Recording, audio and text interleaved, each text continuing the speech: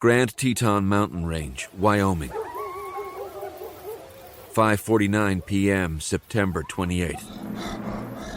The shivering was gone. Adrenaline coursed through his body, fueling survival. The huge grizzly bear took another swipe as the young man retaliated with a short swing with his torch. Sparks flew as the errant swing grazed the side of the small alcove. The bear didn't flinch. Instead, it pushed its head into the opening and unleashed a deafening roar. The grizzly's hot breath assaulted the trapped man as he tried to make himself as small as possible against the back of the hole. There was nowhere to go. He'd lost all his weapons except for the burning torch that was now almost out. What he wouldn't give for even a small knife. The only thing saving him from instant death was the fact that the bear couldn't fit through the alcove's entrance, but its claws could, and they'd already torn a jagged cut into the man's winter parka. It wouldn't be long until the bear figured out how to get more. The man had no idea how the animal had followed him onto the narrow ledge. He'd underestimated the bear's tenacity and hunger. The park ranger had warned about the bears being hungrier than usual this year, something about a shortage of berries. Shaking the thought from his head, the man reviewed his options. There were none. The best he could do was to wait and see if his attacker would leave, but that was unlikely given his current position. The early fall blizzard continued to blow in as the bear tried to widen the opening. Suddenly, and without warning, the bear pulled its head out and turned around. "What's he doing?" thought the man. He chanced to peek out of the man-sized hole and watched the bear as it sniffed the air, almost looking like a dog as it searched. The young man wouldn't have another chance. Squeezing out of the hole, the loud wind mercifully masking any sound, he stood not 3 feet from the distracted grizzly. He'd never make it if he took the path. The bear would win. Making up his mind, Cal Stokes sprinted the 4 feet to the ravine's ledge and jumped.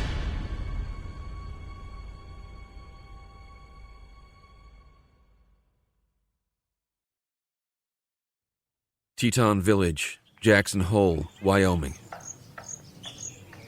2 days earlier, 4:24 p.m., September 26th. Days earlier, Cal Stokes and Daniel Briggs landed in the small Jackson Hole airport. If asked, they were in the area for a 2-week hunting trip. Cal was in his early 30s, good-looking and just under 6 feet tall. He was dressed in jeans, boots, and a distressed t-shirt. His brown hair was covered in a trucker's ball cap. After getting his bearings, he left his companion and proceeded to the Enterprise counter. Briggs, a couple inches taller and a former Marine sniper, stayed behind and waited for their luggage. He shook out his shoulder-length blonde hair and tied it back in a ponytail. Out of habit, he glanced around casually while bending down to retie his hiking boots. No obvious surveillance, other than the airport's security cameras. 5 minutes later, Briggs hauled their 4 bags and 2 weapons cases out the sliding doors. The temperature was still in the upper 60s as Briggs took a deep breath. He loved the outdoors. He'd never been to Wyoming.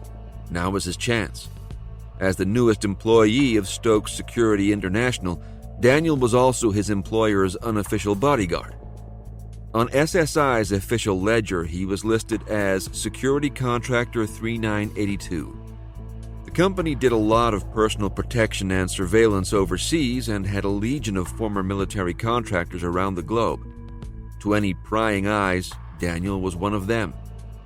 To the majority owner of SSI, Calvin Stokes Jr., he was a trusted advisor and friend. Cal pulled up in a black Ford Excursion. After loading all their gear into the back, the 2 Marines got in. Briggs keyed the hotel's address into their GPS as Cal made a phone call. "Trav, we're on our way to Teton Village." Travis Hayden was CEO of SSI, a former Navy SEAL and Cal's cousin. "Good. Trent, Dunn, and Gaucho's boys are spread out in the next couple flights. They should all be there by noon tomorrow. Thanks again for setting that up. Any updates on Neil?" Neil Patel, one of Cal's best friends and SSI's head of research and development, had disappeared 2 days earlier. He'd been in Jackson Hole for a small conference with some of the world's top technology firms. It was an annual invite-only event and Patel's third year attending. Hayden had received a call from a friend attending the conference. The guy told Travis that Neil hadn't shown up for his lecture, something about the importance of battlefield innovation on civilian product development.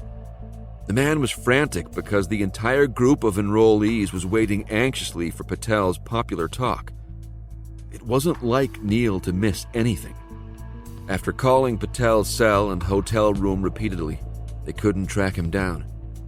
Finally, Travis placed a call to the hotel security staff and convinced them to search Neil's room. The head of security conducted the search personally. Neil's room was empty. Despite an unmade bed and used hotel toiletries in the bathroom, all of Patel's personal belongings were gone. Due to the sensitive information Neil stored in his genius-level brain, Travis initiated a complete lockdown of SSI systems. In spite of Patel's insistence to the contrary, Todd Dunn, SSI's head of internal security, had warned against allowing one of SSI's key assets to travel alone.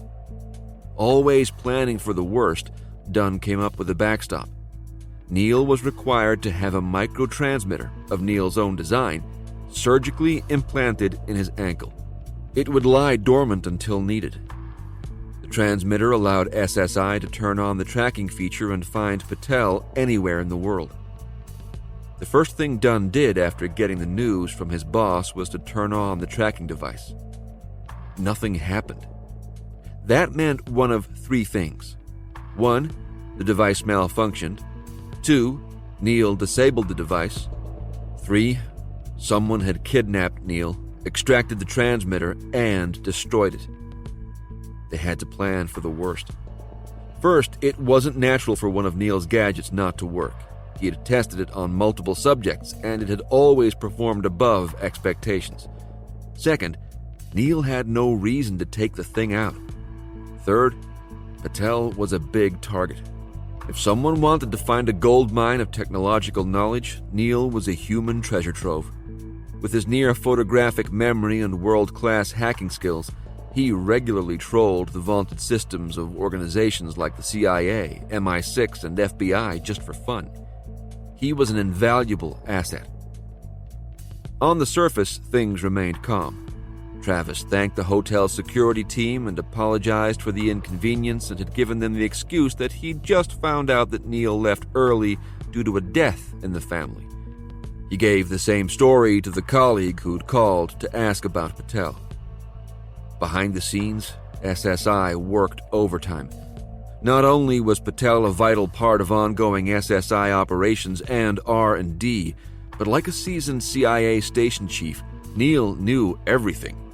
His capture and the exposure of SSI's covert operations would mean disaster, not just for the company, but for various players within the American government. There were implications all the way up to the president. It wasn't a scenario Travis wanted to have play out. "Did you have Neil's guys go over the list of people attending the conference?" Cal asked. "For the third time, yes, cuz. We're doing everything we can on this end. We haven't even had a whiff from any of our sources." Cal huffed in frustration. He knew the headquarters team was doing everything they could, but Cal wasn't a patient man. Travis had even placed a secure call to the president to give him a heads up. Because of Cal's recent rescue of the American president, the politician promised to help however he could. "Sorry, I'm just worried. You and me both. I've been racking my brain trying to figure this thing out." "Have any wild ideas on your flight out?" asked Travis. "I had too many ideas. Name one group of bad guys that wouldn't want their hands on Neil. It's like having the ultimate cyber weapon." The two men were silent for a moment as they both tried to envision the possible fallout. It wouldn't be good. They had to get Neil back. Cal switched gears. How many people knew Neil was coming out for this conference? "Obviously everyone attending. That's just under 50 people. Then of course there's his staff here and our leadership team. 75 people, tops?" 75 people. It could be worse. "I assume you've already got our people doing background checks on all of them, right?" "Yeah. Nothing yet. There are some competitors we need to take a closer look at, but I think the guy that organizes the conference has already done a pretty good job vetting attendees. Cal figured that was the case. These were high-profile executives. Most of them probably had the equivalent of top-secret clearances in the tech world. Still, at this point, everyone was a suspect. I've got a really bad feeling about this, Trav. Please let me know if you find out anything new. Me and the boys will hit the pavement here.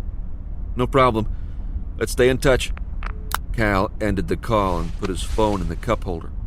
He'd hoped to have something to go on before starting the search. Best case, they'd find Neil soon. Worst case, someone had already shipped him off to another country. Neil sat shivering in his small cell. He was wrapped in an old olive drab wool blanket. It wasn't much, but it warded off some of the chill. The only light in the room came from a tiny window the size of a brick. He'd already tried banging on it, but the damn thing felt like it was a foot thick. One of the guards paid him a visit after checking the window and gifted him with a hard jab in the sternum. The spot still hurt. He laughed at the pettiness of the recollection. Compared to the rest of his predicament, the blow was a minor inconvenience. Neil had a bad feeling about why they'd kidnapped him as he'd walked back from the sushi restaurant 2 nights ago. It made it even worse that they'd known exactly where his remote locator was. That was until they'd taken care of it. Neil reached down to the neatly bandaged stump that used to be his ankle and winced. At least they'd had the courtesy to knock him out, and supposedly had a real doctor cut his foot off. Look on the bright side, right? He sat back and adjusted his Prada eyeglasses. Neil wouldn't be walking out anytime soon, but he started to prepare mentally for whatever horrors awaited him. A small part of his subconscious hoped Cal would come bursting through the door at that very second. "You're sure?" Nick Ponder asked into the phone. "Yeah. They just landed. You want us to follow them?" "No. I've got another team waiting in Teton Village. We already know they're staying at Hotel Terra. With the slow season, it'll be easy to keep tabs on them. I want you to stick around and let me know when the rest of their guys land." "Okay, boss." Nick Ponder, a 55-year-old former Green Beret, hung up his phone. He stood up from his simple metal desk and stretched his hulking 6'6" frame. Over the past few years, he'd grown out his beard into an unruly black tangle. He kept his head shaved bald. Being imposing and ruthless were two of Ponder's gifts. He'd learned it in the military and carried on the tradition when they'd kicked him out in 1996, and he'd started his own company. He still worked out daily and could best most men half his age. 7 years ago, he'd relocated his company headquarters to Wyoming. Ponder enjoyed the wilderness, but liked the secluded fortress much more. There wasn't much he couldn't do out here. It was perfect for staying under the radar. After the little incident with that prick Calvin Stokes Sr. back in 1999, business was harder to come by. Before that, Ponder was a growing force within the mercenary world. At that time, he'd leveraged his contacts to recruit close to 100 men and had them deployed to most of the world's shitholes. Well, at least the ones where some little dictator needed some real warriors to protect him. Looking back, he knew his expansion into protection for the Mexican drug lords had been stupid. It had seemed so easy, though. The money was 10 times what the majority of security contracts were. If it weren't for that fucking Marine colonel, he'd probably be smoking cohibas in Antigua right about now. It was gravy up until he got the ultimatum from one of his competitors. He still replayed the conversation in his head whenever he didn't get a contract he thought he deserved. "Nick, this is Calvin Stokes with Stokes Security. I was wondering if you had a minute." Ponder's head was full of cocaine sampled from his client's latest shipment. He only knew Stokes by reputation. The guy was a former Marine and apparently a real hard-ass. "What can I do for the Marine Corps, Colonel?" "I'm not sure how to relay this, so I'll just go ahead and say it. We've been hearing rumors that you're providing protection for the Jimenez cartel. Stokes let the accusation hang. If Ponder had been clear-headed, he might have handled the situation differently. He would have denied it. So fucking what? Even Mexicans need protection. Ponder laughed out loud at the joke. Colonel Stokes exhaled. He'd hoped to have an intelligent conversation with Ponder. Yes, the Ponder Group was technically competition, but a certain respect was assumed between American security contractors.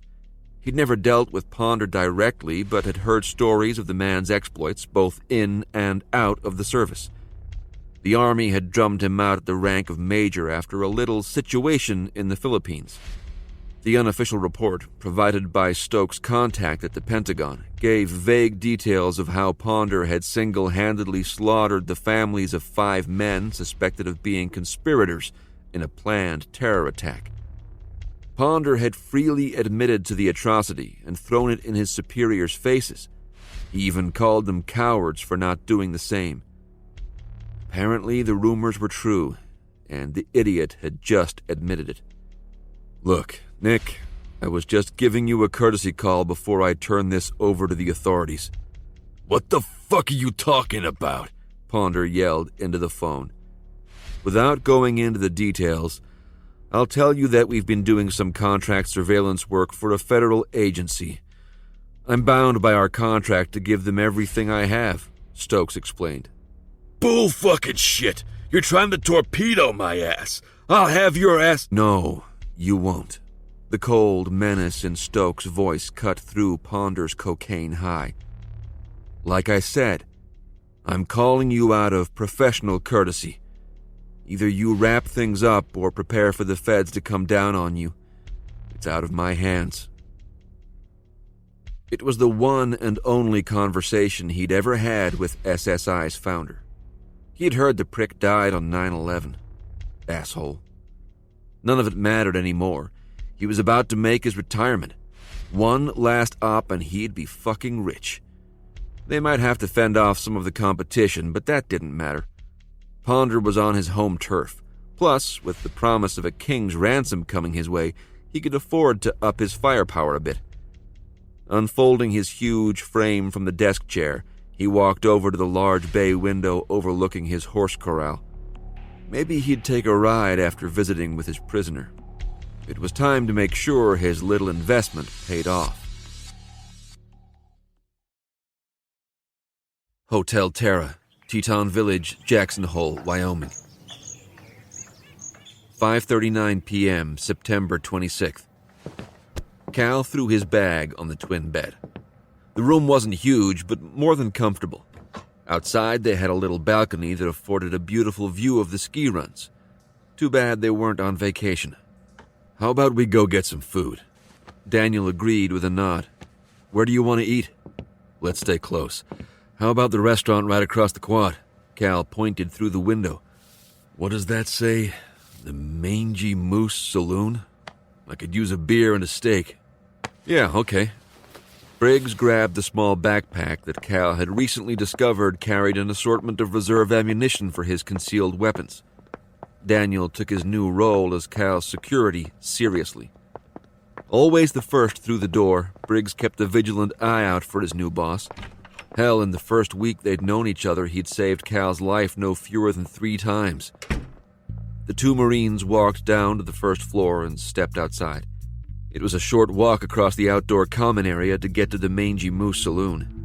The place had an old log cabin feel and fit right into the Wyoming wilderness vibe of the trendy Teton Village development. There weren't many patrons as they walked into the 2-story establishment.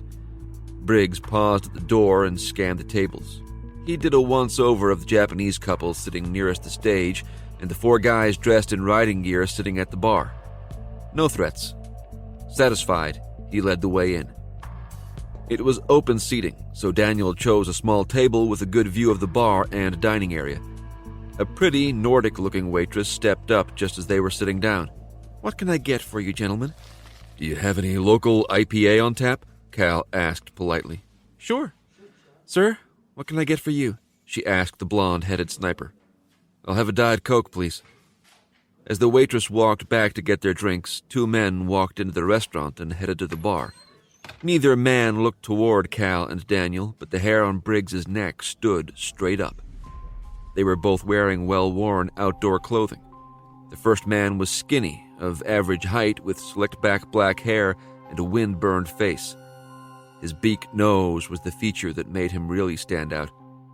His companion was a full head taller and walked in with a swagger. He took off his gray beanie, shook out his light brown hair, and sat down on the bar stool. "Give me a shot of beam," he ordered loudly enough for Daniel to hear across the room. His smaller partner quietly took a seat and ordered a beer. Briggs didn't know the men, but he knew the type. It was the way they carried themselves. These guys were former military, and they radiated danger to the highly attuned Marine. Wouldn't be surprised if they're armed too, he thought. "Don't look behind you," Briggs mentioned casually to Cal. "But I think we've got a little trouble. Two new friends just sat down at the bar." With his back to the bar, Cal couldn't see what Daniel was talking about, so he just nodded. He knew better than to question the Marine's senses. Briggs was a man of few words, so when he talked, you listened. Not to mention he had an uncanny sixth sense when it came to danger. The man could sniff it out like a hound dog. "So, what's our play?" Cal asked. "Let's just see what happens. Maybe I'm wrong." Cal smiled and nodded. Their drinks were served a minute later. Cal took a long pull from his large mug and savored the bitter goodness of the local beer. You'd have to ask what brand it was. "Any movement from our friends at the bar?" Briggs shook his head. "You think we're good to order?" "Yeah, let's keep it casual. If I'm right about these guys, I don't want to tip them off," Daniel instructed. They ordered their food and made random small talk as they ate. Cal had hoped to use the time to plan their search for Neil, but it looked like that would have to wait until later. Finishing quickly, they asked for the check and paid. The two men at the bar were still downing their second drinks as Cal and Daniel made their way to the exit. There wasn't even a glimpse in their direction by Birdnose and his companion. Briggs hoped the warning was just in his mind. It would make their search for Patel a lot harder if they already had a tail. "Let's take a little walk around the village and digest some of those ribs we just ate," Briggs suggested. They headed uphill toward the large ski lift that was running the last tourists off the mountain. Both men were in excellent shape, but could still feel the effects of the elevation. During their time in the Marine Corps, they'd each trained at the Mountain Warfare Training Center in Bridgeport, California. They knew it would take a couple days to acclimate to the decreased oxygen. Hopefully, they wouldn't have to test their sea-level legs quite yet. After 30 minutes of walking through the modern ski village and ducking into most of the little shops, Briggs led the way back towards the hotel. He hadn't spotted the two men from the restaurant. It didn't really surprise him. Teton Village wasn't big. It would be easy to be observed and not even know it. It would be easier to lose a tail once night fell. Darkness was already imminent. Daniel took a right turn past a small playground, heading toward the hotel's front desk. Instead of walking into the hotel, he continued past. The darkness was almost complete as they walked by the little sushi restaurant and headed up the street toward the mountain. Briggs wanted a little free space to see if anyone was following. Just as they rounded the corner past the last neighborhood, a set of high beams switched on and blinded the companions. They heard an old truck door open and saw a man get out and walk toward them. "You two weren't planning on going up the mountain, were you?" Briggs could now make out the man's shape. He was wearing a park ranger's uniform. Cal answered first.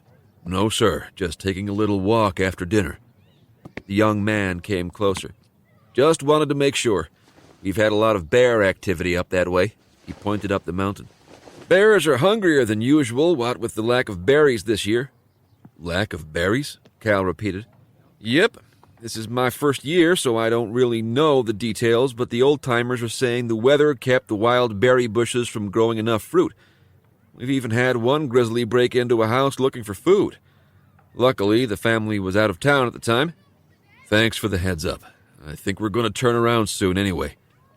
They said their thanks and headed back down to the hotel. Once they were out of earshot, Cal coughed a laugh. "I almost pulled my pistol out when those lights came on. Briggs chuckled too. I don't think that kid knows how close he came to having his truck shot up. Now that the tension was broken, they enjoyed the cool night air as they strolled down the hill. It was the last night of calm they'd have for the rest of the trip. We got eyes on the two guys. You want us to hang out? The man with the beak nose asked his employer on the phone. Yeah. Get a room at Terra and be up early so you can stick close. They'll probably start asking around about their friend. Just make sure you don't lose them, Nick Ponder instructed. You got it, boss. And Trapper. Yeah, boss? Don't do anything to them until I give the okay. The skinny man known simply as Trapper licked his lips as he thought about the coming confrontation. I know, boss. You just let me know when. Ponder terminated the call and sighed. He wanted to make sure his team kept tabs on all the guys SSI sent to his backyard. If he knew where they all were, it would be easier to take care of them when the time came. He'd be paying his boys overtime for around-the-clock surveillance, but it didn't matter. That would be chump change soon enough. Ponder dreamt of his coming riches as he watched the live video of his prisoner. Patel was even now trying to hop to the small toilet in the corner of his cell. Ponder chuckled at Neil's discomfort. That leg sure had to hurt. He hoped his buyer wouldn't be too pissed that he'd had to lop the guy's foot off. It just wouldn't do to have a tracking implant around once his buyer showed up, and cutting it off had been easier than trying to dig it out. Negotiations were still underway for the final payment amount. A small escrow of $1 million had already been deposited into Ponder's Cayman bank account. That wouldn't even pay his mortgage on his multiple homes. No, he was in it for the big payday. Once he delivered Patel to his buyer, life would be a whole lot sweeter.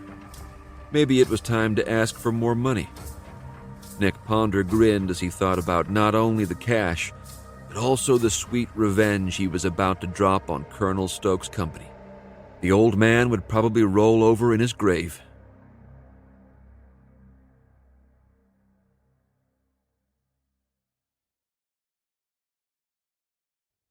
Hotel Terra, Teton Village, Jackson Hole, Wyoming. 7:17 a.m., September 27th. Cal and Briggs had both been up since 5 a.m., ready to start the search for their friend. After a quick workout in the hotel gym, they walked over to one of the small cafes lining the village square. Cal paid for the chocolate croissants and coffee as Briggs scanned the area for prying eyes. There were none that he could see. Let's eat while we walk, and then get ready for the rest of the boys to get here, Cal said through a huge bite of pastry. Returning to their room without incident, they took turns showering, and Cal checked his email. No updates from Travis. Marine Master Sergeant Willie Trent would be arriving via private jet in the next 20 minutes. Another 3 SSI employees were accompanying him, including former Navy Corpsman Brian Ramirez. Along with the 4 SSI operators, the Learjet was also carrying most of the gear they would need if they had to go exploring in the wild. This time of year, you never really knew what kind of weather you might get. It could be bright and sunny with a high of 70, or cold and blustery with heavy snow. Better to be prepared. Cal had hand-selected 16 men to come along for the search. He based the selection on their prior experience with him. Trent, Briggs, and Ramirez were all veterans of at least one of Cal's covert ops, and their training in mountain warfare. Cal wasn't taking any chances this time around. He also had 2 more teams of 16 standing by at SSI's Tennessee headquarters if the need arose for more firepower. Briggs walked out of the bathroom, drying his hair with a towel. Any word from Mr. Hayden? Dude, I told you 4 times already. His name is Travis, scolded Cal. I know. Old habits die hard, Cal. He is the CEO of our company. So how come you don't call me Mr. Stokes? 'Cause you're just a dumb grunt like me, Daniel smirked. Whatever, Cal returned mockingly. No update from Trav. We're kind of dealing with a needle in the proverbial haystack. Briggs didn't say anything as he threw his towel back in the bathroom and got dressed. I've got an idea I wanted to run by you. Cal looked up from his laptop. What's that? Call me crazy, but I still think those two guys from the bar last night were keeping tabs on us. I was thinking about finding them first and seeing if we couldn't extract some information out of them. Stokes thought about it for a minute. While he didn't doubt the sniper's abilities in the least, they called him Snake Eyes for a reason, the tiny cautious part of Cal's subconscious still wasn't sure about making a scene. So you're sure those guys were following us? I know I don't have to tell you this, but the last thing we need is a mess right in the middle of Posh Town. Briggs shrugged his shoulders. You have any better ideas? Cal didn't, and he hated it. They were really just waiting for word from Travis before they could do anything. Apart from doing the street cop thing and knocking door to door, Stokes didn't really have anything better. Okay, tell me what you had in mind. Trent ducked his near 7-foot frame under the Learjet's exit door. He stretched to his full height as he stepped out onto the top platform of the portable steps. Master Sergeant Trent was a black man with the muscular build of an NFL linebacker. Not only was he a professionally trained chef, Trent was also lead instructor for SSI's hand-to-hand combat training course. Enjoying the view, Top? The question came from behind him. Trent turned around to face Brian Ramirez. Sure thing, Doc. That, and I'm trying to get the kinks out. My big ass gets a little cramped, even in the nicest jets Cal puts me in. Ramirez laughed as he and the other two SSI operators followed Trent down the stairs. In comparison, his 5'9" body fit comfortably in the luxury jet they'd just spent close to 4 hours on. I'll bet you loved spending time in AAVs, ribbed Ramirez. Hell no. I prefer humping to wherever I need to go, Doc. The 4 SSI men gathered the gear that the airport staff was now unloading off the back of the plane. As requested, there were also 4 pushcarts already standing by for them to pile everything on. Within minutes, the bags and boxes were stacked neatly on their respective carts, and the small team headed for the terminal. They passed under an arch of antlers, and Trent pointed up. What the hell animal do those come from? They're elk antlers. I hear they've got a big elk preserve just down the road. The Boy Scouts and some other groups go out there and pick up the antlers and give them to local craftsmen. In that book I was reading about Jackson Hole, they had some pictures of downtown Jackson where they've got 4 huge arches made out of the damn things. Pretty cool. Trent whistled in admiration. Can't imagine how much the things weigh. He shook his head as they continued on to the single-story terminal building. 15 minutes later, they'd loaded all the gear into the 2 rented SUVs. It was a tight fit, but they'd managed to cram it all in. Trent picked up his phone and dialed Cal. You guys on the ground? Cal asked. Yeah. We're loaded into the vehicles and headed your way. Any updates on Neil? None. Travis still has the tech boys doing background checks on the people at the conference. We're trying not to alert anyone that he's missing yet. Good idea. I'd rather catch whoever's behind this by surprise, Trent growled. He and Neil had become close over the years. Although their backgrounds were completely different. Neil came from a rich Indian family and Willie came from the streets of Atlanta. They both respected the other's talents and often spent their time off together. Trent couldn't wait to get his big hands on whoever was behind Neil's disappearance. Slight change of plans. Briggs caught a couple locals tailing us. Just to be safe, we rented a house next to Teton Village to stage everything. It'll be a little cramped with all our boys, but at least we can secure it. It sounded like a good plan to Trent. I called dibs on one of the real beds. Cal was always glad to have the crusty Master Sergeant around on ops like this. He had a way of keeping things light, even in the face of imminent danger. You got it. The new place has 6 bedrooms, so you can take your pick when you get here. Cal gave him the new address, and Trent relayed the information to Ramirez to plug into the vehicle's GPS. See you in 30, Cal. Just under 30 minutes later, the 2 SUVs pulled into the driveway of the vacation home. Cal sure likes to travel in style, Brian commented as he looked up at the huge single-family home. I think he finally realized that not spending his money wasn't an option. Besides, you know he likes to take care of his troops. The former corpsman nodded. It was one of the main reasons he'd accepted the invitation to join SSI. The place was like home. SSI was a group of warriors that took care of each other no matter what. That philosophy came from the very top, starting with Travis Hayden and Cal Stokes. They would die before seeing one of their men suffer. Their approach ensured absolute loyalty amongst SSI employees. Staff and operators were taken care of and expected to perform at the highest level. They were an elite team dedicated to making America safer while at the same time taking care of their brothers on the left and right. Cal lived frugally by habit. His father had done the same. Both Marines spent their time and money ensuring the well-being of their troops. One of the perks of having a highly profitable company was that Cal could fly his people first class when appropriate and put them up in the nicest accommodations. He figured it was a very small price to pay for men who'd put their lives on the line for years and continued to do so. He could finally give back to the men who meant so much to him. As they piled out of the vehicles, Stokes and Briggs walked out onto the second-story patio. "You guys need a hand?" Cal asked. "You kiddin'? Did you not see all the shit you requested?" Trent answered in mock indignation. Stokes grinned and headed down to the first floor to help their second group of guests unload the cold weather, hiking, and mountaineering gear he'd ordered from SSI's logistics division. There wasn't much a grunt liked more than a new piece of gear.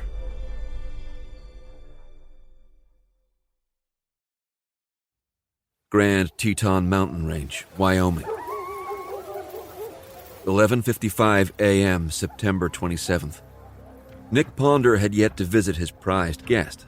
There was too much else to do. Coordinating his buyer's arrival had been a real pain. His contact was starting to get a little attitude about the pending acquisition. They were starting to balk at the rising purchase price.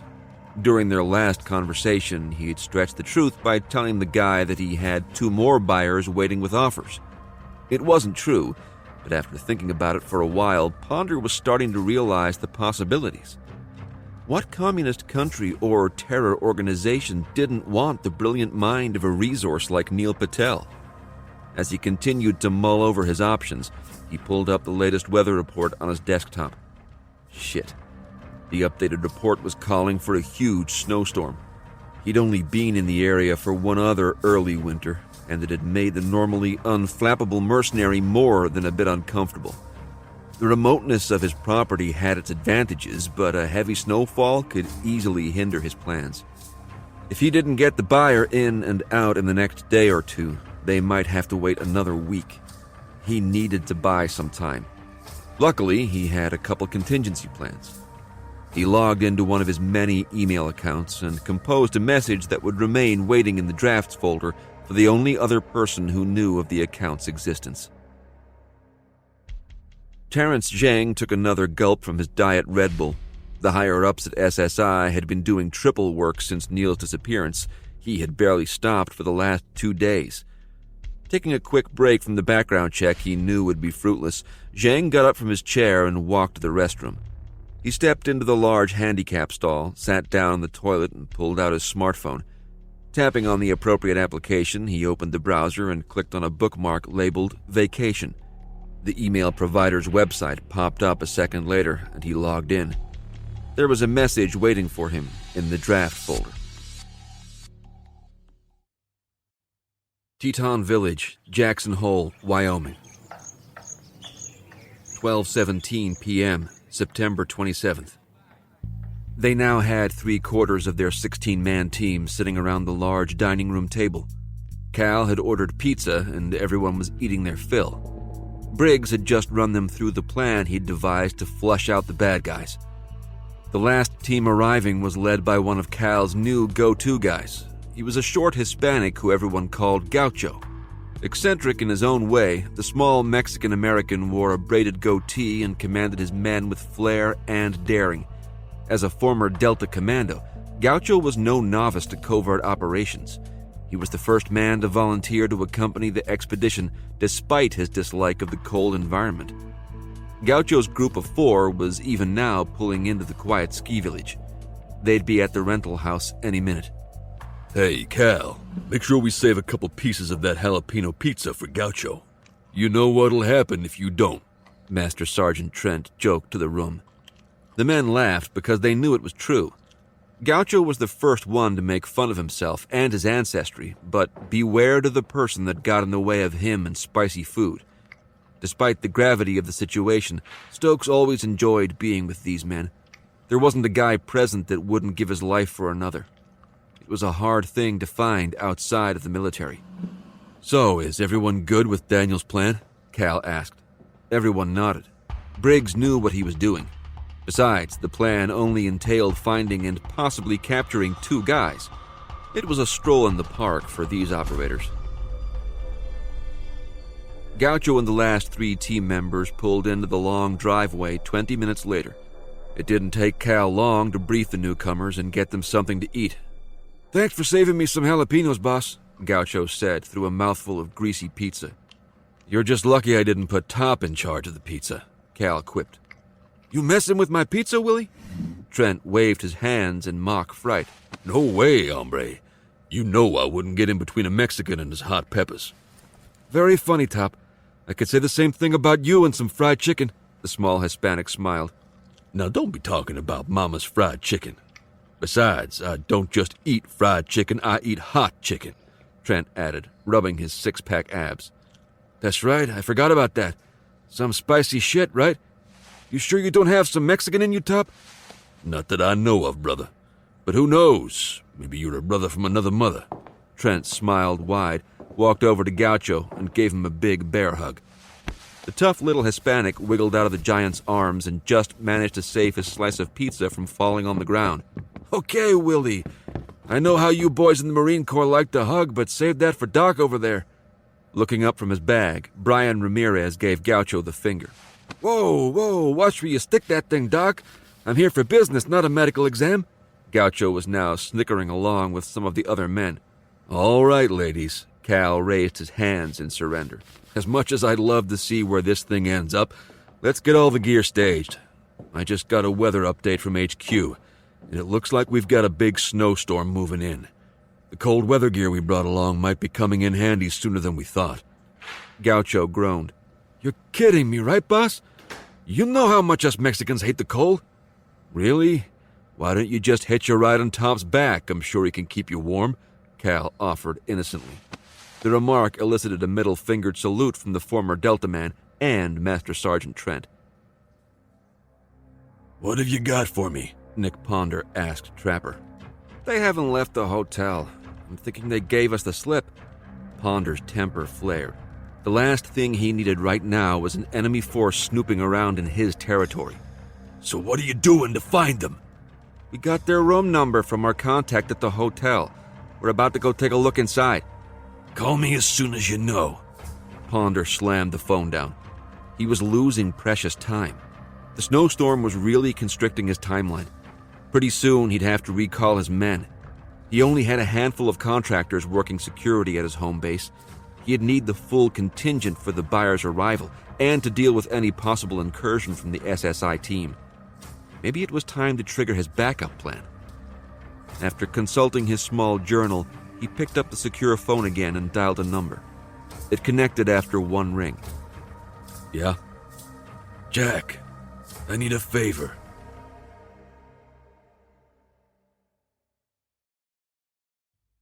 Camp Spartan, Arrington, Tennessee. 3:46 p.m. CST, September 27th. Travis Hayden was on the phone when Marjorie the Hammer Haynes, SSI's lead attorney, walked into his office. Wearing her usual form-fitting office attire, Haynes was always impeccably dressed in clothing that enhanced her already attractive form.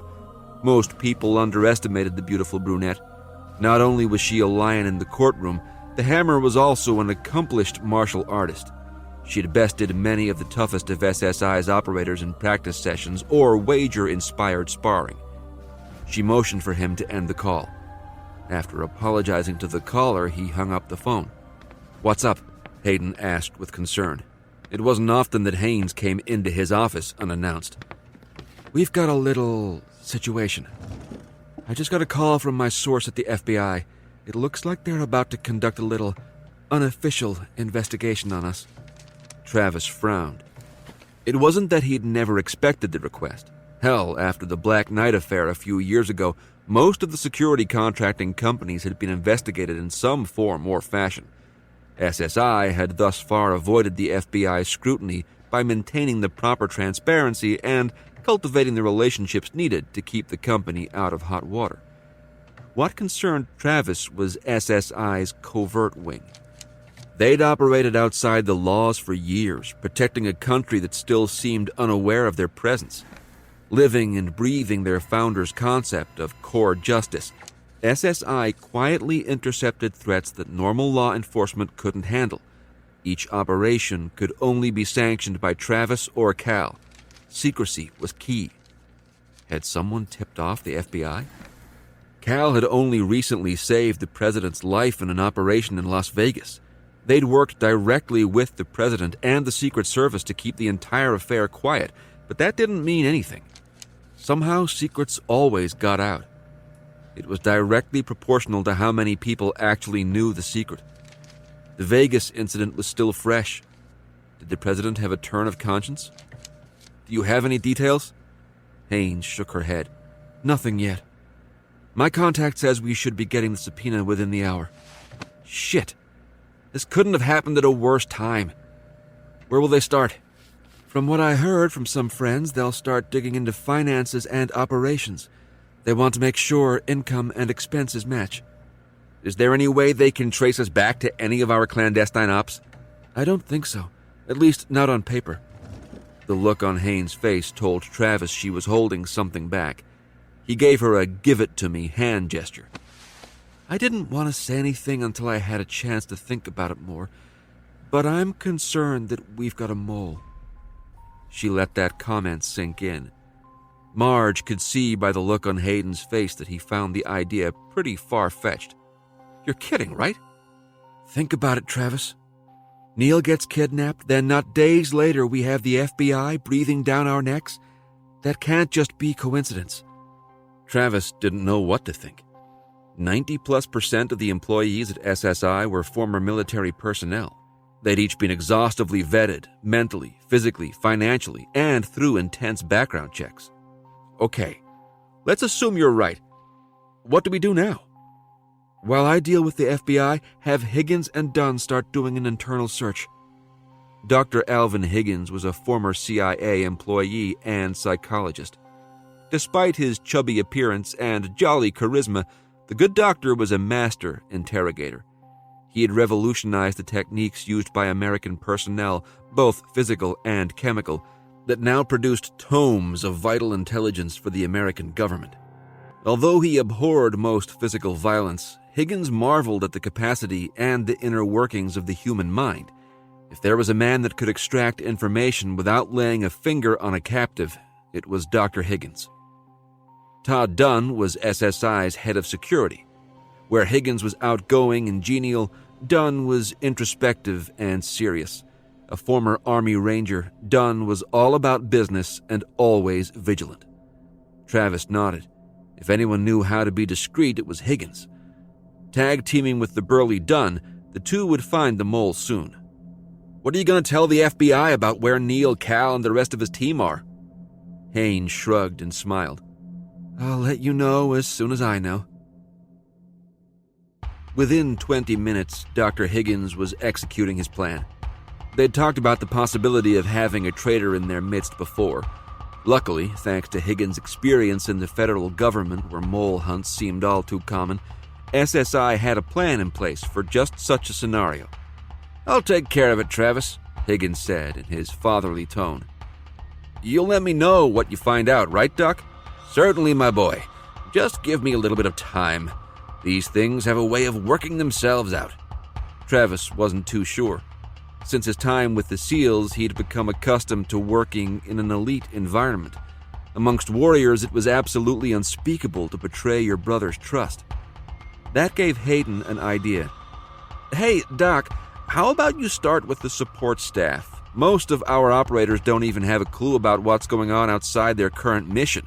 Might save us some time and heartache. Even though he'd already come to the same conclusion, Dr. Higgins was never one to take credit or condescend. Good idea, Travis. I'll start there. As Travis left the doctor to his craft and went to find Dunn, he could only hope that the internal investigation wouldn't tear his company apart.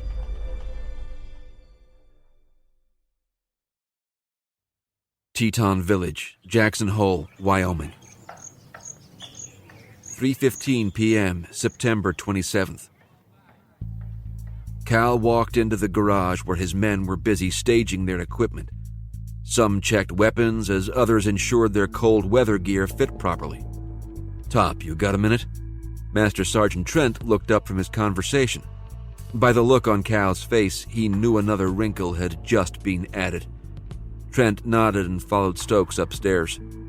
Ramirez, Briggs, and Gaucho were already seated around the dining room table. Trent took a seat while Cal remained standing. "I just got a call from Travis. It looks like they're having their own little party back at headquarters. The FBI is about to investigate SSI." To their credit, the men seated around the table remained silent. They knew it wasn't time for questions. "Travis and the Hammer aren't sure what they're looking for, but I agree with them that it's mighty convenient considering Neil's disappearance. What makes things worse is it also looks like there might be a mole at SSI." Now the gathered warriors looked shocked. Could it be? Could one of their own actually be conspiring to destroy a company they'd all fought hard to build? Trent was the first to interject. "How sure are we about this, Cal? I mean, this could be bad for all of us." "I know. Trav has Higgins and Dunn on it. If anyone can ferret this guy out, it's them." They all nodded solemnly. Each man was well aware of Higgins' expertise. "So, how does this affect what we're doing out here?" Gaucho asked, seeming almost nonplussed about the situation back home. "As usual, we'll have to make sure we stay under the radar. I've also recommended to Travis that he keep all updates I send him to his immediate leadership team. No one else really needs to know about what we're doing," Cal explained. "What if we need more firepower, Cal?" asked Ramirez. "I think we need to try and get this done without asking for more people. Besides, if what they're saying about this snowstorm is true, we wouldn't be able to fly anything in anyway." These men were all used to working on their own. They knew the risks involved. Not having the ability to call in support would not hinder them from seeing the mission through. They would make do. "Cal, I know we shouldn't be thinking this," Trent started, "but have you considered that maybe Neil isn't even here? I mean, what if they flew him out of here the second they picked him up?" "I've discussed that with Travis, and we're both in agreement that it's the risk we have to take. We don't have anything else to go off of. Besides, if Daniel's right and some unknown group is out there watching us, that probably means it's worth it for them to keep tabs on us. I don't think they'd do that if he was already shipped overseas." Trent wasn't so sure, but he didn't disagree. They all had to hope that they could reach their friend in time. Neil rubbed his sore leg for maybe the 1,000th time. The pain was getting worse, which meant his captors would be bringing him his pain meds soon. He had kept a mental time clock since waking in the small cell. At regular intervals, a large man with a black mask would silently open the door, place a plate of food along with 2 pills on the floor just inside the room. There was no need to worry about the prisoner attacking the guard. Without the use of his foot, he was effectively immobilized. After the first delivery, Patel had refused to eat the food or take the medicine. An hour later, his jailer had returned as Neil lay shivering and pain-racked on his small cot. The large man forced Neil's mouth open with one hand and shoved the 2 pills down his throat with the other. It was impossible for Patel to resist. Within minutes, the pain had receded. Neil had learned his lesson. Take the pills or live in excruciating pain. As he counted down to his next meal, Neil thought about his friends. He knew they'd be out looking for him. Would there be any clues left to find? Deep down, he knew it was his fault. For years, Travis and Todd Dunn had hounded him about taking along security when he went into public. They had said he was too valuable an asset to lose. Cal had one day said he was, in fact, a prime asset. He'd always shrugged off the worry. As fate would have it, his father had once been kidnapped and murdered while traveling on business overseas. Would he endure the same fate? Something told Neil that wasn't the case. They had something in mind for him. Why else would they go through all the trouble of taking care of him? He racked his brain thinking of possible ways he could escape, or at least figure out what they wanted from him. Neil knew they would tell him soon. His sixth sense told him it wouldn't be pleasant. Upstairs, Nick Ponder went over the latest email from his buyers. They'd accepted his counteroffer with some conditions. The mercenary was ecstatic. Pretty soon he'd be rich and never have to worry about petty little jobs again. But first he had to have a little talk with his prisoner. It looked like the buyers wanted to run a test to see that they were getting what they paid for. Ponder cracked his knuckles as he thought about the coming session. It would be good to be rich again. Neil's cell door opened and a huge man with a shaggy black beard and shaved head walked in. Patel knew the boss had arrived. "You and I need to have a little chat, Mr. Patel," Nick Ponder growled in baritone. "Is this where you tell me I get to go home now?" Instead of answering, Ponder walked across the small space, grabbed a handful of Neil's hair with his left hand, and clamped his right hand around Patel's neck and started to squeeze. With barely any effort, he lifted the smaller man off the cot and up against the wall. "No, you listen here, you little shit. I'm someone you don't want to fuck with. If you're looking for God, I'm him. I could squeeze the life out of your pathetic little raghead body right now." Patel didn't doubt the man. No longer able to breathe, he fought to maintain his consciousness. This guy was incredibly strong. Without warning, Ponder dropped Neil back on the small cot. Patel screamed as the stump hit the floor. His captor laughed. "Like I was saying, I am God to you now. Whatever I say, you do, understand?" Through gritted teeth and watery eyes, Neil nodded. He didn't have much of a choice.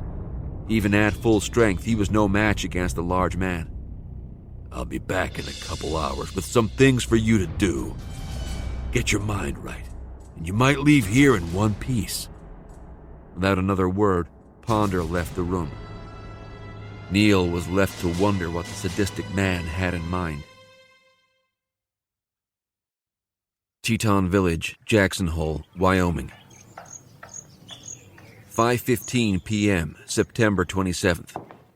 "Everybody ready to go?" Cal asked the 16 men.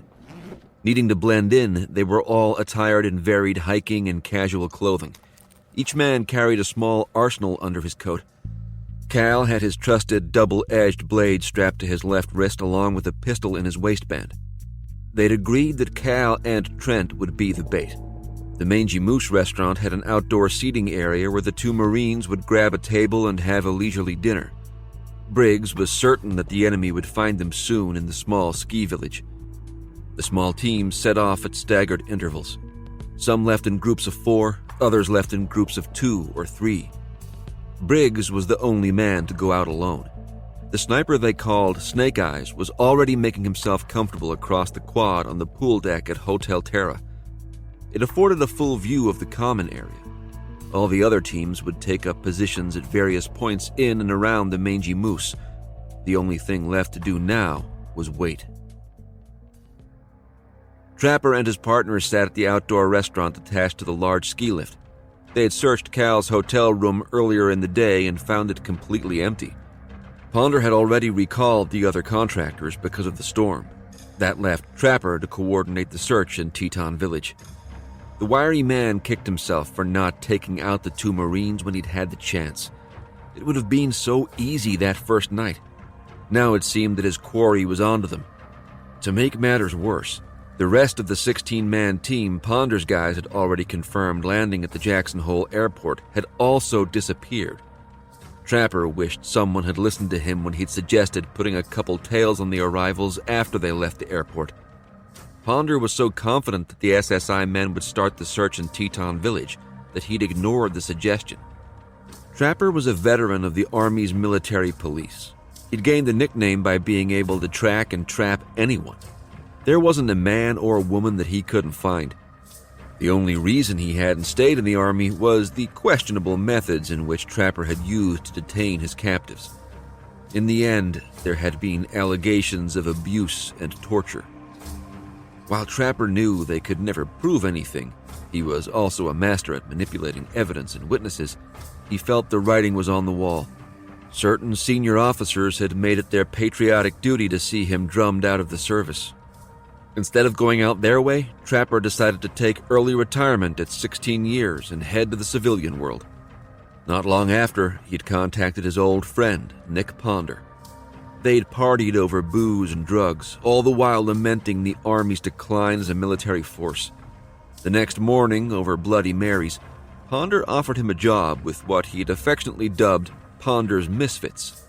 It didn't take Trapper long to find out that the majority of contractors hired by the Ponder Group were indeed misfits. Released from active duty for an assortment of reasons, Ponder snatched them up willingly, knowing that they had nowhere else to go. As a result, they were only too happy to do his dirty work. Trapper glanced at his watch. 5 more minutes, and let's take a walk around. His partner nodded silently and finished his coffee. Trapper paid the waitress, and minutes later, the two men were strolling downhill doing a surveillance sweep toward the mangy moose. Briggs spotted the two men right away. It was hard to forget their mismatched faces. They looked completely nonchalant as they walked down toward Cal and Trent. Daniel pulled out his cell phone and texted the rest of the team. 2 targets headed to the moose. Once he got confirmation from the team leaders, he slipped the phone back in his pocket and stood up. It was time to see who these guys were. He slipped out of the pool deck quietly and headed to the stairwell. Trapper spotted Stokes and Trent as soon as the mangy moose came into view. He nudged his partner. The man looked up and nodded. At least they'd found them again.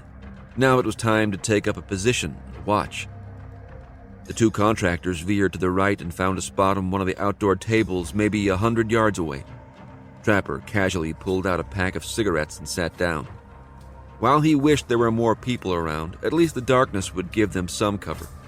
Stokes, on the other hand, was sitting in a well-lit area that afforded Trapper a perfect view.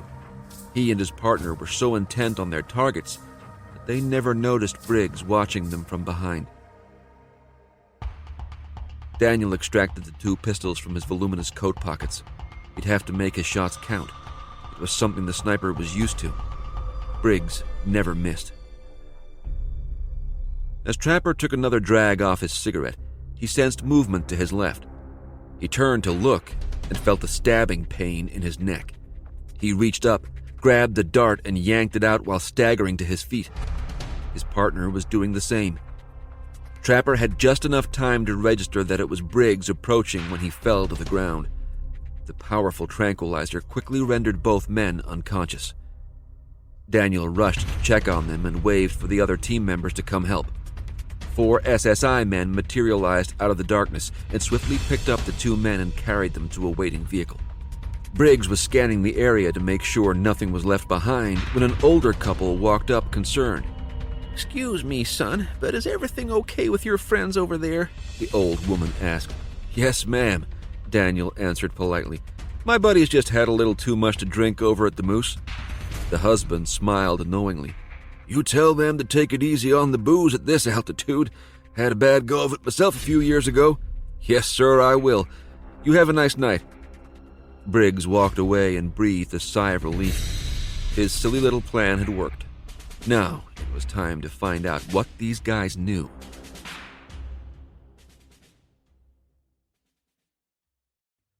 Teton Village, Jackson Hole, Wyoming.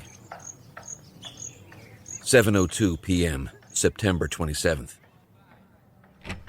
They'd put the 2 men in separate rooms. Briggs had recommended they start with the big guy first. Cal had disagreed. "I really think we should start with the guy with the beak nose, Daniel. Don't ask me why, but I get the feeling that he's going to be a hard nut to crack. It's something in the guy's eyes." Cal knew better than to question the sniper's judgment. In the short time he'd known Briggs, the Marine had never been wrong. "Okay, let's do it your way. What did you have in mind?" Lance Upshaw wasn't a bad man. He just wasn't the brightest guy that ever walked the earth. What he lacked in mental ability, he more than made up for in strength and skill. Since his first day in the Marine Corps, even his drill instructors had taken to calling him the Swede, after the character in Clint Eastwood classic Heartbreak Ridge. Upshaw had excelled in all physical aspects of boot camp. He'd continued his growth training in the fleet. His large athletic frame, honed from years on the football and baseball field, was perfect for the Marine Corps. It was his ability to be manipulated that became his final downfall. They'd given him an other-than-honorable discharge from the Marine Corps because of a certain hazing incident he'd been convinced to participate in. Upshaw's fire team leader, a skinny sadist named Corporal Kleiner, had taken offense to the tone of one of his new PFCs. The kid was a college dropout who had instantly incurred Kleiner's wrath. After a few drinks at the enlisted club on Camp Pendleton and under Kleiner's direction, Upshaw methodically beat the young college boy within an inch of his life. Something in Upshaw knew that what he'd done was wrong, but it had been an order from his fire team leader. Wasn't he supposed to follow orders? That's what his DIs had said at Paris Island. Upshaw remembered sitting in the courtroom in complete shock as the officer read his sentence. How could the Marine Corps send him away for following orders? He loved the Corps. Sitting in his cell months later, he'd welcomed the visit from Nick Ponder. The man understood his situation and even admitted going through a similar episode years ago. Once Lance served his year in the brig, he happily took a position with the Ponder Group. After all, they knew what it was like to be misunderstood. Lance Upshaw shook his head as he regained consciousness. He didn't remember how he'd ended up in the room. Where the hell am I? His arms and legs were hogtied behind the wooden chair someone had strapped him to. He couldn't feel his hands and feet. As his vision cleared, he finally made out a figure standing in front of him. The man was around 6 feet in height with a blonde ponytail. Lance thought that he had kind eyes. Despite his lack of brain power, Lance knew the difference. He had seen evil in many of the men he'd met in jail. Daniel pulled up a chair and sat down in front of the large captive. "What's your name?" Upshaw wasn't sure he should respond. He remembered something from boot camp about only giving your name, rank, and serial number. "Upshaw, Lance, 733298121. "So you were in the Army?" Briggs asked kindly. Upshaw made an almost disgusted face. "Marine Corps." Briggs smiled. "Me too." Upshaw didn't say anything. He learned to keep his mouth shut. Daniel let the silence linger. This guy looked like a perfect candidate to handle a medium machine gun, but would never be found planning a raid. He had the hard look of an abused animal. "Look, I'm a little short on time, so I'm just going to get to it. That cool?" Daniel asked. Upshaw still didn't know what to say. The last thing he remembered was sitting next to Trapper and watching the guys Ponder had sent him after. He was just the muscle sent along to help his partner with any heavy lifting. He'd always been told to not say anything in the event he was captured or questioned. "I'm not going to hurt you, Lance, but I need to know what you and your pal were doing following us." Options swirled in Lance's head. He knew Trapper and Ponder would kill him if he said anything. "I'm not supposed to say." Daniel wasn't surprised by the response, but happy that he'd at least validated his initial impression. These guys were on SSI's tail. Without saying another word, he got up from his chair and went to find Cal. Nick Ponder was starting to think it had been a bad idea to send his guys to watch the crew from SSI. He'd known there was always the chance they might be spotted. That's why he'd sent Trapper. The guy was a one-man surveillance machine and mean as a snake. He was Ponder's kind of guy. He tried calling Trapper's cell phone for a 4th time. Sometimes the signal was crappy up in the mountains. He figured the gathering storm wouldn't help much either. For the 4th time, Ponder got the error message trying to connect to Trapper's phone. "Shit," he grumbled. Half of his men were already back. He'd need to bring the rest home soon. The helo wouldn't be able to fly in the coming blizzard. Where the hell were Trapper and Upshaw? Trapper regained consciousness slowly. He looked around the room and tested his arms and legs. They were bound behind the dining room chair he was sitting on. The former military policeman was pretty sure he could get out of the restraints as long as he could force some blood flow back into his limbs. There were benefits to being somewhat of a contortionist. The problem was he didn't know what he was up against. He was sure his captors would make an appearance soon enough. Meanwhile, he'd bide his time, work his arms and legs, and figure a way out. This guy's not the smartest, is he? Cal asked Daniel as he continued to watch the live video feed from both holding rooms. Daniel shrugged. He's smart enough to keep his trap shut. At least we know they were keeping an eye on us. You okay with me laying into him a little more? Cal looked up from the video screen. If it gets us closer to Neil, do it. I'd prefer not leaving any marks on these guys. I don't think it'll come to that. I'll be subtle. Do what you need to. Daniel nodded and headed back in to talk to Upshaw. Daniel took his seat in front of Upshaw and stared at the man for a minute. To his credit, Upshaw returned the stare without flinching. Where are you from, Lance? Upshaw hesitated. He didn't remember anything about not talking about his personal life. There couldn't be anything wrong with that, right? I'm, from Dallas. You play football down there? Upshaw's eyes lit up at once.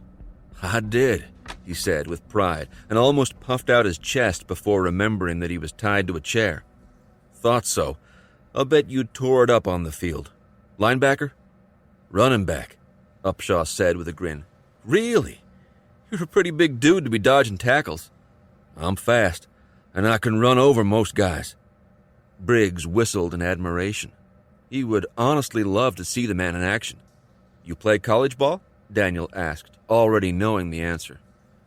Nah, didn't have the grades. So you went in the Corps instead? Upshaw nodded his head. Although it had taken some studying with his recruiter, he'd finally passed the military aptitude test and was allowed to go to Paris Island. So when did you get out of the Corps? Lance scrunched his face thinking. Numbers and timelines sometimes got jumbled in his head. His mother always said that God could only give a person so many gifts, and that Lance had gotten a lion's share of physical ability. In exchange, God couldn't give him as much intelligence as other kids his age. I think a couple years ago. What did you do after you got out? Daniel asked. Upshaw hesitated again. His mind tried to process whether answering would be right or wrong. It was hard to keep it straight. Went home for a little bit. Just hung out with your family? My ma raised me as a single mom. I hadn't seen her in like a year. Stayed with her for a while. Briggs could feel the walls coming down. Did you get a job down in Dallas? Upshaw shook his head. No, I just helped Ma and some of her friends. Got free food and a place to sleep. Daniel nodded thoughtfully. He didn't want to have the guy clam up again. It was important to get him to keep answering questions. Briggs said a silent prayer that God would guide him to the answer. Your mom still live down in Dallas? Yeah. You still see her? I fly down 1 or 2 times every year. She pay for your flight? It was another one of those funny questions Lance wasn't sure about. Why was he asking? No. I pay for my tickets. Oh, so do you have a job up here? Yeah. Briggs noticed the drop in Upshaw's demeanor. He had to keep it light. Cool. It must be pretty awesome living up here. It's beautiful. Lance nodded as enthusiastically as a little kid. You should see it when the leaves change. It's really pretty. All the moose and bears come out too. I like the bears. You ever see one? Briggs asked with eyes wide open. All the time. Right now they're really coming out. People are saying they're more hungry than other years. That's what I heard too. You ever get charged by a bear? Upshaw was suddenly serious. Briggs thought that maybe he'd gone too far and delved into a memory that would end the man's cooperation. Just one time. Damn grizzly was huge. We were hiking back down to Phelps Lake, and all of a sudden this bear was just sitting in the middle of the path, soaking up some race. I tried to scare it away, but it got up and roared at us. Before we knew it, the thing was charging. Holy crap. Was your buddy in the next room with you? No. Trapper was back at HQ. I was with some of the other guys. So what did you guys do? The only thing we could do. We shot the fucking thing. Daniel whistled again. Wow. Did you kill it? Damn right. It was him or us. Can't you get in trouble for killing a grizzly around here? Yeah, but we didn't stick around. Would have moved it, but those things weigh a ton. I'll bet. So you work with some other guys at one of the ranches around here? Yeah, sort of, Lance answered quietly. So you do guided hikes, trail rides, that sort of thing? Upshaw hesitated again. He'd already made one decision in his mind, that this guy asking him questions was actually a nice guy. Lance didn't think he'd tell his boss if he said anything. No, we do some security work. Really? That's cool. I kind of do the same thing. Who'd you say you worked for? I didn't. Yeah, but wouldn't it be easier if I talked to your boss about all this instead of bugging you? The sooner you tell me where you work, the sooner I can give them a call and get this whole thing straightened out. You seem like a good guy, Lance. I don't want you to get in trouble. Trouble was the last thing that Lance wanted. What could it hurt? As long as they didn't say anything about him telling. You promise you won't tell them I told you? I give you my word as a Marine, Lance. That was good enough for Upshaw. I work for the Ponder Group.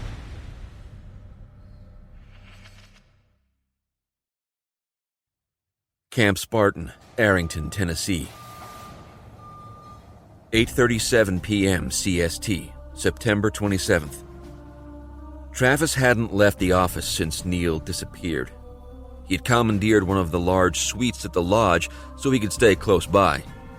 The phone on the bedside table rang just as he dozed off for a quick nap. Hayden. Sir, I have a call for you from Mr. Stokes, the operator said. Patch him through, please. Luckily, all the phones at the lodge were highly encrypted and therefore highly secure. With the number of VIPs SSI courted, it was important to have a way for guests to communicate with their offices while away. It was one of the many improvements Neil Patel had instituted over the years. You there, Trav? Yeah, what's going on? You ever heard of some company called the Ponder Group? Hayden sat up in bed. Yeah, why? We've had a tale since we got here, and we just found out that they work for this Ponder Group. How do you know? Cal hesitated. Even though the line was supposedly secure, he still wanted to be careful just in case someone was listening. Let's just say we have 2 more guests at the house. Invited or uninvited? Travis asked. They were invited. Daniel made it a personal invitation. Travis correctly deduced that they'd somehow apprehended the men. Tell me you've used kid gloves on the guys. You know me, cuz. Always trying to do things the right way. I'm not messing around here, Cal. Tell me you didn't put the screws to these guys. Cal laughed at his cousin's unease. Of course not. Briggs just had a little chat with one of our new buddies. So you want to tell me who this Ponder Group is? Travis swept his hand back through his dirty blonde hair. Where to start? SSI has a little history with the Ponder Group, Travis started disgustedly. What kind of history? The CEO of the Ponder Group is a prick named Nick Ponder. The guy is former Army, mean son of a bitch. He's as crooked as they come. So, anyway, back in the 90s, he and your dad, Travis told Cal the story of the conflict between Cal Sr. and Nick Ponder. How come you never told me about this? Cal asked indignantly. There was never a need to. It happened a long time ago. I've heard rumors about him over the years, but he knows to stay clear of us. Looks like that's not the case anymore. Yeah. The only good thing I can think of in this whole situation is that Ponder is just a thug. He likes money and inflicting pain and not much else. Cal was fuming. He didn't know how his cousin could stay so calm. I'm having a hard time understanding what in the hell you're talking about. While we're sitting here chatting about this asshole, he's probably torturing or even killing Neil. Travis took a slow breath. Look, Now that we know who has Neil, we can actually do something. Cal knew his cousin was right. A couple hours ago, they had nothing. Now they had a name. How can we find out where this guy lives? Cal asked. Let me call you back. With the possible leak here at home, I'd rather take care of this myself. I'll do some digging and get you the details in a few minutes. It wasn't good enough for Cal, but he wisely held his tongue. Venting his frustration on Travis wouldn't accomplish a thing. He needed to focus on one thing: Nick Ponder. Travis hung up the phone and stared at the wall. Where to start? He hesitated using any of the computer guys until he knew where the leak was. There was always the Council of Patriots, an ultra-secret group of retired and one active politicians. Typically, the council came to SSI for help in going operational on intel. This was a different story. Travis had never contacted the council for help. He'd put that on hold for now. He picked up his cell phone and speed-dialed his head of security, Todd Dunn. Dunn? Answered the former ranger in his gruff tone. Todd, I need to talk to you in person. Travis could hear Dunn getting up from whatever chair he'd been sitting in. Once set in motion, Todd Dunn was never moved off track. What's up? Cal just found out that Neil might have been taken by an old friend. Who? Nick Ponder. I'll be right up. Travis placed his phone back on the bed and looked up at the ceiling. It was going to be a very long night. Teton Village, Jackson Hole, Wyoming. 9:55 p.m., September 27th. Daniel hadn't gotten anything else out of Lance. It had probably finally sunk in the large man's brain that he had divulged a little too much information. You want me to go talk to the other guy? Briggs asked Cal. Cal had already told the rest of the team to get some rest. They might have to leave soon, and he wanted them to get any sleep they could. It was one of the many things he'd learned in the Marine Corps. Sleep whenever and wherever you can. Let me go see if I can get anything out of him. I'm starting to think you were right, though. Looks like a tough nut. Wish we had Dr. Higgins with us. He can make anyone talk. Just be careful, Cal. He's tied up pretty good, but don't take any chances. You want me to come in with you? Nah. Why don't you just watch the monitor? If anything happens, you can come to my rescue. It was meant as a joke, but neither man was laughing. As men of action, they felt stifled. Better to be moving than to remain static. Without the information on Ponder's whereabouts, they couldn't do a damn thing. Daniel took a seat in front of the video display and settled in to watch. Cal stepped into the second holding room and closed the door. He looked at his captive. The man looked bored. Ignoring the look, Cal grabbed the chair, positioned it 6 feet from his prisoner, and sat down. So, Trapper, you want to tell me what your deal is? Trapper seethed inside. Apparently Lance had opened his big fucking mouth. He'd have a little talk with the dumb shit soon. Instead of answering the question, Trapper started laughing. It started off as a chuckle and escalated from there. Soon the man was almost convulsing with laughter. The guy's a lunatic, Cal thought. He glanced up to the camera and shrugged at Briggs. Soon Trapper settled down and sat taking in brief breaths of air between giggles. What's so funny, Trapper? Cal asked, not amused. You're funny, Trapper spit out in the middle of girlish snickering. His patience already thin, Cal stood up from his chair. How about you shut your fucking mouth before I shut it for you? He growled. The order fell on deaf ears. Trapper went back to howling like a madman. Cal just stood and watched. He couldn't do anything with this guy. Hopefully Travis would call back soon with something they could act on. Have it your way, buddy. Laugh all you want. You've got 2 choices. Either help us out or get thrown in a deep, dark cell somewhere. This caused another riotous uproar from the beak-nosed man. Cal shook his head and turned to leave. Wait! I want to tell you something. Trapper just managed to get out. Cal turned back. "What do you want to tell me?" A secret. Wary, Cal stepped closer to the man, but still kept his distance. He would have felt better with a baseball bat in his hand. "What is it?" "Come closer." Trapper coughed as he threw his head back again. "No way. Tell me your secret." Trapper's head snapped down and his gaze steadied on Cal. "There's a third option," Trapper responded clearly. Cal's blood froze, and the hairs on the back of his neck stood up. Just as he reached for his pistol, Trapper somehow, impossibly, spread his legs that were no longer tied and hoisted the chair over his head. Cal went to block the coming swing, but instead of hitting him, Trapper continued his swing and launched the heavy chair at the oversized bedroom window. The skinny man followed the chair's trajectory. With hands and feet now free, he ran the short distance to the window and jumped. Instead of shooting with his drawn pistol, Cal stood shocked. He didn't really want to fire his pistol in the small residential community. The cops would come running. A split second later, Cal was jumping out the window too. Daniel had been watching the interaction closely.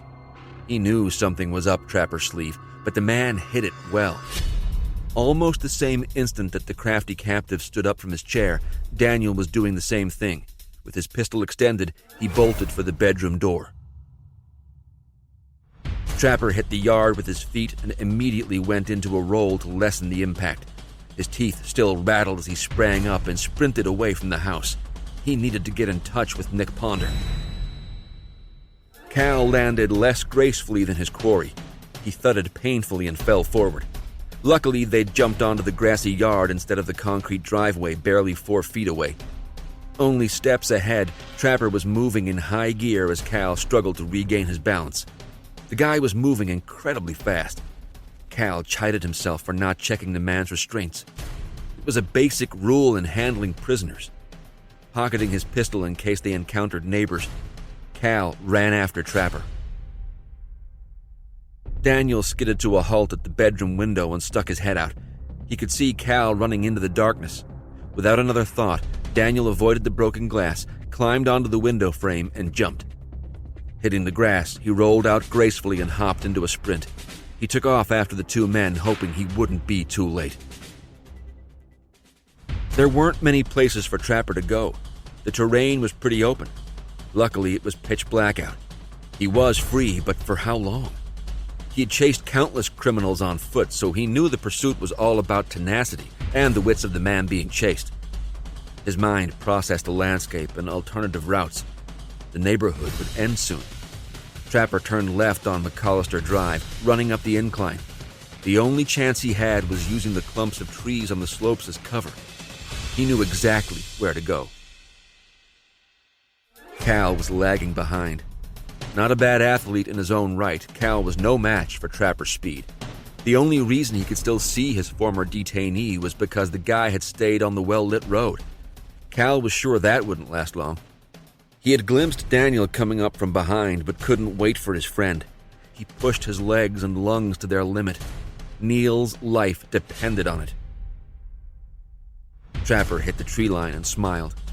Unless his pursuer had somehow managed to grab a set of night vision goggles or a hound dog to sniff him out, there was no way he was getting caught. Trapper looked back once, then disappeared into the woods. Cal saw Trapper glance back just as Daniel caught up. Both men extracted their pistols and rushed forward. They ran in silence, knowing that their chances of catching the man had just decreased exponentially. Daniel stopped Cal as they approached the tree line. "Let me go first," the sniper ordered. Cal would have ignored most other men, but knew Daniel's skills outweighed his own when it came to the cat-and-mouse game they were playing with Trapper. Without waiting for his employer to reply, Daniel melted into the wooded area. After 30 minutes of looking, the two Marines emerged.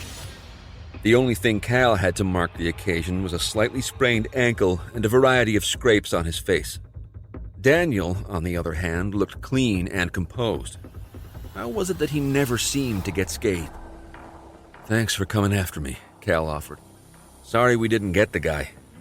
It's my fault. I should have checked him, grumbled Cal. I'll bet if we look back at the video, we won't even see how he got out of those restraints. That guy's a real pro. Cal simply nodded. Just when he thought things might be going their way, it had gotten worse. Shit. Daniel looked at Cal with serene confidence. We'll get Neil back, don't worry. He patted Stokes on the shoulder twice and started walking. Cal stared back at his friend. For some reason, he believed him. There was something in Daniel that inspired trust and calm. He talked about it with Trent a couple days before. Master Sergeant Trent, being a much more spiritual man than Cal, thought that Daniel had some kind of God-given gift. He tried explaining it to Cal. I knew a preacher when I was a kid. Mama always said he was blessed by Jesus. This dude would walk into crack houses and gang hangouts and somehow come out untouched. He had this calming presence that good people flocked to and that bad people respected and were scared of. It's hard to explain other than to say that your boy Daniel has the same thing. You ever seen the kid get hurt or angry? Cal had not. He remembered the story Daniel had told him about his last time in Afghanistan. After the SEAL team that accompanied got killed by a large insurgent group, a building collapsed on him and his spotter. His spotter died, and Daniel walked away unscathed, except for the mental scars.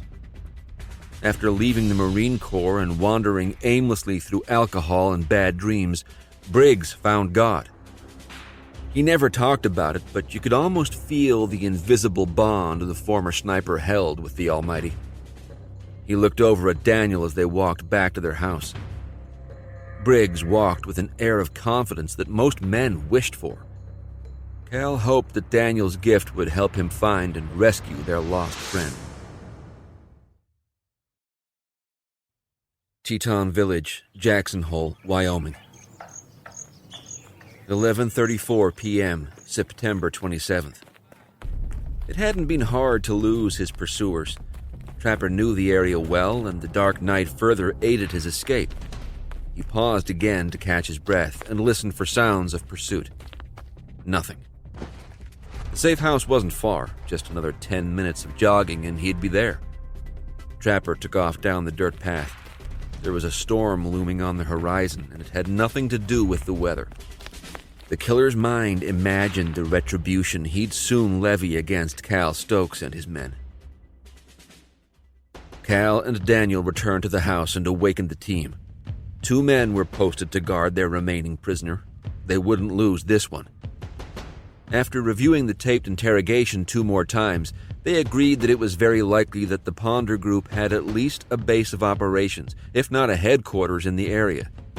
The assumption was confirmed minutes later by a call from Todd Dunn. Cal had a pen and paper out, ready to take notes as he talked to SSI's security head. I've confirmed that Ponder registered his corporation in Wyoming. He's got a P.O. box listed in the public record along with his attorney's address. The lawyer's office is in Wilson, which is just around the corner from Teton Village. I'm still working on locating his physical address. Sure would be nice to have Neil around right now, Cal noted ruefully. Yeah, he would have found Ponder in a couple minutes. Any progress on finding out who the leak is? I think we're getting close. Me and Higgins narrowed it down to 5 guys in the R&D department. Neil hired them all. Looks like they didn't get as thorough a check as most new hires do. How did that happen? Cal was confused about the security lapse by the otherwise overly cautious Dunn. Dunn exhaled. I won't blame it on Neil, but I'll probably have to have a little talk with him if we get him back. When we get him back, Cal corrected. Right. When we get him back, Neil needs to have a little class on security. We all know he's prone to seeing the good in people. Looks like this time it's really coming back to bite him in the ass. That seems a little harsh, Todd. I know it might. But we wouldn't be in this mess if it weren't for Neil. Shit, Cal, you know I love him as much as you and Travis do, but Neil really messed up on this one. First he denies the personal security, and now we're finding out that he probably hired a rat. I think it's time for a little wake-up call for Mr. Patel. Cal knew Dunn was right. He could only imagine how bad Neil's wake-up call was going. Neil was in the process of learning another lesson at the moment. He refused to do the test Ponder had demanded. Now, for the third time, Neil was stripped naked and tied to a post outside the compound. The first time had been a warning. The second time lasted longer. This time, Neil was sure he was almost hypothermic. The temperature had to be in the low 30s. To make matters worse, every 5 minutes, Ponder would walk outside with a bucket of cold water and dump it on the shivering Patel. Neil would cower and try to make himself as small as possible. He had no idea how long this time would last. He kept himself going by thinking about his friends, Cal, Trent, and Brian. Neil knew they wouldn't back down. He'd seen the after effects when they'd finally rescued Cal from the gangster Dante West. His friend came out beaten and bloody, but in good spirits, and more importantly, alive. Neil vaguely remembered Master Sergeant Trent telling him that it was all about toughness and humor in the beginning. First, get pissed off. Then, make it funny. Didn't Senator McCain say the same thing? Neil knew that eventually all men broke under torture. He had to hold out as long as possible. The alternative was simply too terrifying to think about. If he used his talents to do what his captor wanted, he knew where it would lead. They were testing him. Patel was simply a tool to be used. Despite his time with the company, he never truly understood the dangers their elite warriors faced. He'd heard the stories from the sidelines of the action, but being in the thick of it was something else entirely. The front door of the low building opened and light spilled out into the darkness. Ponder's form appeared with his now familiar metal bucket. "You ready to take your test, or do you want to take another bath?" Ponder asked. From his position on the ground, Neil thought once more about his friends. What would Trent say? Between chattering teeth, he answered, "I thought you'd never ask. I was getting hot out here." Ponder walked faster and threw the water right in Neil's face. It jolted him and took his breath away. Whatever reprieve Neil expected disappeared a second later when Ponder bent down and put his face right in front of Patel's. "Now you listen here. I can do this shit all night. You'll feel like you're about to die, and then we'll bring you back to life." He reached down and grabbed Neil's bandaged stump. Neil clenched his teeth as Ponder began to squeeze.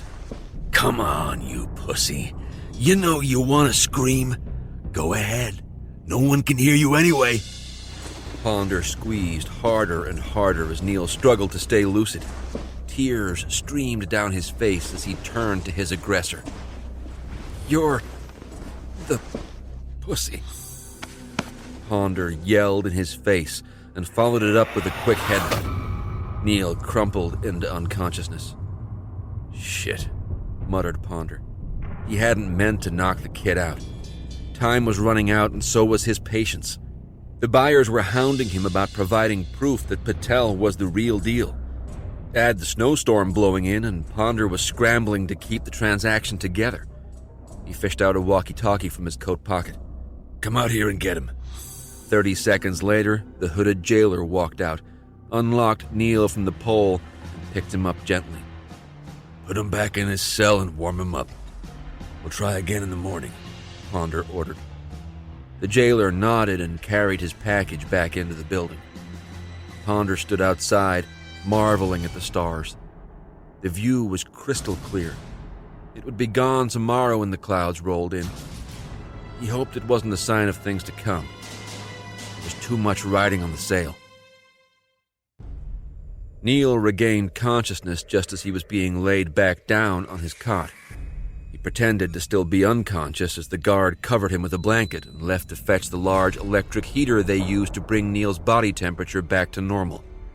Shivering under the wool blanket, Neil had one more thought as he drifted off into a fitful sleep. "I won this round, asshole." Camp Spartan, Arrington, Tennessee. 12:40 a.m. CST, September 28th. Dr. Higgins and Todd Dunn were looking over the files of the 5 suspects. All 5 were relatively recent hires. Only one had been at the company for longer than a year. They were similar in that they all had some kind of computer science background. Under Neil Patel's leadership, SSI's R&D division had grown quickly over the preceding years. Cyber attacks were becoming more and more frequent around the globe, and Neil wanted to be part of the force fighting it. The year before, the U.S. military's new Cyber Command had enlisted SSI's aid in building a more secure infrastructure. They now had SSI on retainer for future consultation, with the caveat that Neil Patel be the lead troubleshooter. "Do we still have all of these men on the premises?" asked Higgins. "Yep. I gave the whole division orders to stay close a couple days ago. They're effectively on lockdown, working around the clock." "Good. They're probably nearing exhaustion. That should help our interrogation." "What do you want me to do, Doc?" Dunn knew a thing or two about questioning suspects, but he also understood that Dr. Higgins' skills were on a whole other level. The pudgy professor was the most effective interrogator Dunn had ever witnessed. You don't get to be the CIA leading expert on interrogation techniques without having a lot of success. Higgins had paid his dues around the globe countless times. "I'd like for you to be with me for the questioning. Do you think you can play bad cop?" Dunn offered a rare smile.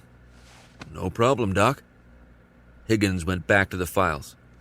"I know I don't have to tell you this, Doc, but we need to find the leak fast and have time to assess the full extent of the damage. Marge says the federal investigators are coming tomorrow." Higgins looked up from his scanning. "Then I guess we better get to work then." Dunn shook his head in amusement. Leave it to Higgins to state the obvious. 30 minutes later, they'd devised their plan. Dunn picked up the office phone and dialed the deputy's number. "I need 4 guards to meet me at the Batcave now. Tell them to come loaded." The Batcave was what everyone called Patel's underground research and IT facility. It not only held multiple office suites full of computers, but it also housed a large warehouse area that the teams used to test new technology.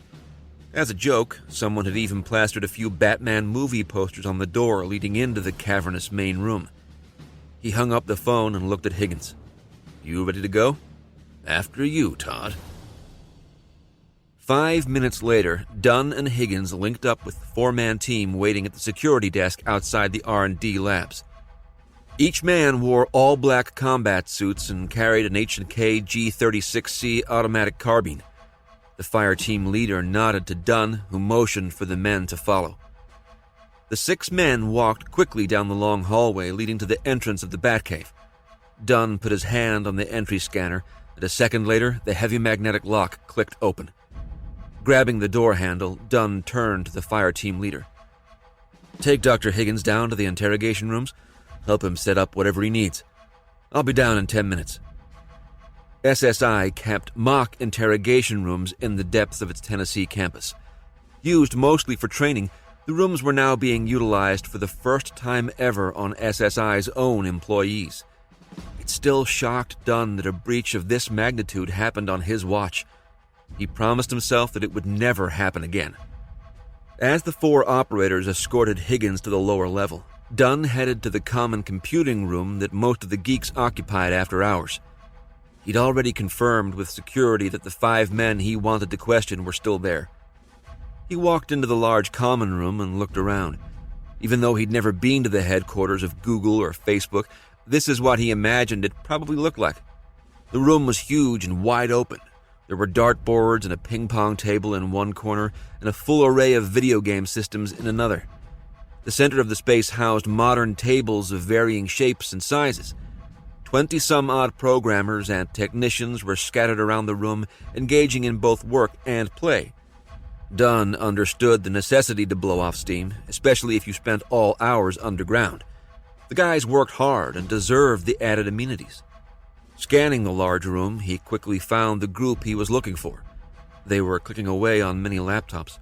Everyone was so engaged that they didn't even turn as Dunn moved closer. One young man finally looked up. "Can I help you, Mr. Dunn?" The caution was evident in his tone. Todd Dunn was known throughout SSI for his no BS attitude. If he came calling, you stood to attention. The rest of the small gaggle took the hint and stopped what they were doing. "I need to see some of you," Dunn read off the names. "If you can close up whatever you're working on and meet me in the next room in 5 minutes, I'd appreciate it." Without another word, Dunn turned around and left the room. "I wonder what that's all about," commented one of the programmers. No one bothered to answer the statement. The 5 employees called out by Dunn quickly packed up their gear. Terrence Zhang tried to hide his discomfort. He had been one of the 5 Dunn had requested. Zhang tried to act casual as his nerves rattled inside him. The last thing he wanted to do was spend time with Dunn. He'd thought that the FBI investigation would have given him the opportunity to leave the campus unnoticed, but there hadn't been a chance to yet. Not only was his division being worked overtime, it had also been discreetly recommended that they all remain on the headquarters grounds. Terrence had to somehow get word to Ponder that they were starting to question employees. Maybe his newest benefactor could get him out of it. As the 5 men stepped out in the corridor, Zhang spoke up. "Hey, can you tell Dunn that I'll be there in a minute? I've got to hit the bathroom. Too many Red Bulls," Zhang offered embarrassedly. "You better hurry up," answered a small Vietnamese named Tony. "I heard the last time someone kept Dunn waiting, he made them strip down and do push-ups in the cafeteria cooler." Zhang gave Tony an exasperated look as the others laughed. "I'll be there in a second." He walked quickly to the restroom and headed for the nearest stall. Sitting down to relieve himself, Zhang pulled out his cell phone and logged into the remote email server. He wrote a quick note and left it in the drafts folder. Flushing the toilet, he hoped the entire ordeal would be over soon. He looked forward to a much-needed vacation on a beautiful island.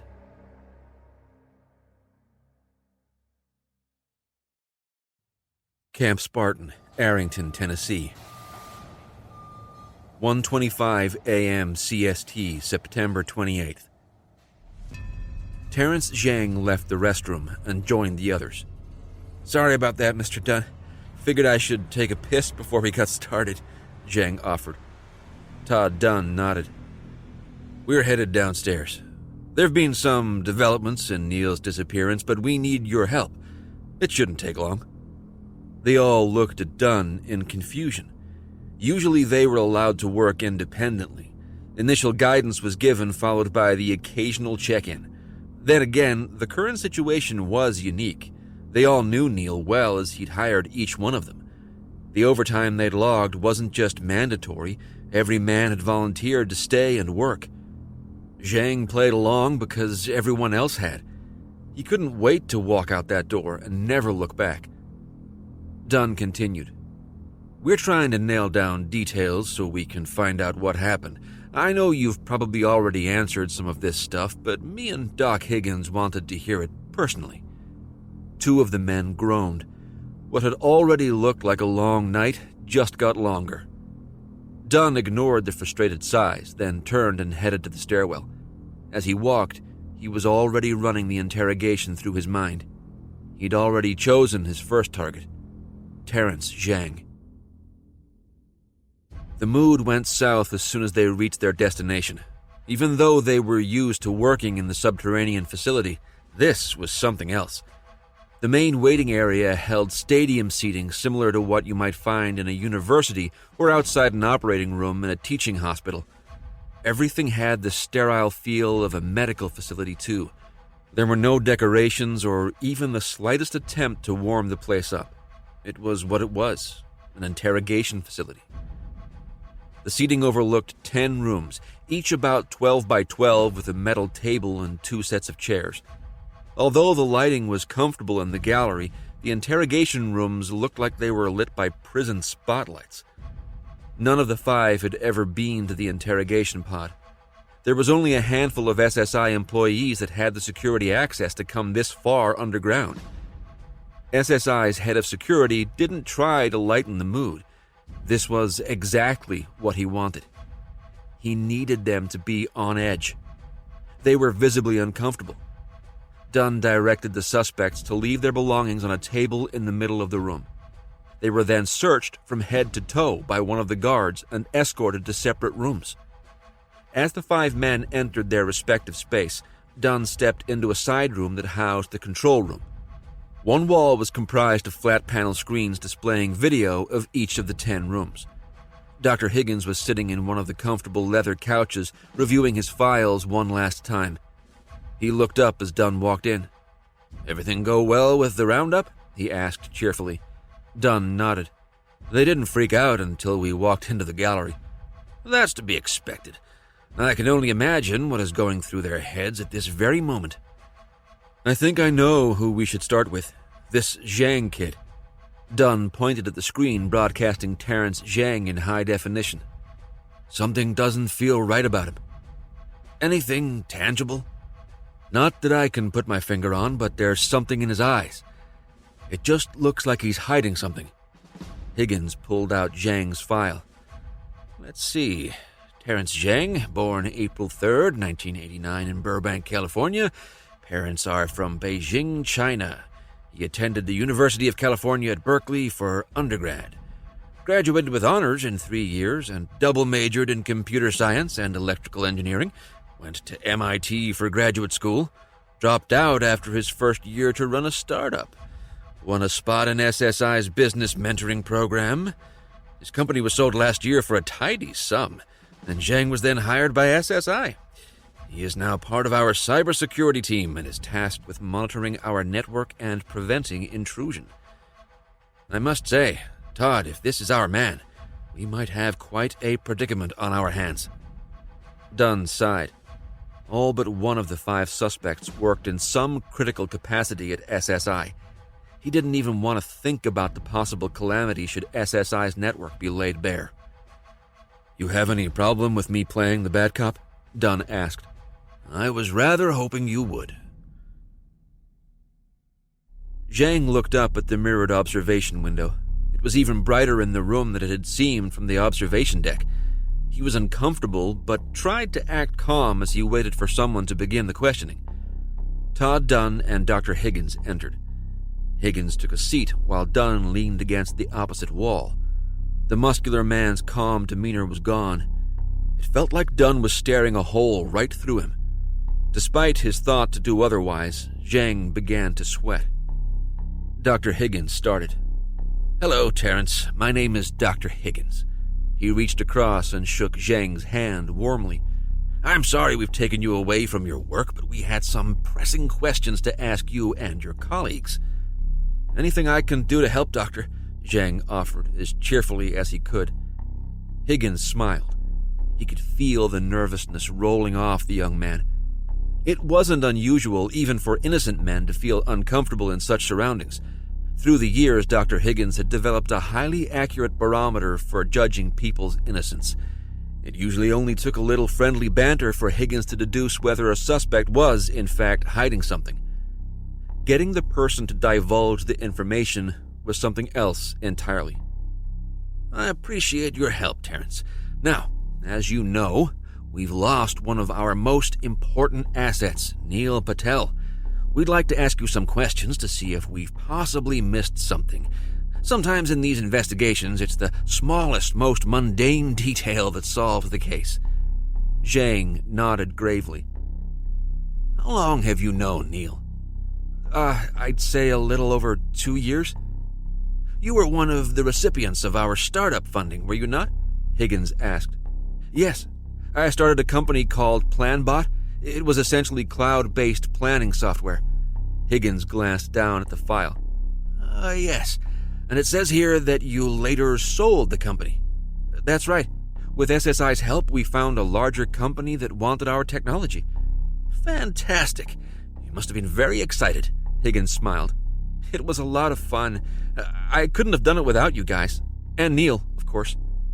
Higgins paused again and pretended to go through the file.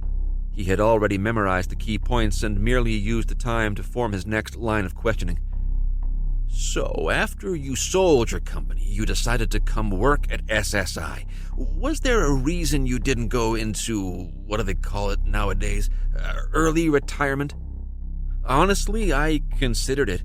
I made enough money that it would have been easy to find a place and settle down. So, what made you come to work here? I really enjoyed working with the guys when I was in the startup pipeline. There was always the opportunity to start something new again, but this seemed like a good challenge. After a couple of conversations with Neil, he offered me a job. Higgins knew he was being told the truth. Not only did he sense it, he'd taken a similar path after working with SSI on a particularly challenging assignment during his tenure with the CIA. The caliber of individual and the high degree of integrity impressed Higgins immensely and ultimately led to his retirement from government service. He'd never looked back. It was a common story amongst SSI employees. Here, they were valued. How do you like it now that you've been here for a bit? Zhang hesitated. He knew this was where he had to be careful. It's been good. Higgins caught the hesitation. Was it simply a matter of an employee being unsatisfied with his work, or was there more? Let me rephrase the question. Do you feel like you've been challenged professionally since you've been here? After a brief pause, Zhang answered. At first, I don't think Neil knew where to put me. To be honest, some of the stuff he had me working on was pretty basic. Once he had a better idea of my capabilities, he started giving me more and more. It sounded reasonable. After all, Zhang was used to running his own company. Former business owners didn't always turn out to be the best employees. Going from a world where you make all the decisions to having someone else telling you what to do wasn't always easy. And how is your relationship with Neil? I think it's pretty good. He doesn't really micromanage, so I mainly just see him in staff meetings. Did you know about the conference Neil was attending in Wyoming? Zhang hesitated for the briefest of moments. Here it comes, he thought. It didn't matter. They couldn't trace a thing to him unless Ponder gave him up. He knew that would never happen. Plus, he'd covered his tracks like a true professional. Sure. We all knew he was going out there. I think someone even bought him a cowboy hat as a joke. Higgins chuckled. I think I heard about that. Did you know what the conference was for? I'm not sure. Neil mentioned it was some VIP thing. I did hear that he was giving a class, or maybe a lecture. Zhang began to relax. Maybe they really were just ironing out the details. Deep down, he enjoyed this game of cat and mouse. He played it for years online. There'd been a few close calls in his early days of hacking, but he hadn't come close to being caught in a while. This was the first time he'd experienced the adrenaline rush of a face-to-face confrontation.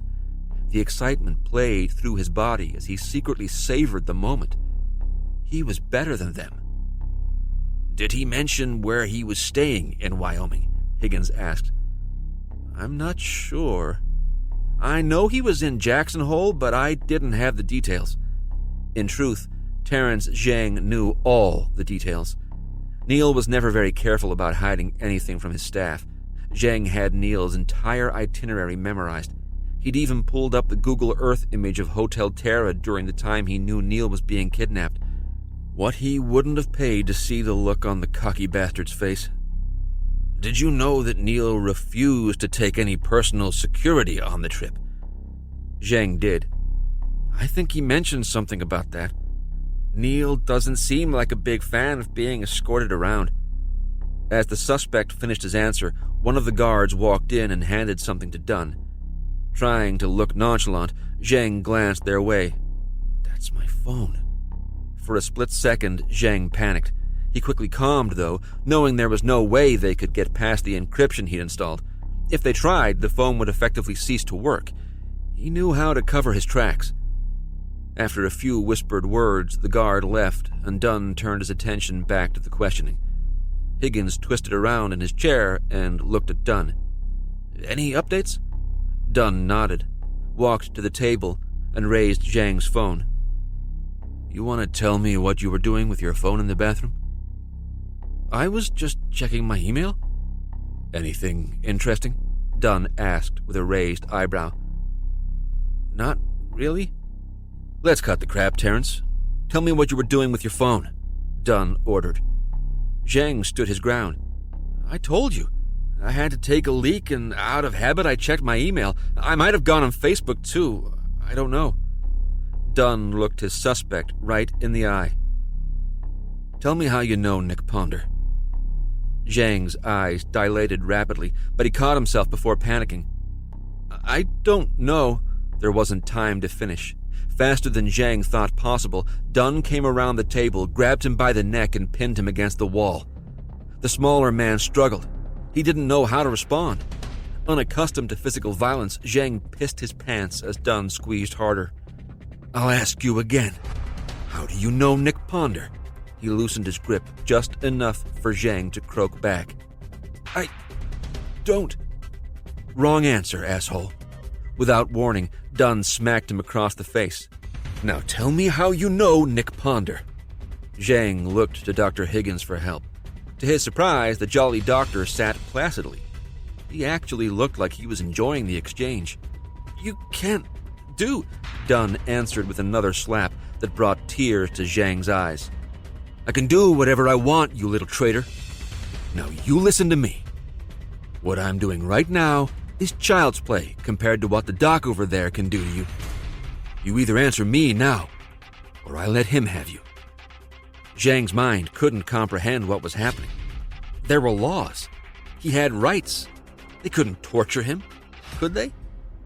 His mind was clouding and he didn't know how to respond. He wasn't prepared for this. But I don't... Dunn answered the unfinished statement by slamming his forehead into Zhang's nose. Bone and cartilage cracked as the small man crumpled to the ground and fell into unconsciousness. Ponder was still awake, monitoring the deteriorating weather and hoping he wouldn't get another message from his buyer. He'd have to get more creative with Patel. There was just too much riding on the transaction. He opened up another tab on his internet browser and logged into the email account he shared with Terrence Zhang.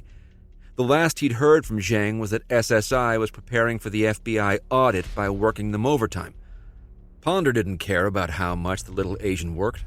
He wanted to make sure they weren't on his trail yet. After selling Neil, he didn't give a shit who knew. Ponder would be long gone by then. Until that happened, he might have to tie up some loose ends, like Terrence Zhang. The kid had been useful in getting Patel's travel itinerary and giving him a heads up about the teams that followed, but ultimately he was a liability. Ponder figured he'd probably have Zhang killed as a precaution.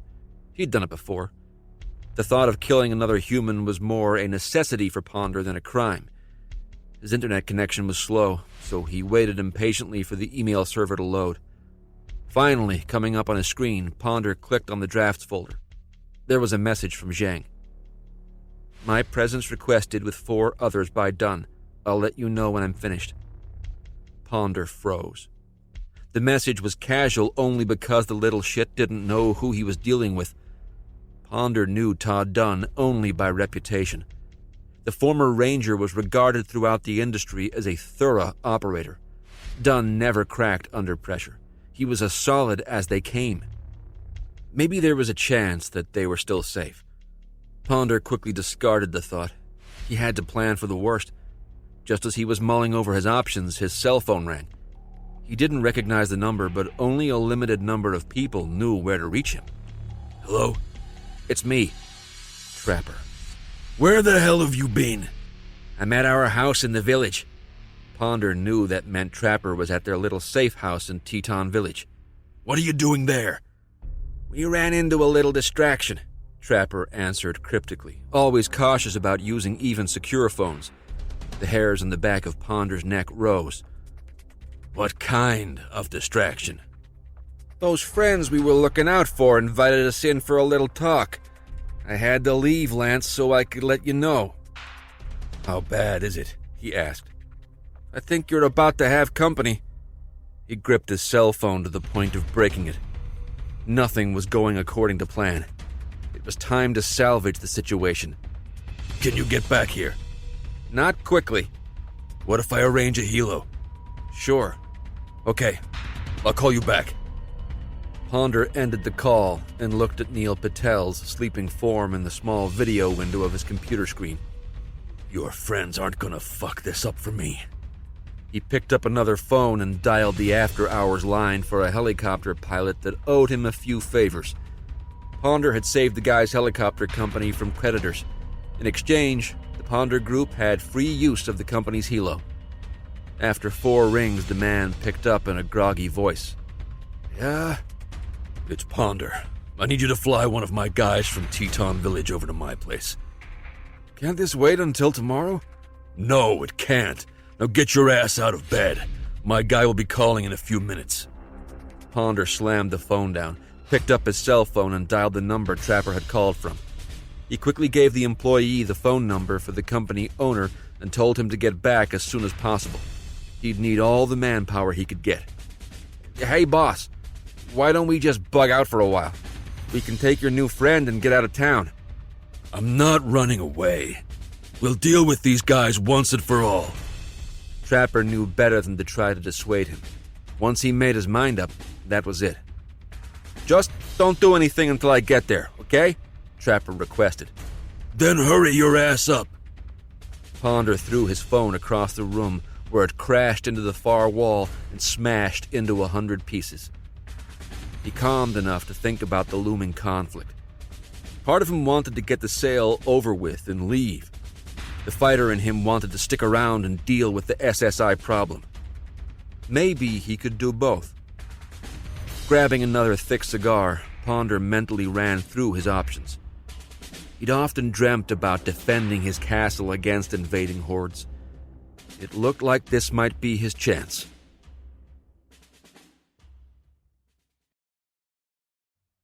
Camp Spartan, Arrington, Tennessee.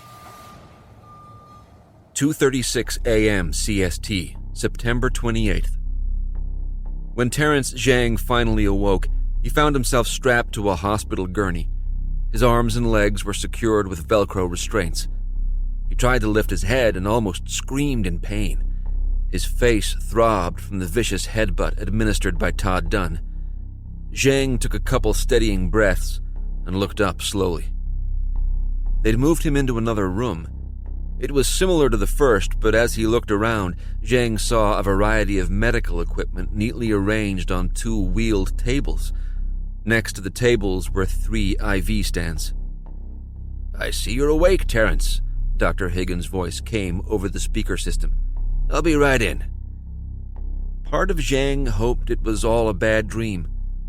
Maybe the FBI or even Nick Ponder would come running through the door and rescue him. He let his mind wander until Higgins entered through the room's only door. He was attired in black scrubs and almost looked like a contestant on Top Chef, except for the face shield he had propped on the top of his head. "I'm sorry about Mr. Dunn's little transgression. I got you cleaned up as best I could." "That man is a lunatic. When I get out of here..." "Shh," Higgins ordered with a finger to his lips. "You might want to watch what you say. Mr. Dunn is still listening." He pointed to the one-way window. "But I haven't done anything wrong." Higgins shook his head as if disappointed. "We both know that's not true, Terrence." "You don't know..." "Oh, but I will, Terrence," Higgins replied, with an almost embarrassed shrug. "Do you know what I do at SSI, Terrence?" You're a shrink or something." "Well, that's partially true. While my job does require me to attend to the mental well-being of SSI employees, my background is actually in interrogation." Zhang strained to look back at the doctor. "Oh, I'm sorry. How rude of me." Dr. Higgins moved to the side of the gurney and reached underneath. Something clicked, and Zhang flinched as he heard the electric hum. The stretcher slowly tilted forward so that he was no longer lying flat. "Is that better?" Higgins asked. Zhang nodded through fear-filled eyes. "So, as I was saying, my background is in interrogation. I rather hate the word, but it is quite accurate." Dr. Higgins adjusted his glasses as he walked over to one of the IV stands. "You see, I spent the first part of my career with the Central Intelligence Agency. When they wanted someone to talk, they flew me in. You can't imagine how many countries I've been to. Now I only tell you this so that we might save time." What do you mean?" One way or another, you will tell us what we want to know. Most people think they can resist divulging the truth. I think it's because they watch too many movies. Well, that's simply not true. Everyone talks. It's just a matter of when. Zhang couldn't believe what he was hearing.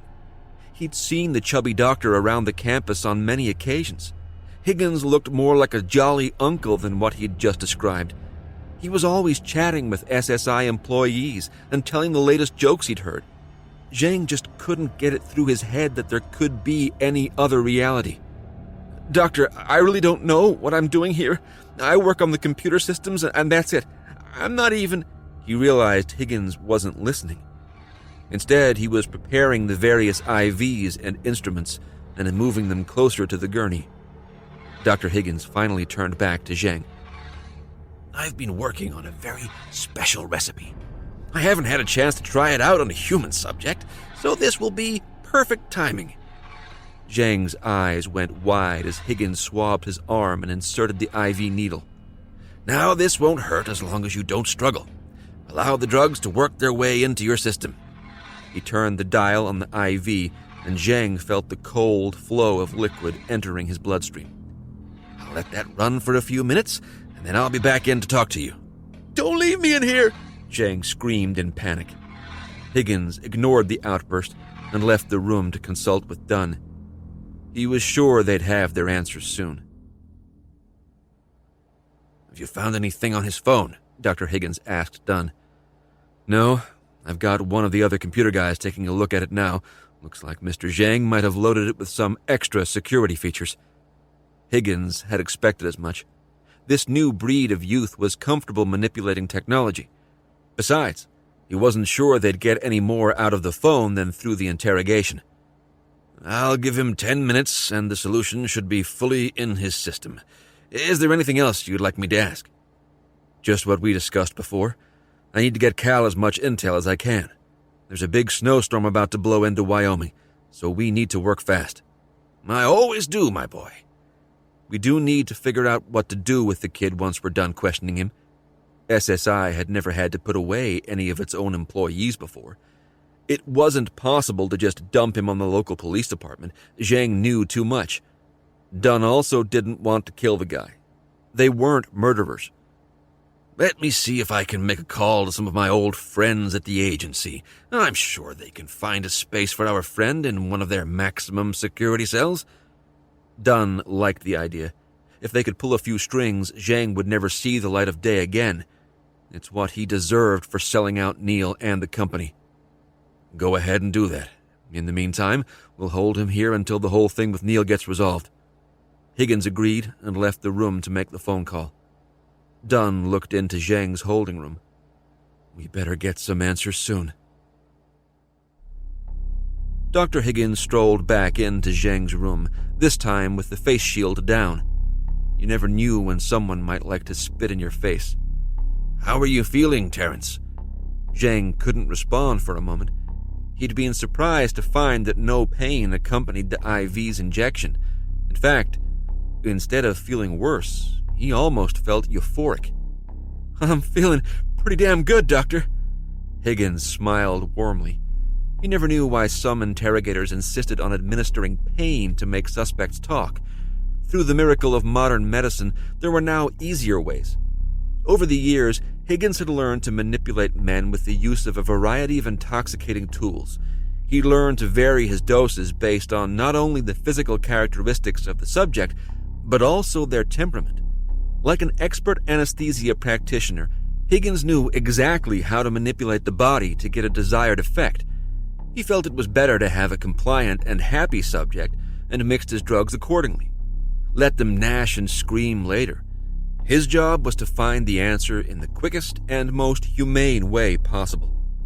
"I'm glad you're feeling better, Terrence. Now, are you ready to answer some of my questions?" A small part of Zhang screamed alarm, but the thought was swiftly pushed aside by the swirl of the potent drug. "I'm happy to help in any way I can," he answered. "Good. Let's start with some easy questions, shall we?" Zhang nodded eagerly. For some reason, he had an overwhelming urge to help. He wanted to tell the truth. The real story of his life felt like it was going to burst out of his lungs. Why had he been so defensive earlier? Dr. Higgins only wanted to help him, right? First, your name is Terrence Zhang, correct? Yes, but my friends call me Z. You don't mind if I still call you Terrence, do you? Nope. How long have you worked for SSI, Terrence? I think for about a year. And what is it you do at SSI? I help maintain the company's network security. Do you do any work for our clients? I've done some consulting with the Department of Defense. And what was the nature of the consulting? They're trying to beef up their new cyber command. If you ask me, they're way behind the power curve. What do you mean, Terrence? Zhang laughed out loud. I could out-hack any of those guys. So, you're a hacker, Terrence. Yeah, I've been breaking into stuff since I was a kid. I assume it always came easy for you. Yeah, I think the first time I hacked into someone's computer was when I was like 8 years old. My dad wouldn't let me play games on his PC, so I learned how to break in. How would you rate your skills as compared to your peers? Zhang thought about his answer. He wanted to be as precise as he could for the kind doctor. I'm not saying I'm the best in the world. The best guys spend all their time hacking. I'm more of a part-timer. Higgins had a hunch he wanted to work out. How would you say your skills compare to, say, Neil Patel? Zhang's face scrunched up. Then he smiled proudly. I'm better. Higgins wasn't so sure. He'd heard from numerous friends that Patel could possibly be one of the world's elite computer geniuses. He hadn't heard of a single system Neil couldn't break into. Higgins was starting to feel that Zhang had a highly inflated opinion of himself. Was that a possible motive? He'd be testing the potency of his drug mixture, but Higgins was all about experimentation. Why do you feel you're better than Neil? I'm younger, and I know the newest ways to get around things, Zhang stated. So you feel that you could do Neil's job better than he does? Warning bells once again sounded in the recesses of Zhang's mind. Was he supposed to answer that question? As before, the drug swept away any doubt. I definitely think I can do the job better. It was time to ask the most damning question. Higgins was now sure that the young man would answer truthfully. Although he wanted the answer, he still dreaded it. Is that why you helped Nick Ponder kidnap Neil? Zhang answered without hesitating. Yes.